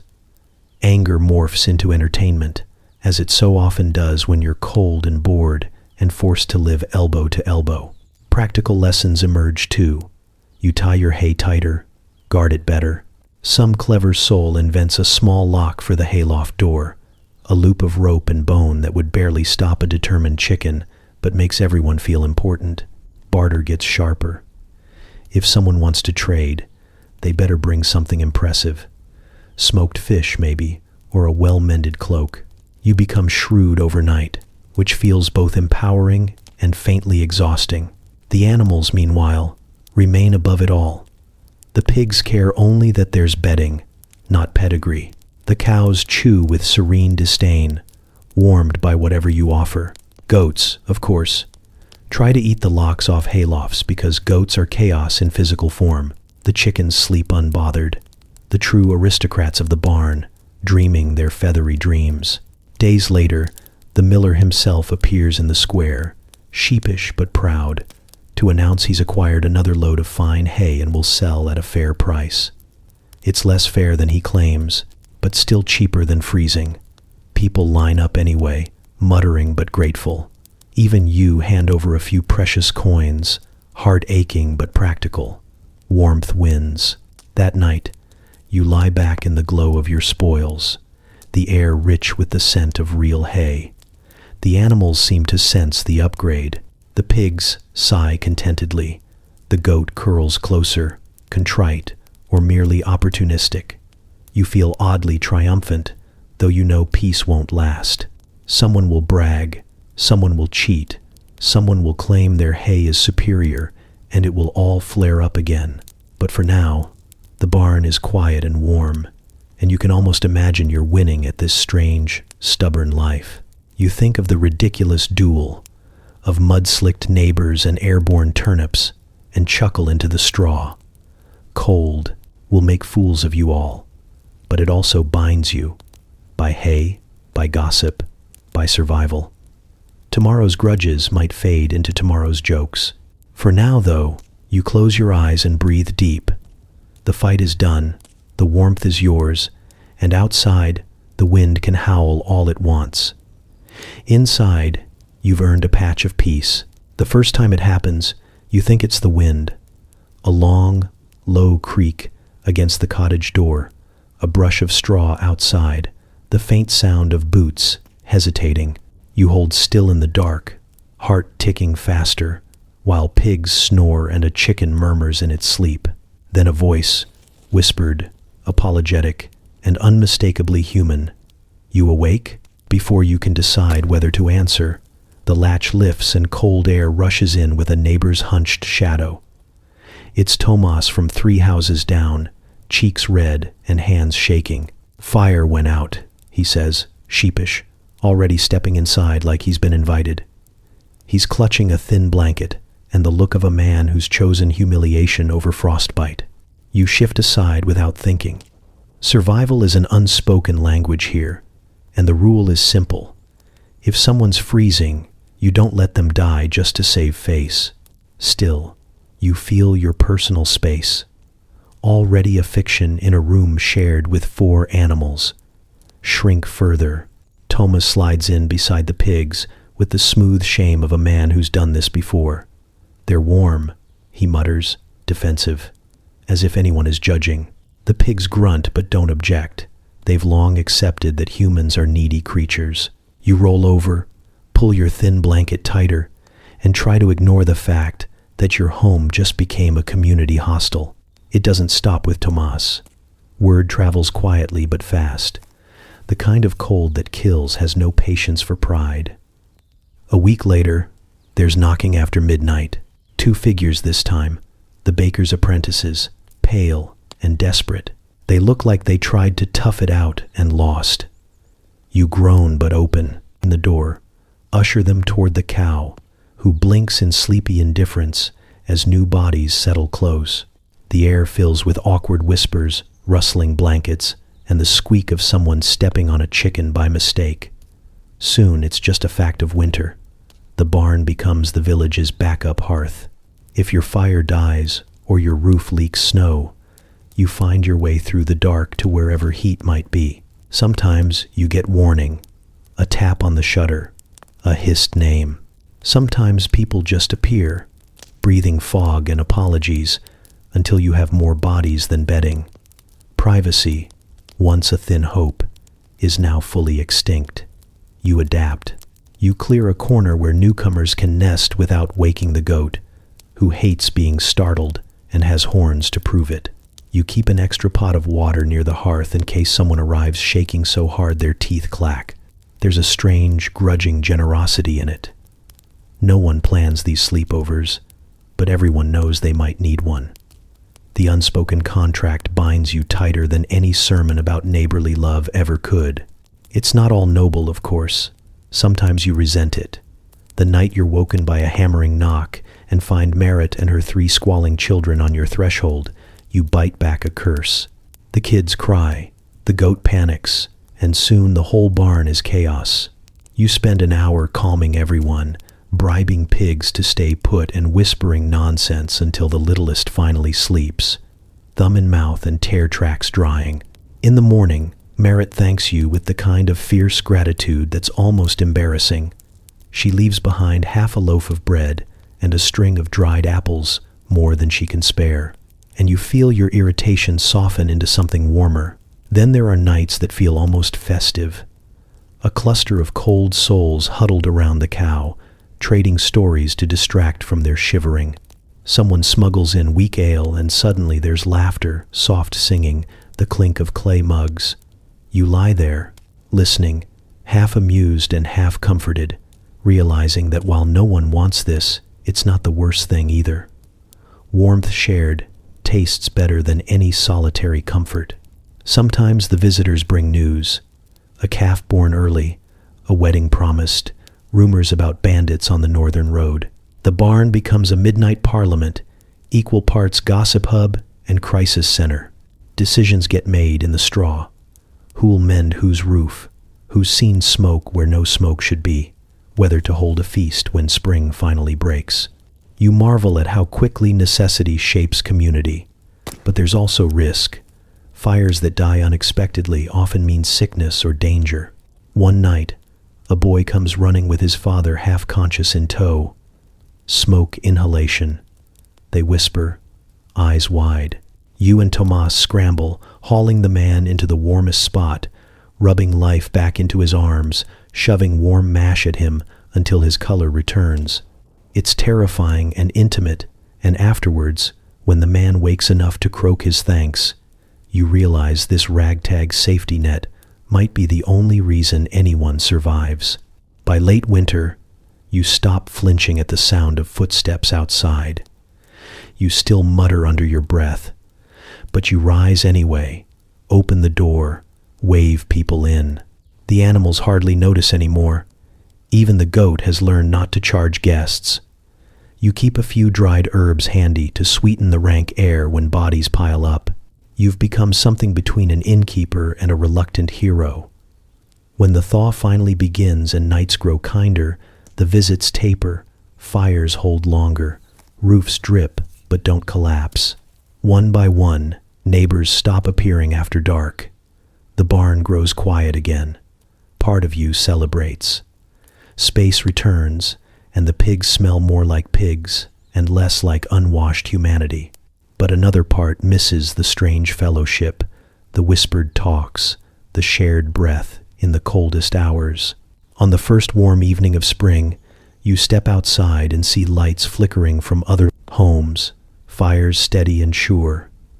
You know next winter will bring knocking again. It always does. And though you'll sigh and grumble, you'll open the door. Because out here, warmth isn't just heat. It's hands outstretched, strangers made kin by frost and the long dark nights you endure together. At first, it's charming. A tiny knock on the door, the shuffle of wool-wrapped feet, and there stands your neighbor's youngest, cheeks pink from the cold, and eyes wide with the unshakable trust of someone too young to fear frostbite. Mama says we can sleep here, the child chirps, clutching a lopsided bundle of straw like a travel bag. Behind them loom two siblings, one with a wooden sword, the other already sticky with something unidentifiable. You open your mouth to object, and somehow find yourself stepping aside instead.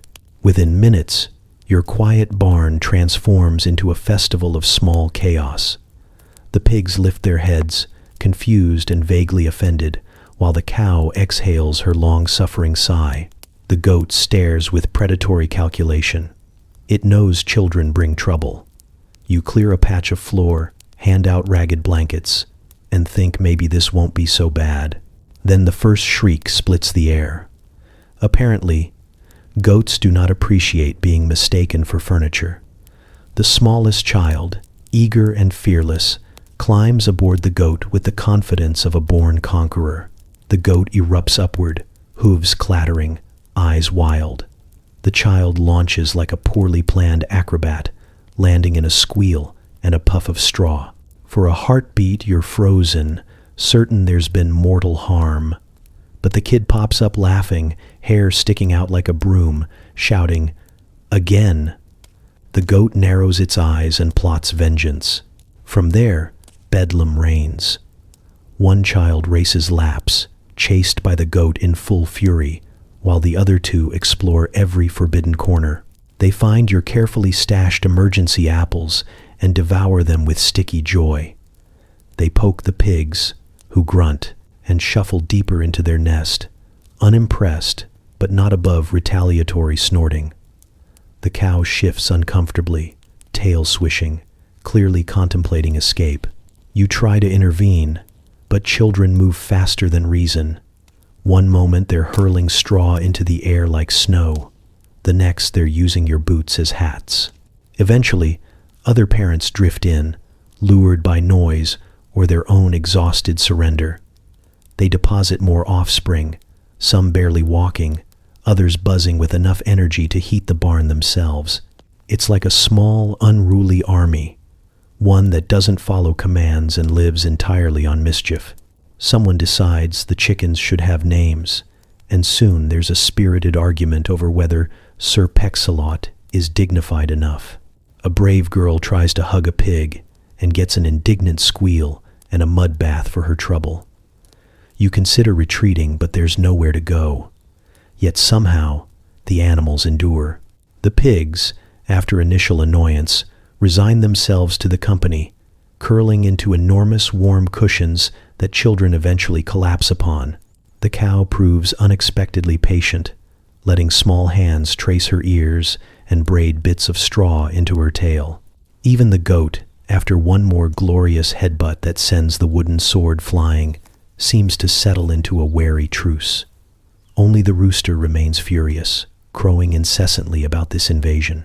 Night creeps in, but bedtime doesn't. Children refuse to sleep, like cats refuse baths. They wiggle, giggle, and demand stories. Heroic tales of brave farmers, dragons that smell suspiciously like goats, and daring rescues from snowdrifts. You cobble together something while half asleep yourself, only to be interrupted constantly by corrections and louder sound effects. Eventually, someone produces a cracked flute, and an off-key lullaby begins that somehow quiets them more than words ever could. Slowly, unbelievably, the barn softens into snores. You sit back against the wall, drained but weirdly content. Straw drifts down from the rafters where a kid built an ill-advised castle. A pig sighs, heavy and warm beside you, as if sharing the burden of hosting. The goat chews methodically on a lost mitten, its revenge complete. Tiny hands clutch at blankets and animals alike, fearless in their trust. For all the chaos, the barn feels alive in a way it never does on silent, frozen nights. Sleep is patchy, children kick. Someone cries out from a nightmare, and another instantly soothes them with a sleepy arm. You wake once to find a small body sprawled across your legs and a chicken roosted calmly on its back. The absurdity makes you smile in the dark. Morning arrives too soon, with squeals and clattering feet. Kids explode into motion like they've been storing sunlight in their bones. They chase each other, argue about who gets to milk first, and raid your meager breakfast before you can object. Parents return slowly, yawning and apologetic, bribing their offspring away with promises of warm porridge.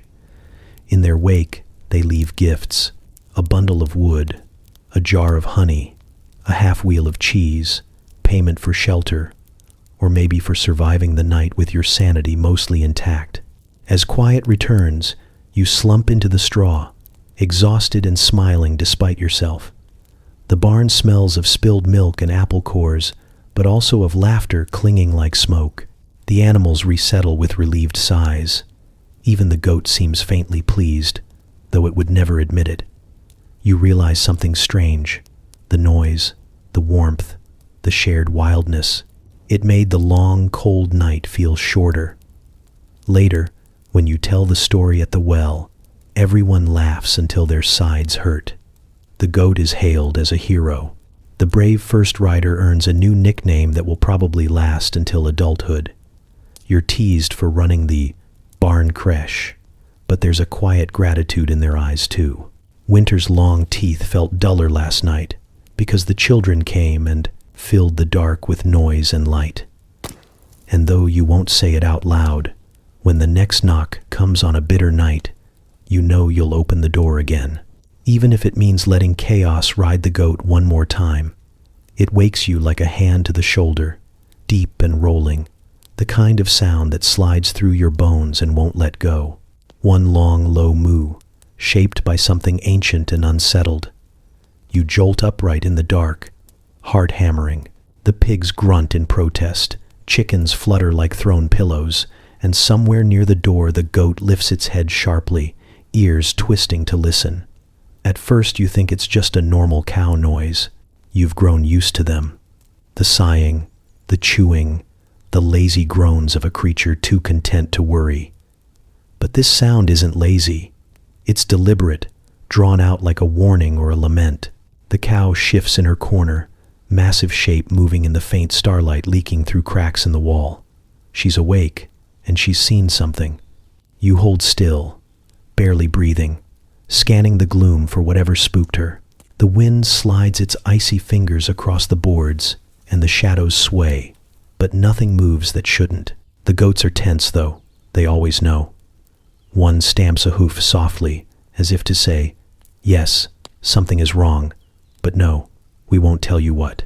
You whisper to the cow, half nonsense, half plea. She doesn't answer. Another long moo shudders through the barn, mournful and rich. Your skin prickles. You think about wolves, but wolves don't usually merit this sound.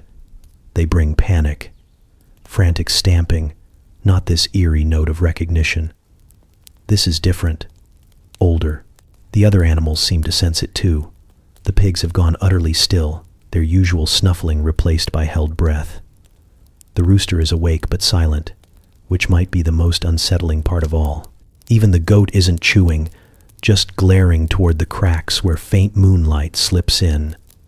You tell yourself it's probably nothing. Maybe she dreamed of greener fields. Maybe she's cold. But you can't shake the feeling she saw something outside. Something she can't explain, and you don't want to meet. You imagine shapes in the night, wandering souls, strange lights, a figure watching from the tree line. Childhood tales whisper back to you, ones about spirits and omens and animals who see more than men ever can. Another sound cuts the dark. Not the cow this time, but a faint, slow creak, like snow-laden wood giving way. Your pulse leaps. You glance toward the door, but it's still latched. The window rattles softly, no more than usual, yet you feel eyes pressing against the cracks. You think of the Reeves story about the ox that wouldn't cross the lane one foggy night, how they later found. No, you stop yourself. You don't want to finish that memory. You reach for your blanket and pull it higher, as if wool can stop whatever waits beyond. You're aware of every sound now. The wet lick of pigs breathing, the tiny rustle of feathers, the cow's slow shifting. She moos again, shorter this time, but with a finality that chills you. Then silence. Minutes stretch, sticky and long. Your ears strain so hard they almost hurt. Nothing. Just the night breathing on the other side of thin boards. At some point, exhaustion claws back. Fear can't hold forever. You lie down again, eyes wide, staring at the dark until it blurs and sleep ambushes you despite the dread curling in your chest. Morning comes gray and damp, and everything seems ordinary. The cow chews cud like nothing happened, big soft eyes unreadable. The goat resumes chewing on something it shouldn't. The pigs snuffle and beg for scraps, but the air feels touched, thin and brittle, like after a storm. You glance at the door and find faint prints in the slush outside. Hooves maybe, but not quite. You kneel, frown, and then stand quickly because you've decided not to think too hard. At the well. You almost mention it but stop yourself. The story would grow teeth the moment you let it out. Someone would say they heard it too, or that their grandmother warned about midnight moos and wandering souls. Better to keep it tucked behind your teeth, just another private thread in winter's tapestry of oddities. Still, all day, you catch yourself watching the cow. She's normal, grazing hay, flicking flies that aren't even there in the cold. But there's something behind her eyes you can't read. An old calm, maybe, or knowledge that belongs to her kind alone. When she looks at you once, slow and heavy-lidded, you feel the weight of it. She knows something happened, and it's none of your business. That night you double the latch, pile straw against the door, and tuck yourself deep among the pigs for warmth and courage. You tell yourself you're safe. You tell yourself animals are just animals, but when the cow shifts in her sleep and gives a small, low hum, you flinch anyway. It's gentler this time, not warning but reminder. You won't ask what she saw. You don't want the answer. Some things belong to the night, and to cows who have lived through more winters than you can count. You start with good intentions. Everyone does. One morning after tripping over a pig for the third time and landing face first in the hay, you decide there must be a better way to exist. A plan sparks. You'll bring order to this chaos. No more midnight hoof to the ribs.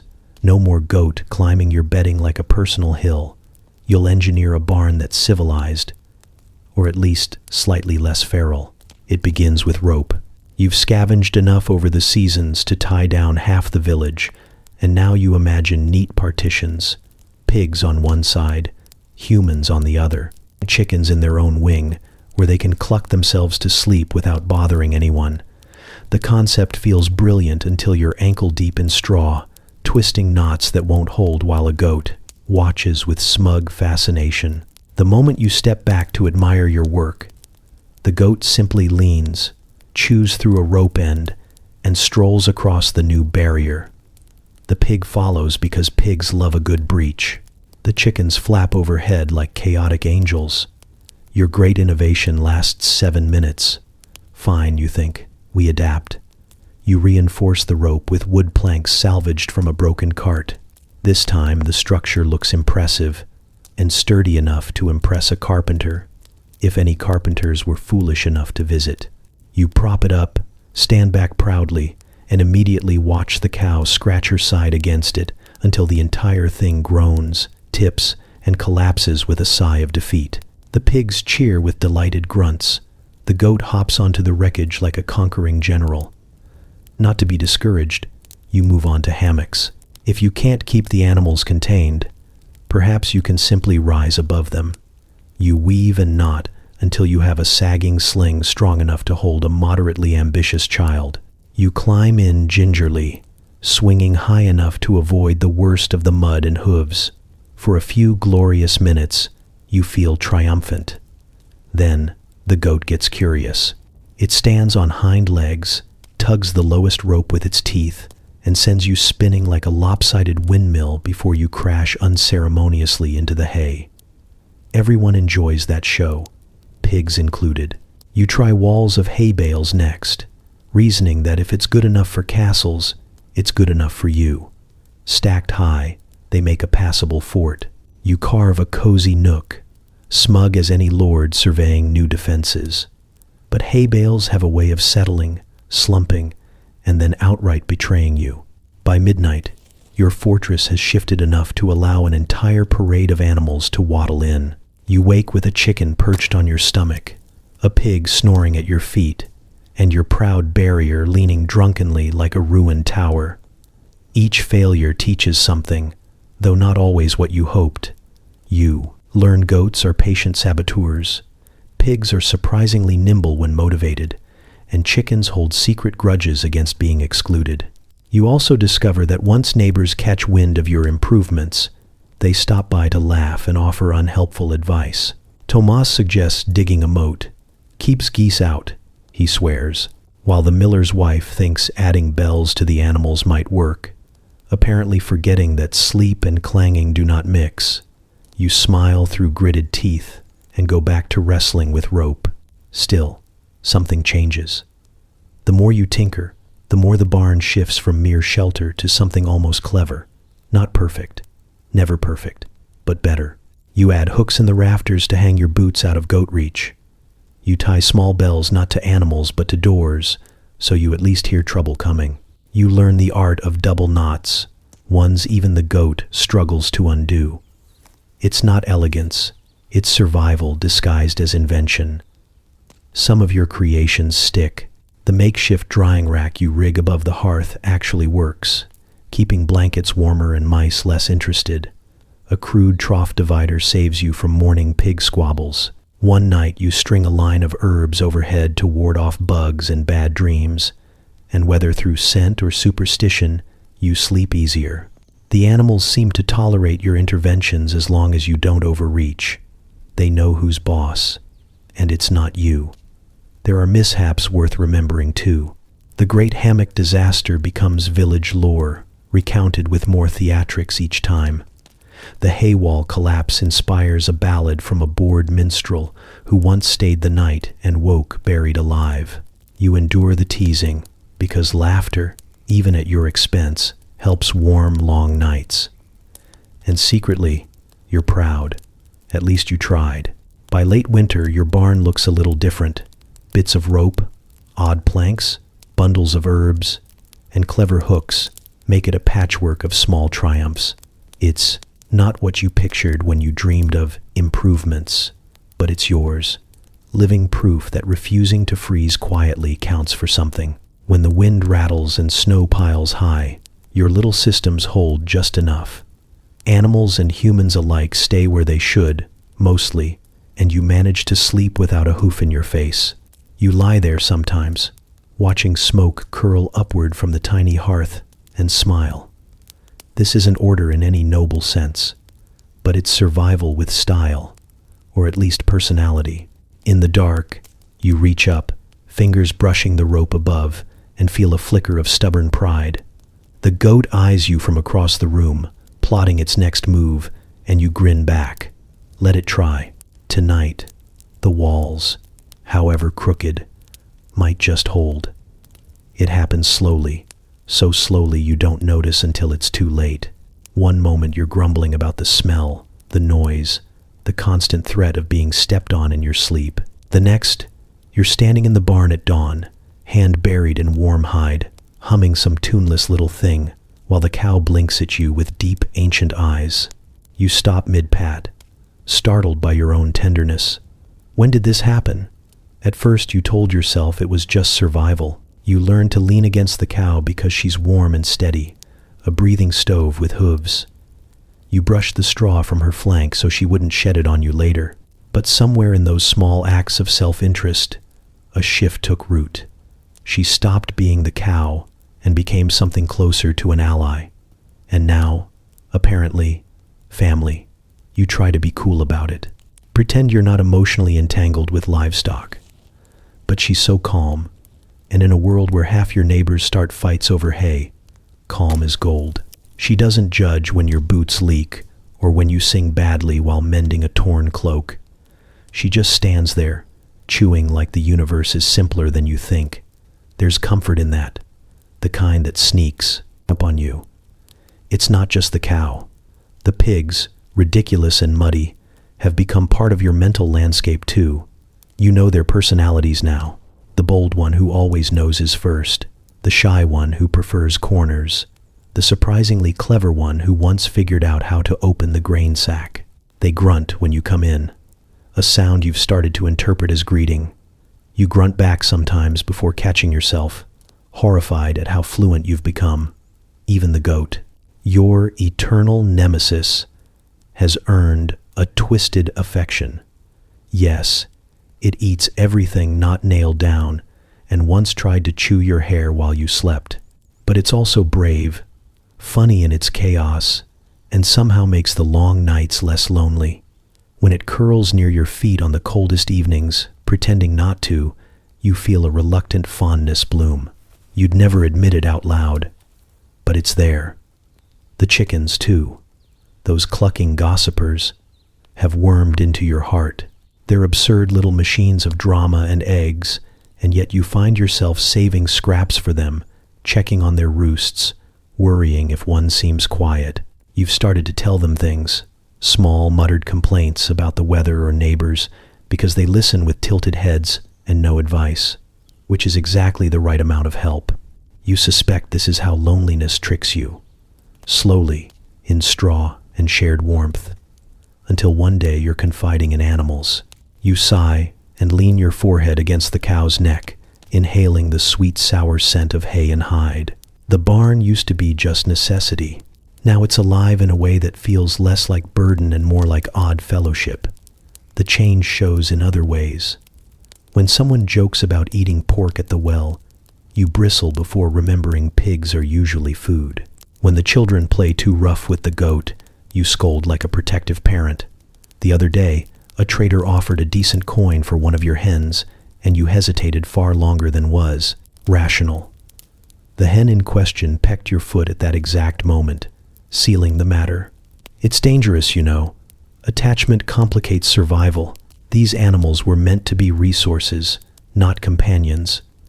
Yet the thought of this winter ending, of warmth replaced with empty straw, twists something in your chest. You wonder if farmers through the ages felt this same contradiction, feeding what might one day feed them, loving what can't love back in words, but offers quiet presence all the same. One evening, the wind screams against the shutters and the fire burns low. You sit cross-legged in the straw, surrounded by the strange family you've built. The cow breathes slow and steady at your shoulder, pigs pile into a comforting mound at your side, and the goat curls near the doorway, vigilant as a surly guard. A chicken roosts on a beam overhead, feathers puffed like tiny armor. It's peaceful in a way you didn't know you needed. You realize something then. The barn has stopped feeling like a last resort. It's rough, drafty, and smells like life at its least polite. But it's also warm, alive, and, somehow, yours. You've built a little world here, stitched together by survival and stubborn care. When the cow shifts and lays her heavy head gently against your shoulder, the weight nearly knocks you sideways. You freeze, stunned, then laugh under your breath because you're too far gone now. You scratch behind her ear, and she exhales a long, soft sigh that fogs the air between you. There's no going back from this kind of quiet alliance. Later, when you finally lie down, you do so with a strange comfort humming in your bones. Outside, winter presses hard against the walls, but in here it's alive and breathing and improbably warm. You close your eyes and think of how this began. Desperation, cold, and too little pride to keep sleeping alone. Now it's something gentler, stranger, and maybe better. You whisper a good night to no one and everyone at once.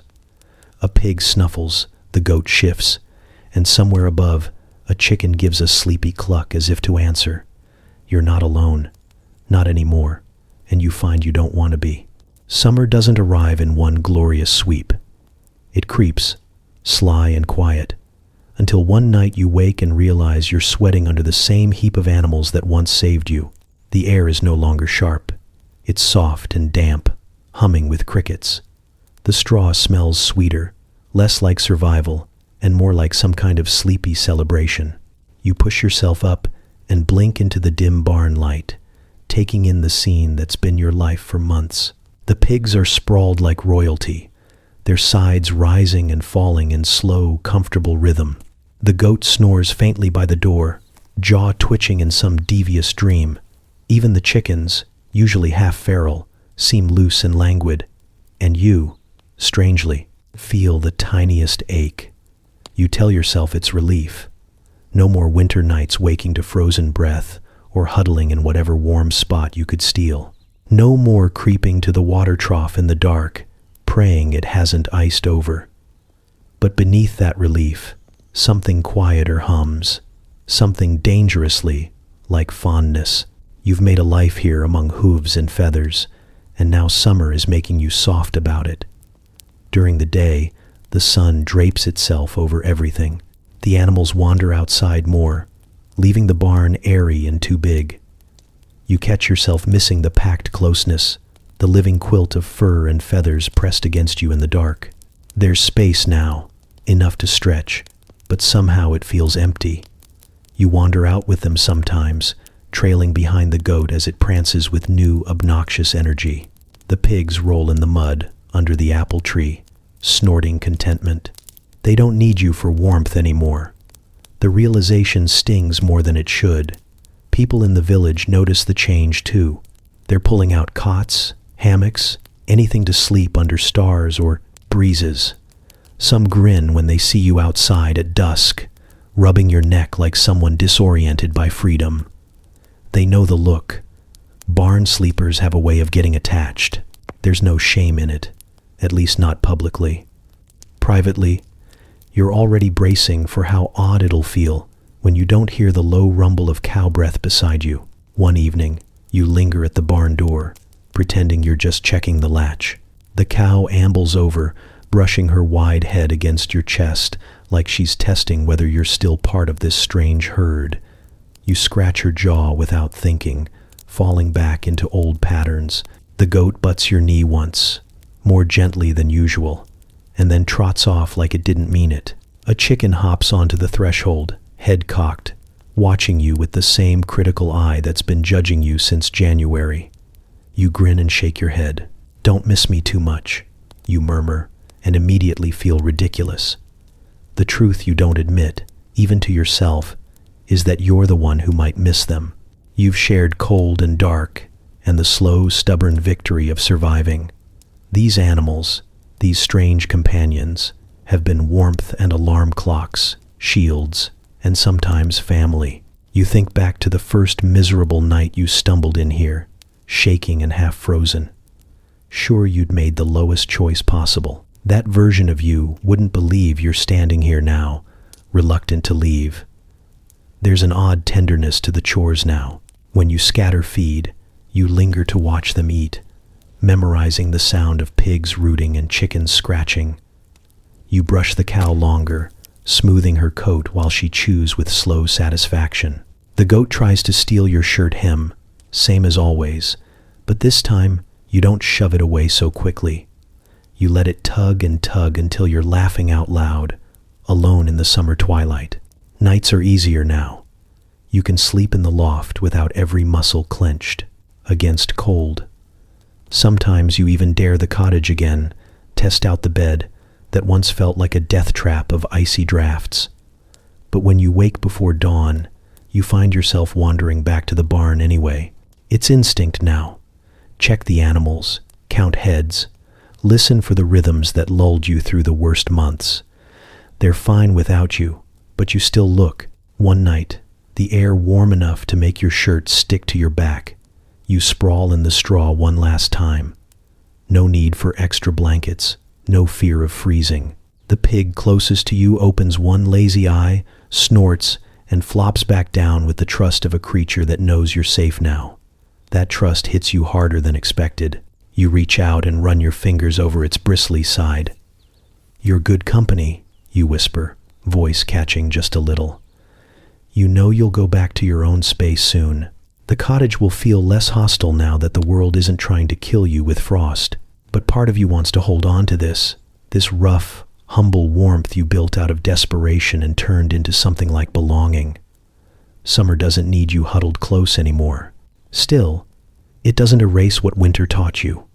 In the dark, with the easy hum of sleeping animals all around, you realize you're saying goodbye in tiny, unspoken ways. Not forever, just for now. You'll still pass through, feed and brush, and maybe nap against a warm flank when the day's too long. But this survival closeness is ending. The cow exhales, heavy and content. The goat shifts, the straw rustles, and somewhere outside, the first cicadas start their metallic chorus. You listen and let the sound settle deep in your chest. The world is turning again, softer this time. You survived the cold, and in doing so, you found something unexpectedly gentle. You stretch out on the straw one last time, hands behind your head, and watch dust dance in the moonlight through the cracks in the boards. The pigs grunt, softly, shifting in their sleep. You smile to yourself, heart full and strange.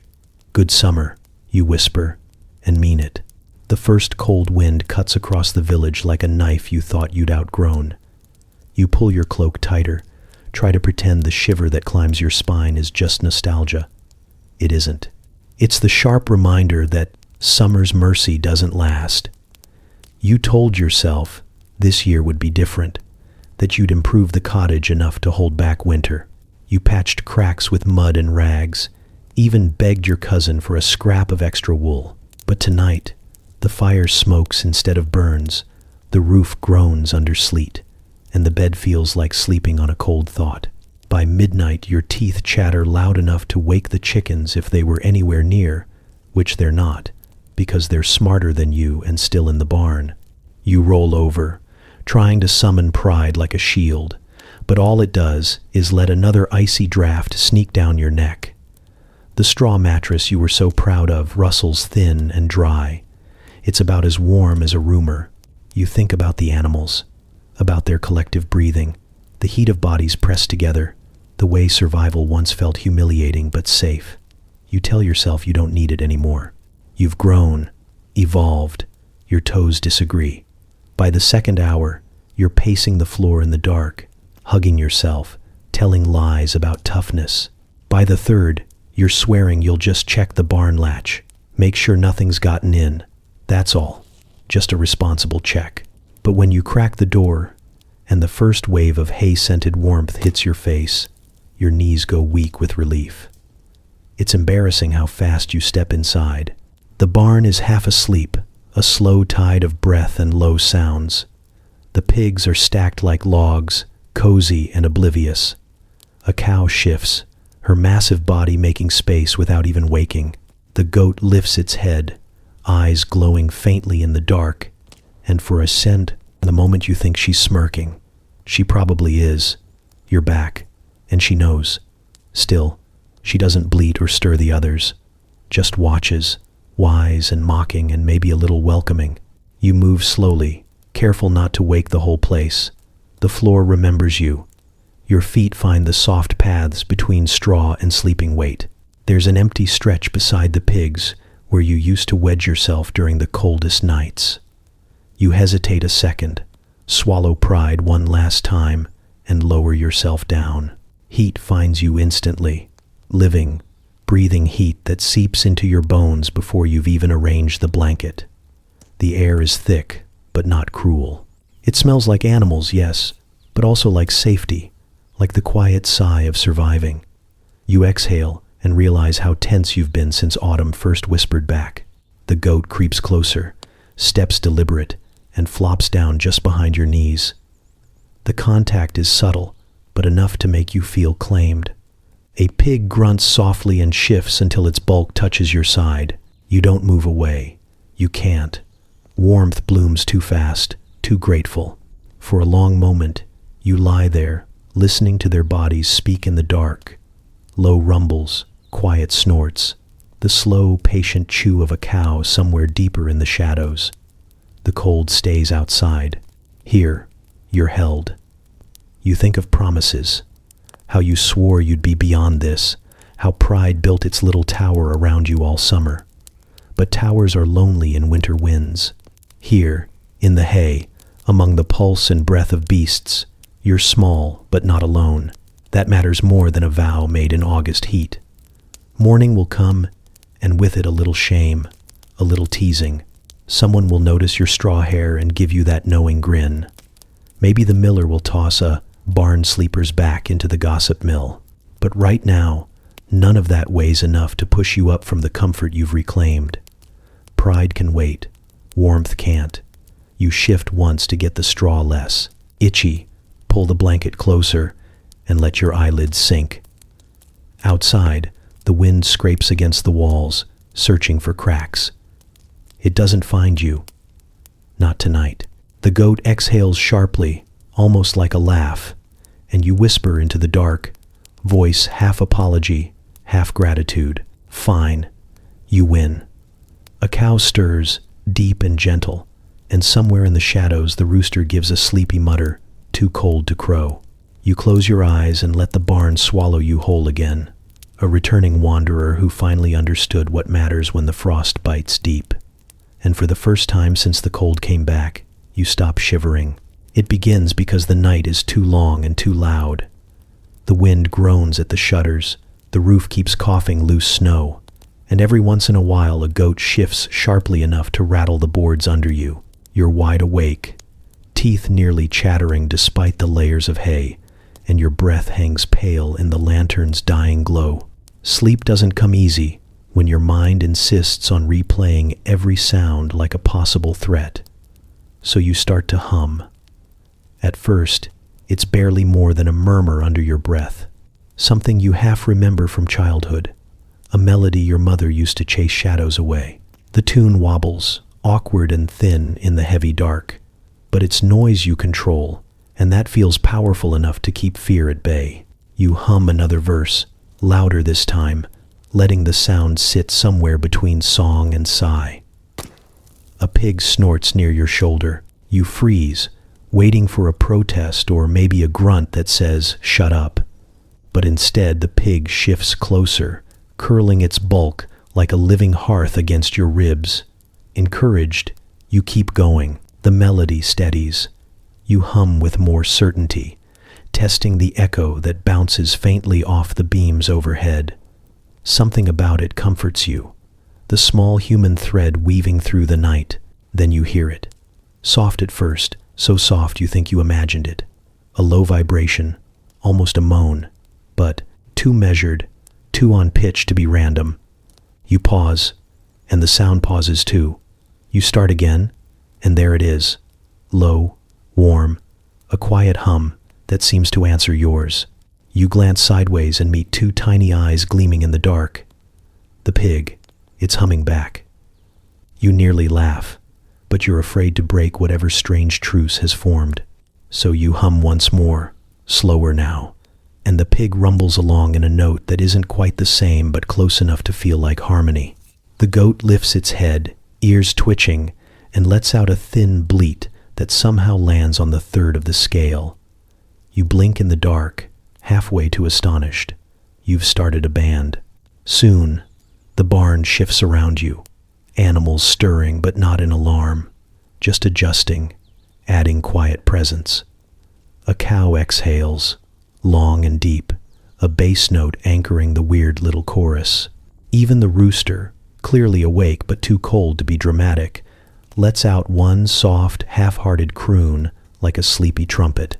The sound swells and rolls low through the rafters, a jumble of breath and life, and maybe music. You keep humming. The tune changes without permission, bending to match the rhythm of snuffles and moos, and suddenly, you're all part of the same song. Not pretty by any stretch. The cow can't stay in key, and the goat thinks every line needs an exclamation mark, but there's something steadying in it. something that feels like you've tricked the cold into thinking you're stronger than you are.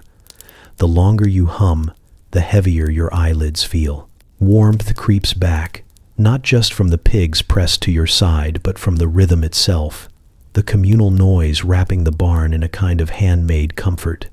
You imagine someone passing outside, maybe the night watchman, maybe a fox, hearing the muffled chorus and backing away, unsettled. Good.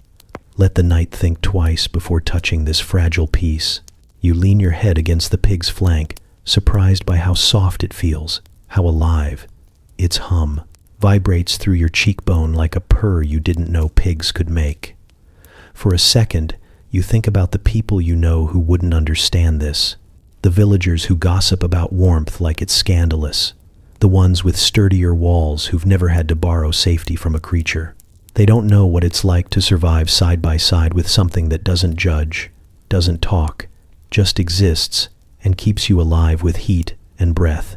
Your song drifts quieter, almost fading. The animals answer in kind, one by one, subsiding back into the hush of sleep. The last sound is the cow's slow, contented exhale and the faint crackle of frost creeping along the windows outside. You feel your own breathing fall into sync with the bodies around you. There's no real melody anymore, but the night itself seems to have softened, soothed by the attempt. As you finally tip toward sleep, you catch yourself smiling in the dark.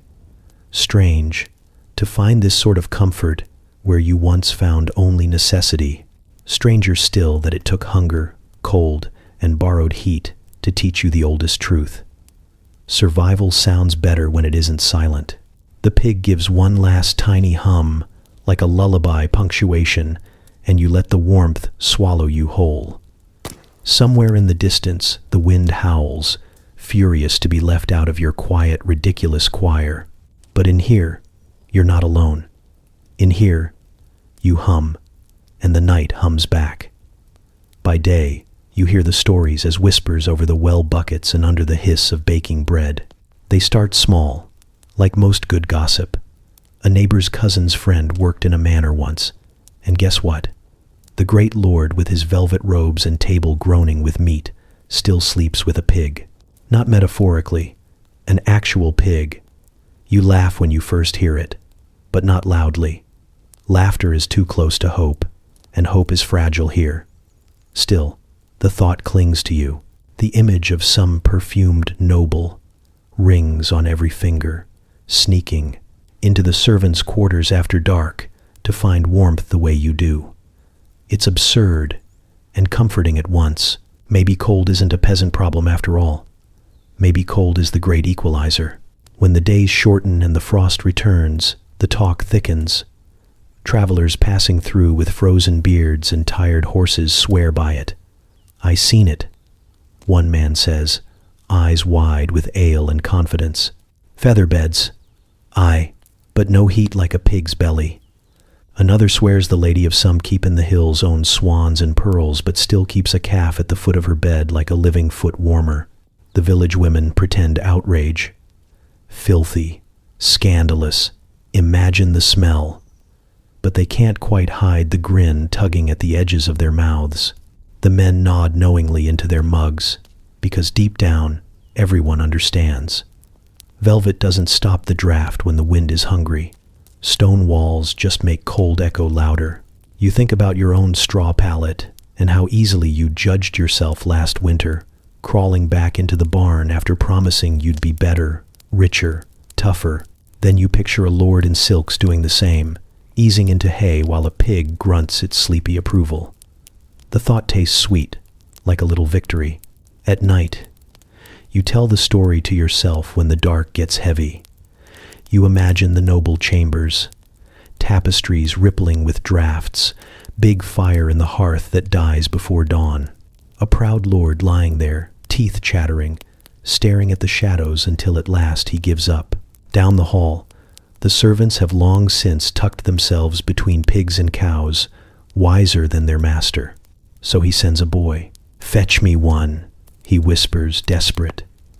And soon enough, there's a pig padding softly across flagstones, tail flicking, eyes bright with knowledge that it is wanted. The first time you picture this, you nearly wake the animals with your snort. But as the weeks crawl on and your own cold creeps in, it's not just funny, it's justice. There's something thrilling in the idea that even wealth bows to survival. One morning at the well, old Marta spins the tale further. My cousin's boy says the Baron's wife keeps hens in her bedchamber. Hens! Her voice rises with theatrical disgust, but her hands don't stop rubbing warmth into her arms. Eggs by dawn, someone mutters, and the circle of women chuckles. You stand there with your bucket and grin, small and private. If the highborn cheat, maybe you're not failing at all. Maybe you're just practical. Of course, no noble would ever admit it. They still send merchants to brag of imported furs and down-stuffed bolsters, gifts from distant lands. The tailors gossip about fox pelts and goose quills sewn into mattress covers. But when the night falls sharp and black, you know how it goes. They call for the servants, whisper what they cannot confess in daylight. Bring warmth, bring life, bring something that breathes. And somewhere, in some grand hall, a pig sighs itself to sleep beside silk sheets. You picture the pig's face, smug and satisfied, and it's almost enough to make you love pigs more than you already do. Almost. The barn around you shifts. A cow groans low, half dream, half protest, while the goat noses at your shoulder. You're lying awake again, the night brittle and cold, but your chest feels lighter with this secret kind of equality. No matter how the world stacks itself, manor or mud, lord or laborer, the cold finds everyone. And pigs, glorious pigs, answer all doors the same. You hum a little. Not a song this time, but something like a chuckle, and pull the blanket closer. Somewhere far off, a dog barks at nothing. Somewhere nearer, the rooster coughs politely in its sleep. The cold presses its face against the walls, but you're not alone, and neither are they. The fine jeweled hands clutching at warm bristles in the dark. It's a quiet kind of rebellion, knowing the truth, a warmth beyond heat. The rich can hoard gold, feathers, and imported furs, but when winter sharpens its teeth, you and they both will answer to the same humble genius, the warm, unbothered belly of a barnyard beast. You close your eyes with a grin and let that thought hold you until morning. By dawn, the stories are already weaving themselves through the smoke of breakfast fires. You hear them drift across the village square, loose threads that tangle and knot until truth and invention no longer bother to keep separate rooms. Someone says the miller's daughter sang a pig to sleep through the worst blizzard of the year, and now the animal follows her like a faithful hound. Someone else swears a goat kicked the frost clean out of a roof beam and saved an entire household from collapse. You sip from your cracked mug and pretend not to listen, though each tale feels like a spark catching somewhere deep in your chest. These stories aren't new. Winter always makes them bloom, their survival told sideways, part laughter, part warning. A neighbor swears his uncle once shared a blanket with 3 sheep and woke to find one wearing his cap, looking dignified and faintly amused. Another insists warmth stolen from animals makes you dream clearer, that a night pressed against a cow can bring visions of next year's harvest. People nod seriously at that one, as if the cow might whisper weather reports between chews. And of course, there's talk of love. It always shows up eventually, shy at first and then loud once the gossip warms. They say a boy wooed his sweetheart by sneaking her extra hay, dry hay, the kind that doesn't itch or smell too much like summer rot. In some versions she married him, in others the goat he borrowed bit him, and the girl married someone richer but less bitten. Either way, there's a moral somewhere about generosity or goats, depending on who's telling it. By mid-morning, the tone gets stranger and grander. A woman at the well recounts how her great-grandmother claimed sleeping beside pigs could ward off nightmares. They eat bad dreams, she says solemnly, and for a heartbeat everyone believes her. Then old Marta cackles that if pigs truly ate nightmares, we'd have none left by spring. Still, A few of the younger mothers glance toward the barns with quiet calculation, just in case. Your own night hum comes back to you, the song you and the animals built together when the dark felt too big. You don't plan to tell it. Some things are better kept between ribs and hay, but you know how these things travel. Give it a week, and someone will say a villager once charmed every beast into a lullaby that kept death itself outside the door. You picture future children wide-eyed by the hearth, soaking in the tale. Maybe your name will be gone by then, but the hum will remain, borrowed and reshaped. That's how it goes. A trick for warmth becomes tradition. A desperate move becomes a legend about cleverness or secret bravery.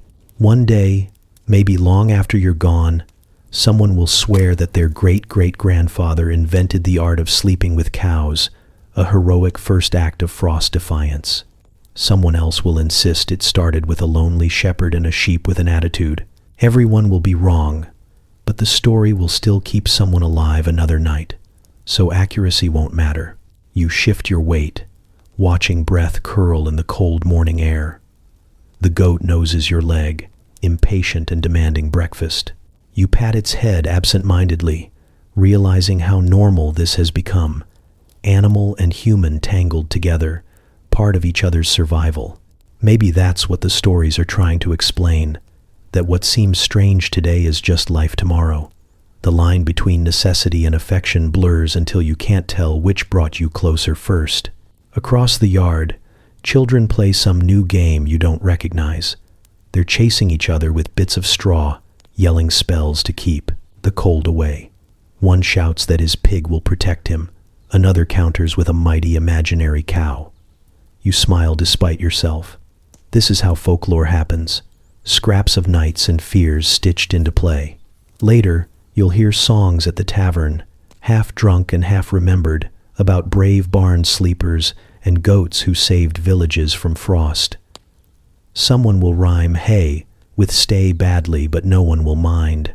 Laughter will rise, warm as any fire, and strangers will lean closer to share their own pieces of the myth. It will feel ridiculous and grand all at once. And tomorrow, when the cold sneaks in again and you find yourself edging back to the barn, none of it will feel like failure. You'll think of all those tales, warmth passed down like an heirloom, laughter layered over fear, and you'll know you're not alone. Your small life will feed bigger stories, and those stories will outlive the night. The goat nudges harder, snapping you out of thought.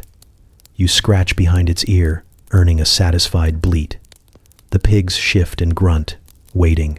The day demands work, but for a moment you stand still, letting the weight of future legends settle on your shoulders like a thick, improbable cloak. One day, children will sit in corners whispering about brave souls who survived winters with nothing but wit and whatever animals would tolerate them. One day, perhaps even nobles will repeat these tales by firelight, forgetting how close to truth they once were. And somewhere deep down, you like the idea that survival, humble, hay-scented, goat-kicked survival, might echo as something proud. You step into the cold with that quiet knowledge warming you more than any fur. Behind you, the barn exhales a slow living sigh, and the stories keep growing. At first, you kept the barn at arm's length, a necessary compromise whispered through clenched teeth. You told yourself it was temporary, survival only, a clever way to outwit winter until fortune or fortitude came calling.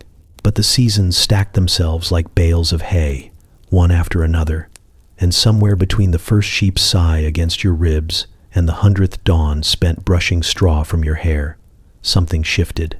You stopped pretending. Now, stepping into the barn at night feels less like surrender and more like slipping into the one room in the world that understands you. The scent, once an assault of hay, musk, and manure, has softened into something that just means safe. Your boots know where to tread, avoiding sharp straw and hidden hooves.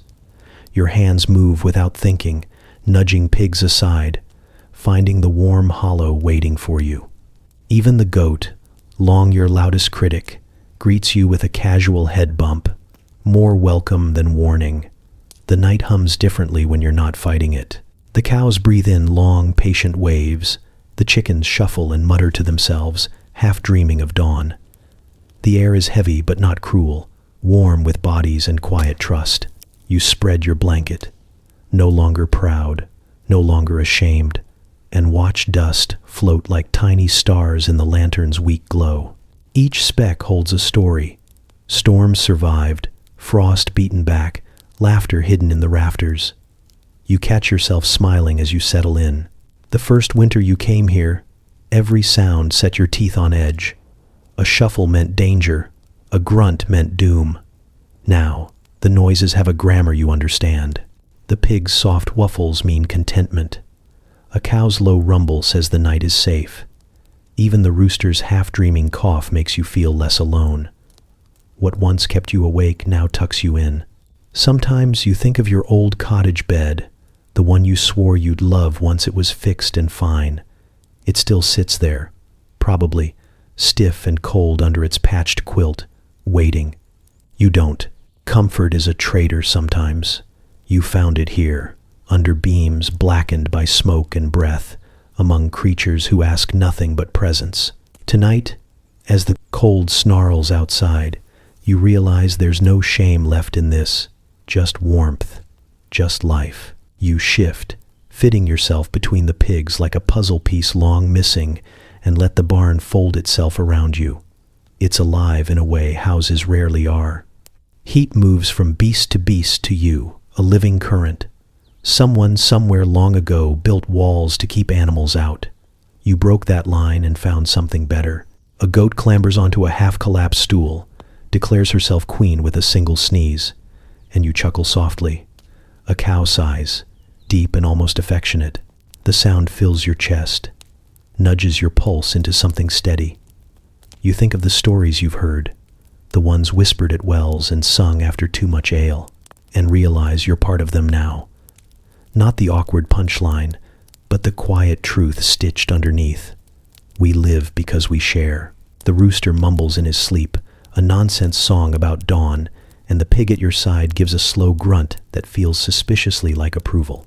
You pull the blanket higher, not to hide, but to sink further into this warmth. The barn is no longer just shelter. It's become a heartbeat you move in time with. Tomorrow there will be work and talk and probably more gossip about who ended up where when the cold bit hardest.